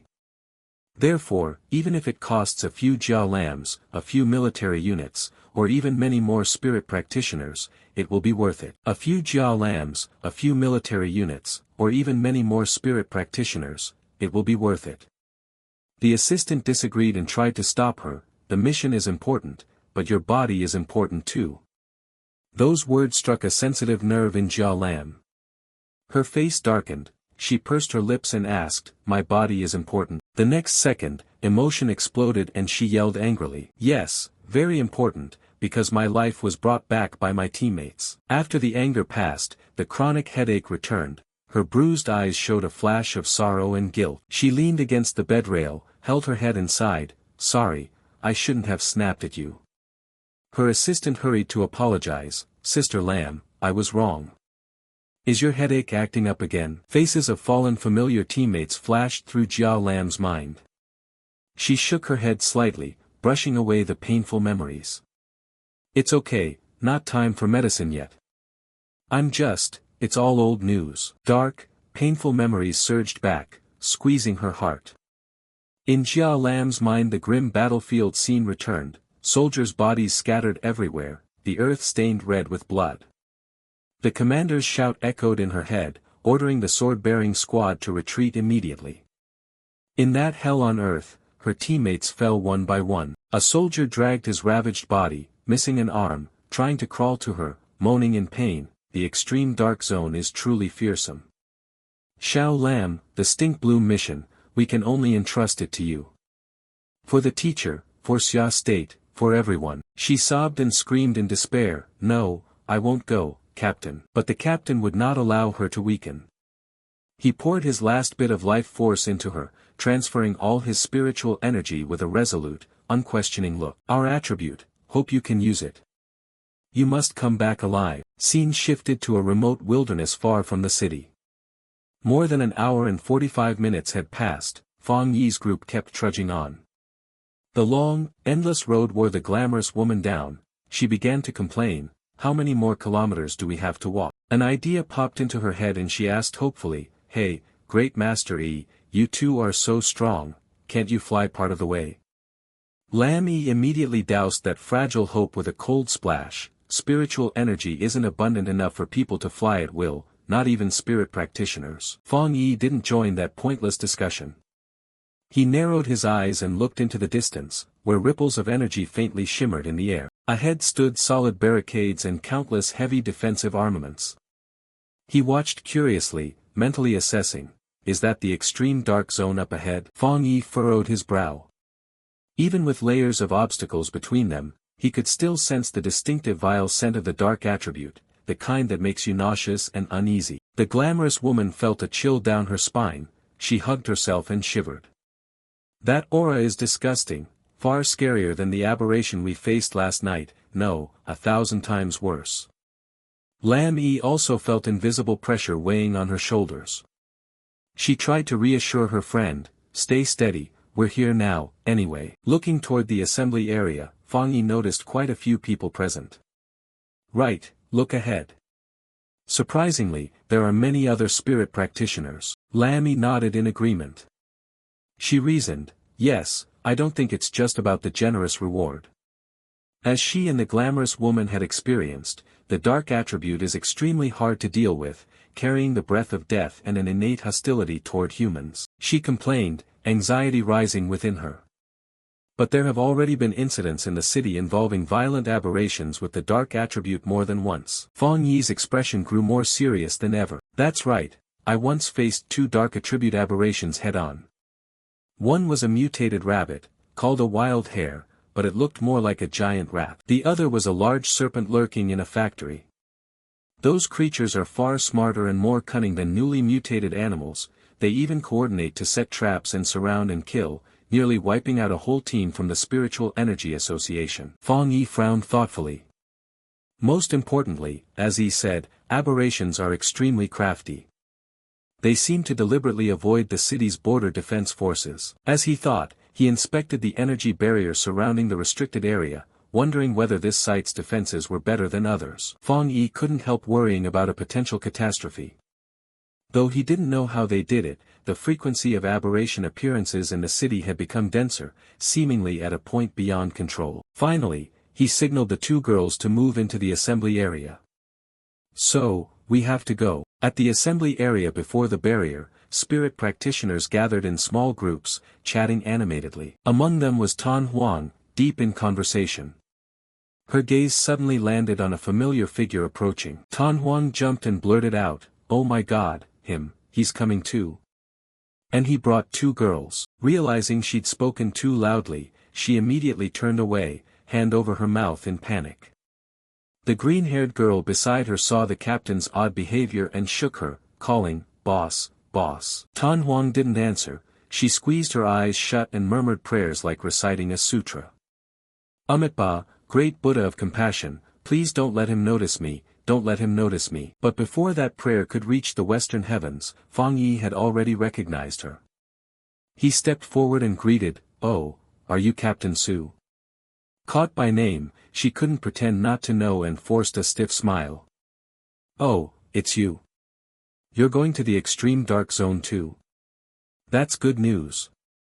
In fact, she'd already received Fang Yi's dossier from the military earlier, which explained her awkwardness over her previous attempts to bluff him. The glamorous woman leaned in and whispered, "Great master, isn't this girl Wai's sister-in-law?"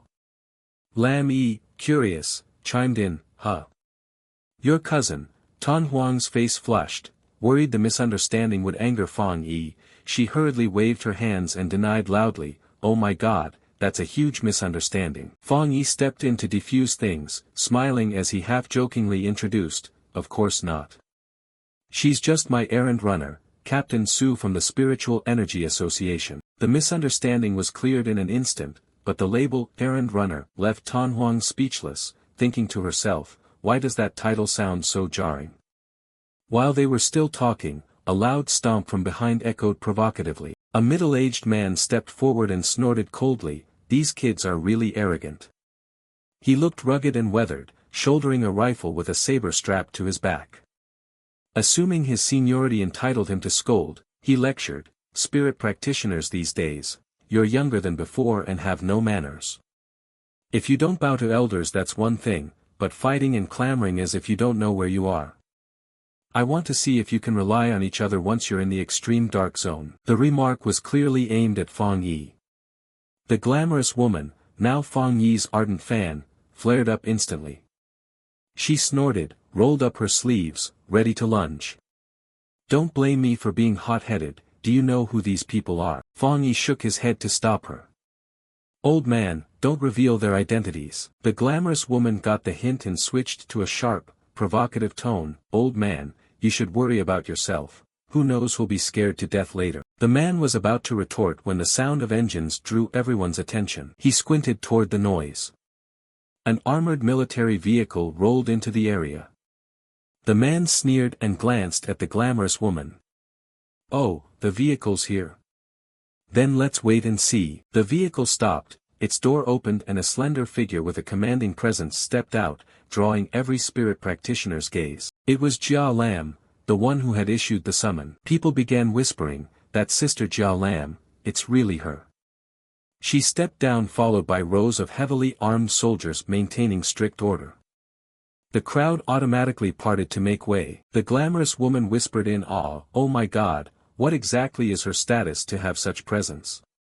Fang Yi guessed, "Probably the one opening the gate for us." As if hearing that, Jia Lam turned her head slightly and glanced at Fang Yi. Then she walked straight to the energy barrier, which glowed with a bluish light. She took out a strange stone carved with ancient patterns, the key to opening the barrier. She channeled spiritual energy into the stone, blue veins rose on its surface.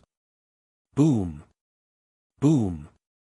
The ground trembled as the barrier began to split open, revealing a path into a pitch-black interior like a monster's maw. A deep, somber aura and the metallic stench of blood surged out amid rumbling growls. Jia Lam shouted sharply, "Everyone who's arrived, open the main gate." The barrier fully opened, revealing a swirl of pitch-black mist slowly churning behind Jia Lam. She turned and announced, "You may enter now.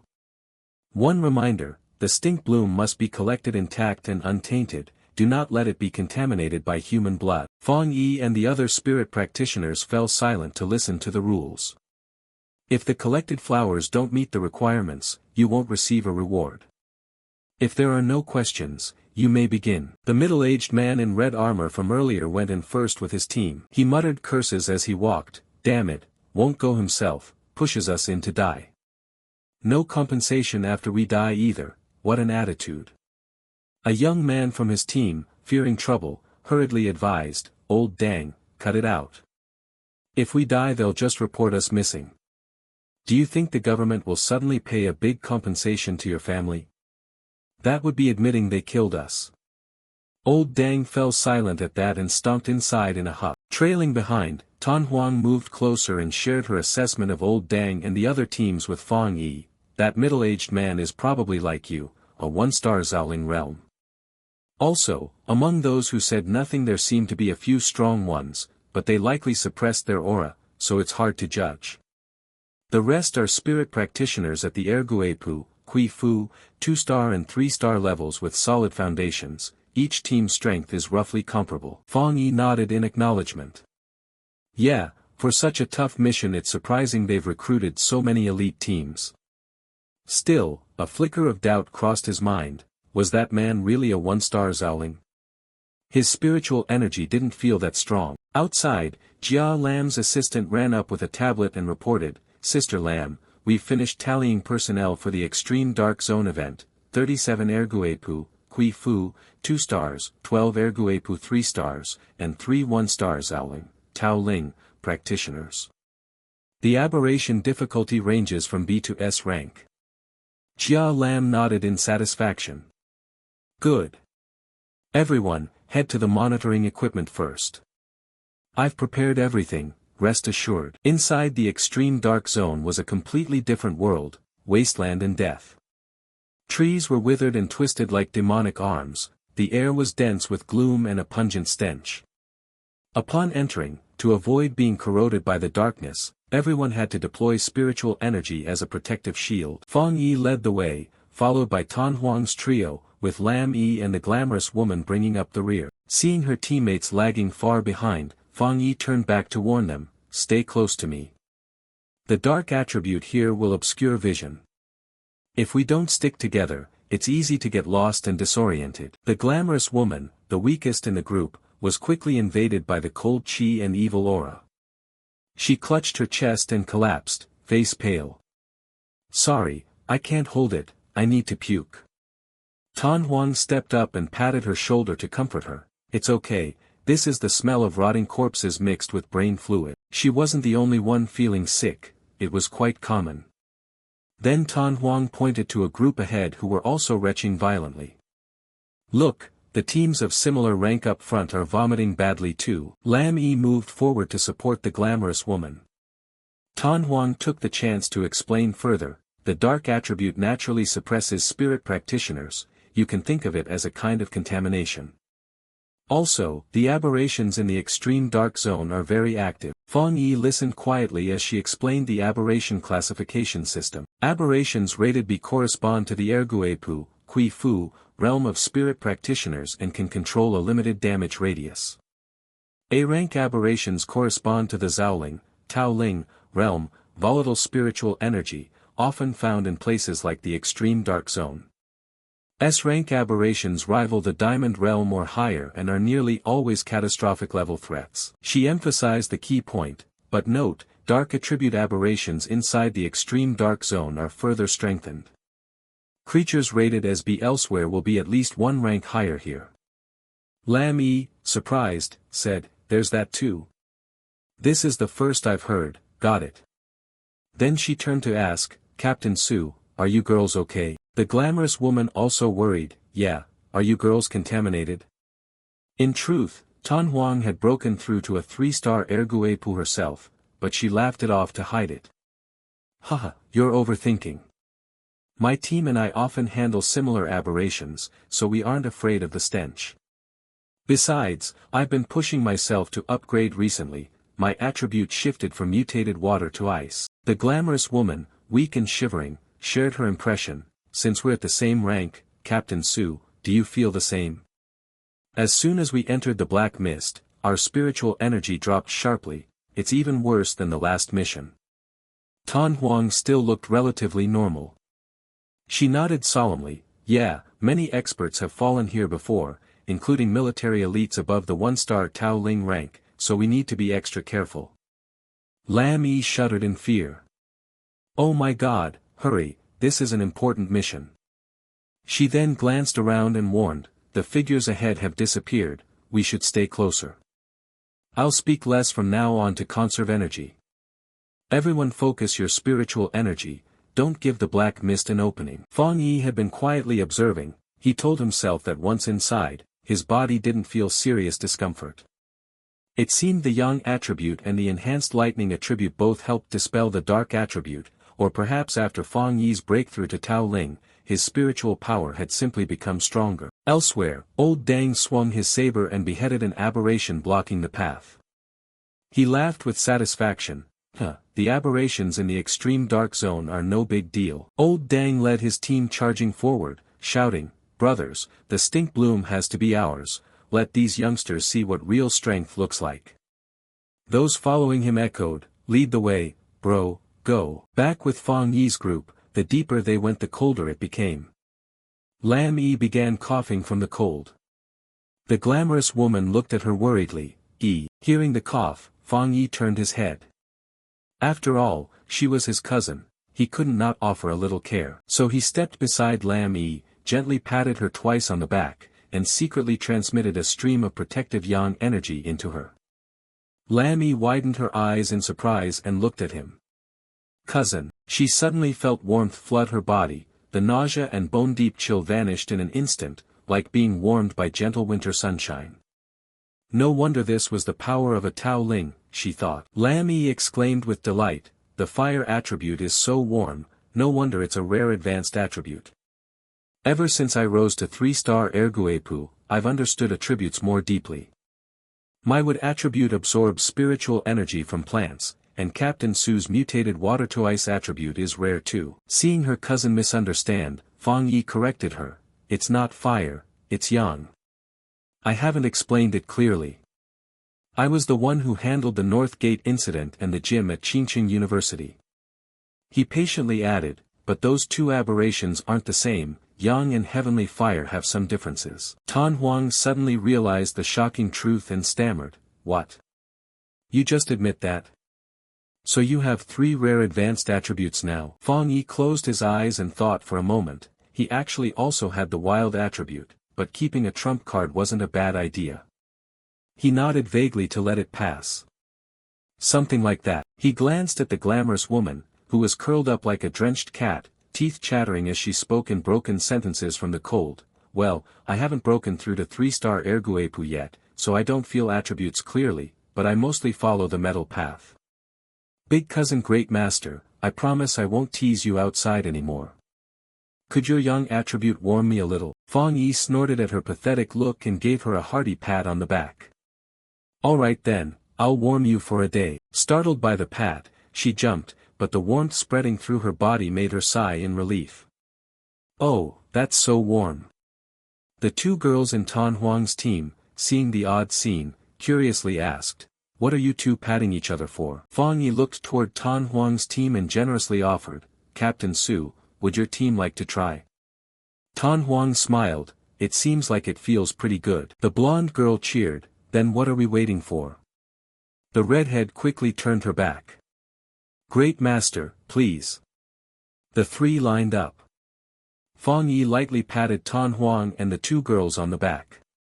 Receiving the warm protective young attribute, all 3 visibly brightened and couldn't help giggling. Their brief joy was cut short by heavy, splashing footsteps of an approaching aberration that shattered the relaxed mood. Fang Yi immediately warned, watch out, an aberration's coming. Tan Huang reacted instantly, launching a burst of spiritual energy toward the source of the sound. What was that? But the attack missed into empty air, instead a shadow lunged straight at the glamorous woman. She startled and leapt to the side to dodge. A huge, pitch-black aberration loomed into view. Someone screamed, glamorous lady, right in front of you. She panicked, oh my god. Tan Huang recognized the creature's rank and shouted, careful, it's an A-rank aberration. The glamorous woman stood rooted in fear, eyes wide as the beast bared its fangs and swiped its claws. Tan Huang summoned razor-sharp shards of ice and charged in to rescue her. As the jagged ice drove forward, the aberration suddenly dissolved into the black mist like a phantasmal illusion. Tan Huang gritted her teeth, this level of difficulty, Lam Yi, who had rushed up to help from behind, was astonished. It disappeared. Fang Yi calmly scanned the surroundings and discovered a horde of undead trudging forward from the rear. The undead, neither fully human nor spirit, growled as they encircled them, black mist gradually pooling at their feet. Fang Yi warned, watch your step. The group was driven into a corner. Without hesitation, Fang Yi stepped forward, gripping the hilt of his blade. Clear a path. Blazing yang energy erupted, and his eyes turned a blazing red like twin torches in the night. He swung his sword and unleashed heavenly fire. 2 roaring fire dragons burst forth, tearing the darkness apart. Boom! The flames detonated, incinerating the surrounding aberrations. The crackling of fire mixed with a strong stench and the monster's pitiful screams. Hot, hot, don't burn me. With a single slash, everything was dealt with cleanly. Fang Yi rested the sword on his shoulder and turned to the team with a grin, we're safe for now, that wave of aberrations is gone. Don't be fooled by how many eyes they had, there were really only 2 of them. He stroked his chin, puzzling, I didn't expect the aberrations here to have evolved to the point of imitating human speech. Tan Huang, with her deep knowledge, explained, maybe from eating so many people they learned. These aberrations, even the weakest have been nurtured by the extreme dark zone up to A rank. If you're not a Tao Ling, you basically can't face them head-on. Not far away, a mysterious figure stood silently watching, Jia Lam. She wore a mask covering her face, her eyes showing approval. One strike had defeated 2 A-rank phantom beasts, even she would have needed several rounds to subdue them. After the danger passed, Lam Yi remained on high alert. She suggested, if Captain Su is right, we need to stick together. Otherwise I think these aberrations could disguise themselves and blend in, attacking when we let our guard down. Fang Yi looked at the glamorous woman huddled on the ground from fright and said gently, Miss, stand up. She was still weak-kneed and breathing heavily. The oppressive aura is terrifying, stronger than Miao demons and Jiangshi. A slight touch could incinerate you. Is this the pressure of rank? It feels like I can't breathe. Suddenly there was a strange rustling sound somewhere. Fang Yi squinted and looked around. He seemed to sense something odd. Suddenly Lam Yi tilted her head to listen. Her keen ears picked up strange echoes from afar. She asked, suspiciously, "Hey, everyone listen, does that sound like ocean waves up ahead?" No sooner had she spoken than the ground beneath their feet shook violently, as if a giant beast stirred beneath the earth. The group jolted and staggered to keep their balance. Quickly, heavy pounding footsteps approached, accompanied by sharp, staccato gunshots. A spirit practitioner came running half dead, screaming at whoever was firing, "Run, stop shooting, this thing is weird." Panic-filled shouts echoed through the area. "Help, it's a ghost." Fang Yi's expression darkened. He felt a heavy, invisible pressure settle on his shoulders. Ahead, the surf roared like the ocean's fury. Countless mutated bats, black as storm clouds, swarmed in, blotting out the sky. The spirit practitioners scattered, faces drained of color, the blood gone from them. The first to run, ironically, was old Dang. Amid the chaos, someone screamed in despair, "This is what wiped out even legendary squads, it's the black darkness tide." The jet-black tsunami, filled with deathly energy, surged forward, sweeping everything in its path. Those who lagged were swallowed in an instant. Piteous cries for help rose non-stop, "Help, save me." Seeing that, old Dang's reckless heroic streak flared. He skidded to a halt, stopped running, detonated his protective spiritual energy, planted himself and bellowed, "What the hell is this black darkness tide? Just because the government troops couldn't beat it doesn't mean we can't. Damn it, this is nothing but something in my pocket." With that he lunged madly straight into the raging wave. The bravery was commendable, but old Dang had gravely underestimated the destructive power of the black darkness tide. In a blink, his body was engulfed by the inky current. As he sank into that black sea, he realized with horror there were no fish inside, only things 1,000 times more terrifying. Oh fuck, no, inside these. But it was too late for old Dang to regret it. His body was torn apart by thousands of aberrations lurking in the dark.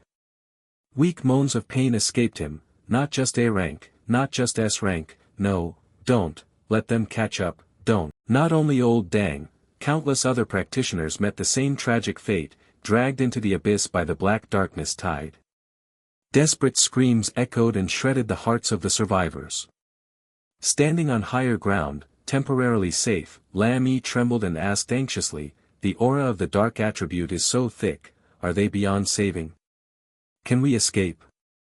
Fang Yi remained unnaturally calm, perhaps deaf to fear. He turned to Tan Huang and asked, "Captain Su, what is the black darkness tide?" Tan Huang's face grew grave, her voice edged with fear. "The black darkness tide is the ultimate condensation of the dark attribute, it can consume all decay, and the aberrations inside are no exception. But this operation clearly timed to avoid a tide." Lam Yi shivered in horror.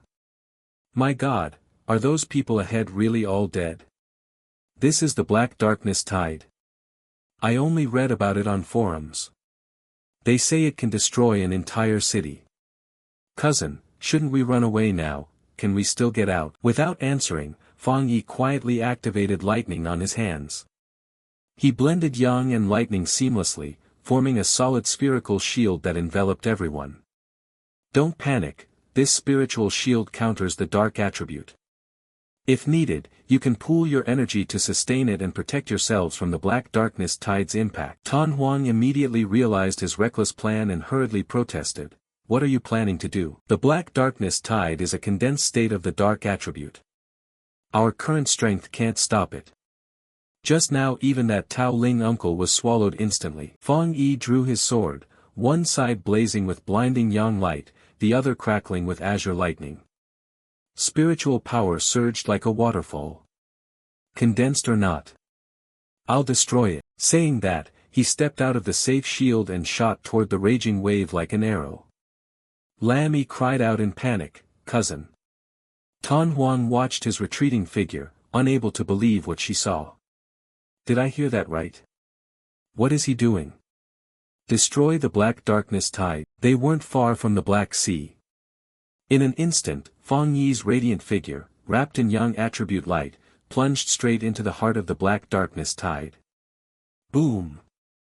The Black Sea swallowed him. Thanks to Yang's strong counter to the dark attribute, Fang Yi could still move freely within this sea of death. He dove deeper and deeper. When he reached a certain depth, scores of greedy red eyes opened around him. Fang Yi curled his lips in a cold smile. Oh, so that's how it is. To these monsters, Fang Yi was nothing more than a fat, tasty morsel. They closed in, surrounding him from all sides. Meanwhile, Fang Yi calmly analyzed the situation. Rather than calling them A-rank aberrations manipulated and evolved by the dark attribute, it was more accurate to say they were composite forms of upgraded versions. His gaze swept over the aberrations, continually shifting from B rank to A rank, then leaping from A to S. The threat level of the entire black darkness tide could easily be called SSS rank. No wonder it could effortlessly swallow a Tao Ling practitioner, humanity's elite. He channeled his lightning spiritual force. Thunder cracked loudly in his hands. Immediately, Fang Yi streaked like a lightning bolt, unleashing thunderous punches. His ethereal footwork pierced through the ranks of dark aberrations. But the enemy numbers were too great. No matter how many he killed, they kept coming. Seeing their comrades fall only made them more frenzied in pursuit. Fang Yi shrewdly widened the distance, his eyes suddenly flashing with the golden light of the yang attribute. He spun and launched a bold counterattack. A blade came down, combining the heat of fire with the purifying force of yang, incinerating the giant aberration tailing him. The power of a Tao Ling combined with an enhanced weapon was truly terrifying. Where he once struggled against a B-rank giant snake, he now effortlessly shredded a composite A-rank aberration inside its own lair. While fighting fiercely, his eyes suddenly landed on a familiar sight. An aberration had its jaws locked around old Dang's head, the man who had loudly scolded him earlier. "Is that the guy from before?" he called out casually. "Hey, you alive?" Perhaps due to his high cultivation, old Dang hadn't been fully swallowed. Hearing the voice, he croaked a few weak sounds. Fang Yi assessed silently. There was still response, meaning the man's spiritual power hadn't been entirely consumed by the dark attribute. Although his Tao Ling base wasn't as solid as Fang Yi's, he was a genuine Tao Ling, so a sliver of hope for survival remained. If he could be saved, Fang Yi couldn't turn a blind eye. Acting on impulse, he raised his hand and summoned lightning, divine thunder tempering. Fang Yi lowered his hand and a colossal column of lightning descended from above like a god's hammer of punishment. Boom! The deafening explosion shattered the cluster of aberrations surrounding old Dang. He was freed but had lost all ability to fight, his body was heavily tainted, and he collapsed to the ground. Fang Yi held his sword and examined the victim's condition. Indeed, he could still be saved, but chances were slim. At that moment, the black shadows that had been dispersed began to revive, writhing and jostling as they surged toward the young man standing resolute in the Black Sea. A piercing growl rose again. Fang Yi clicked his tongue. Infinite regeneration. Is this an S+ trait? He sneered at the giant monster reforming before him. There's a way to deal with it. Let's try this. Acting on his thought, he reached forward and deliberately dispelled his protective spiritual layer. He wanted to use the system to see if he could edit this dark attribute. The system immediately warned, extremely strong dark attribute detected. However, the next notification crushed his hopes, special attribute force detected, cannot be edited at this time. Without the protection layer, Fang Yi struggled to resist the encroaching darkness using only his lightning attribute. Reach Tao Ling and still can't edit the dark attribute. Indeed, the dark attribute is more special than the others. This method failed, so he had to think of another. He hastily reactivated his young attribute protective spiritual force. His lips curling into a calculating smile, seeing the prey frozen in place, the aberrations attacked more ferociously, lunging in to tear it apart. Fang Yi stood motionless, his mind calculating like lightning. If he couldn't destroy it completely and couldn't directly absorb it, then he had to try another approach. He felt a twinge of regret. Too bad he hadn't brought Xiao Baihua. Otherwise he could have used wild force to fight this dark attribute. What else is there? Suddenly, Fang Yi's eyes flashed with a brilliant spark. Got it, it's right here, isn't it? Outside, inside the safety shield Fang Yi left behind, the group still stood nervously. The alluring woman asked, Captain Su, have you ever seen anything like this? Tan Huang shook her head wearily. I don't have much experience, never seen this before. Looking toward the grotesquely churning black darkness tide in the distance, someone whispered, can the black darkness tide be calmed? At that moment, the protective shield trembled faintly. Lam Yi shivered, filled with dread. What's up with the protective ring? It's so strange. When I faced the ghost tide before I wasn't this uneasy, but in this aberrant environment he's been in there so long, what if something happened? Tan Huang took Lam Yi's cold hand and patted it reassuringly. His spiritual shield is still up, it's only flickering. We can pool our energy to reinforce it. Besides, if something happens to someone of his level, then we'd all be buried with him. The captain knew how to comfort with harsh practicality. A Tao Ling who commands several aberrant attributes, I actually suspect his real strength is now a 3-star Tao Ling. It's not us, a bunch of 3-star Kui Fu practitioners, who can go rescue him. Though blunt, it was true. Lam Yi and the alluring woman were struck speechless and couldn't argue. Lam Yi even laughed. Captain Su, you're hilarious. Tan Huang scratched her head in embarrassment. Oh, really? My teammates say that too. Feeling better now? While they joked, a shaft of golden light, brighter than the sun of truth, suddenly shot up from the horizon and tore through the night. Boom! The horrifying blast shook the land. 9 enormous fire dragons undulated into being, majestic and awe-inspiring in the air. This was Fang Yi's latest ultimate technique, 9-dragon heavenly fire sealing art. Hovering amid the 9-dragon heads circling, he roared once, his shout reverberating across heaven and earth. Unlike everyone else's sheer astonishment, the alluring woman cried out in delight as if she'd struck gold, why, your cousin, why was stunned silent? Lam Yi stood open-mouthed at the magnificent sight and exclaimed admiringly, that move is so cool, seriously awesome. The 9 fire dragons coiled and tightened, gradually swallowing and compressing the brutal black darkness tide within. Far off, Jia Lam couldn't hide the shock on her usually cold face. He uses heavenly fire to seal. Watching the energy sphere take shape, she silently marveled, has he sealed the black darkness tide? Below, Fang Yi gritted his teeth and poured every ounce of spiritual power into controlling and shrinking the gigantic sealing sphere. He added his lightning attribute to boost the countering force, forcing the black darkness tide into submission. Fang Yi at that moment looked like a god bearing a planet on his shoulders, spiritual power surging like a waterfall. 9 dragons, Titan. He hurled the sealing sphere forcefully to the ground. Crash! Rocks flew everywhere. The earth cracked. Fang Yi paid it no mind and kept compressing the seal smaller. Heavenly fire bands spun like cords of death, tightening the encirclement and locking every retreat of the darkness. Finally the sphere shrank to the size of a fist, radiating a brilliant heavenly fire aura like an eternal lock imprisoning the black darkness tide within. When it was done, Fang Yi dragged old Dang's limp body out and tossed the sack to the ground. Temporarily safe. Unexpected haul. Found one person. What should we do with him? Lam Yi ran over excitedly, cousin, you're okay, thank goodness. Looking at old Dang motionless, Tan Huang suggested, leave him to my team members. Seeing Fang Yi's sullen, unhappy face, she wondered, he sealed a high-level dark attribute, why doesn't he look pleased? She admired him inwardly, he said he wanted to eliminate the black darkness tide, and he actually did it. This person really is. Fang Yi turned and walked ahead, his tone urgent, because this is only a temporary seal. The dark attribute here is too abundant, we need to move quickly. While the seal still holds, gather as many stink blooms as you can. Tan Huang nodded in understanding and signaled to her team. Understood.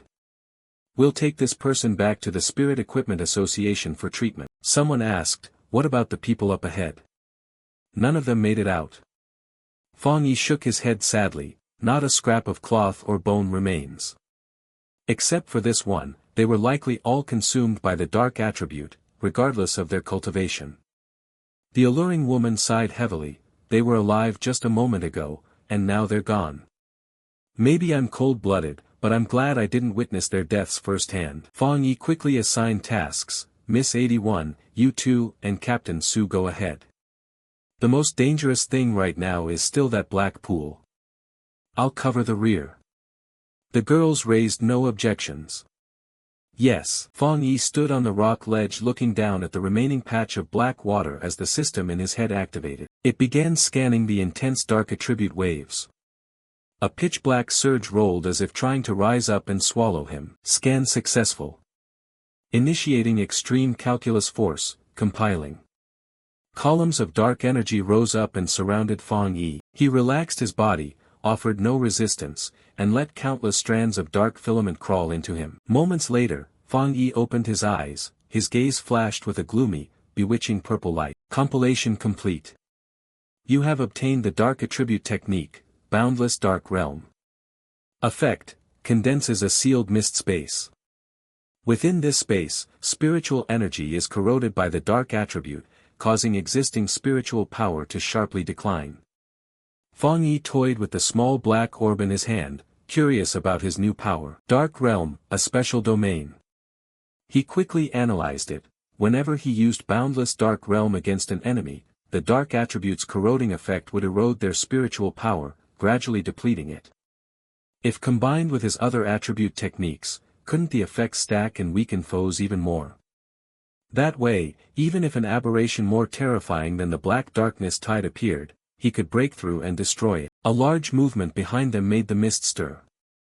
Tan Huang couldn't help but look back, curious. Senior, do you feel like this mist is? She couldn't finish the sentence when she saw the horrific sight. Fang Yi hovered in midair as the dark mist from all directions converged and poured into him. Tan Huang marveled silently, that spiritual wave, did he just break through again? There had been no dramatic change moments ago. Then she realized something was off. No, could he be absorbing the power of the black darkness tide, which the government classifies as S-rank? But that sounded absurd. Among the Taoists, everyone knew the dark attribute was the most forbidden and dreadful thing. It crystallizes from the deepest negative emotions and malice. The government strictly forbids absorbing it because the price is too steep. For that reason, aberrations with the dark attribute are catalogued separately. Although ranks still run from D to S, even a D rank is enough to make a newly minted Kui Fu practitioner suffer horribly, let alone an S-rank black darkness tide. Don't say 1 Tao Ling, 10 Tao Lings could be swallowed at will. She recalled a case where a 3-star Kui Fu practitioner tried to absorb a tiny C-rank dark attribute shard, his flesh rotted away, his mind went mad, and he still lies in a psychiatric hospital. At this moment, Fang Yi had finished absorbing it. He exhaled lightly and, eyes fixed on a hidden corner, said indifferently, "Come out. You've been watching us for a long time." Jia Lam pulled her face covering down and calmly stepped out of the shadows. "If I'm not mistaken, Fang Yi, you were the one who sealed the black darkness tide." Tan Huang cried out in panic, Jia Lam. But Jia Lam ignored her, her cold eyes fixed on Fang Yi. "And another thing, what were you doing just now? Absorbing the dark attribute?" Fang Yi admitted nonchalantly, "Ah, yes." Tan Huang stared in astonishment.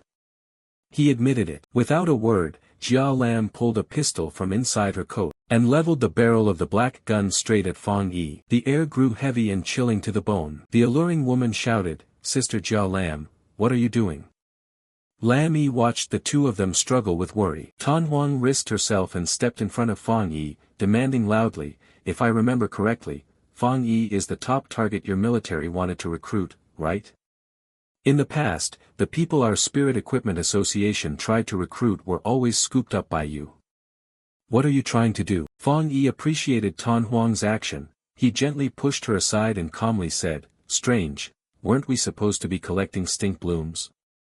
Miss, you seemed desperate to finish the mission, yet now you look upset that we didn't die here." Jia Lam silently admired his sharpness, but kept her finger on the trigger. The alluring woman stepped forward to defend him. "Sister Jia Lam, we've always trusted you, but you were here, why didn't you act earlier? If not for Elder Fang Yi, we would have been wiped out. I could accept it, but why is still a child?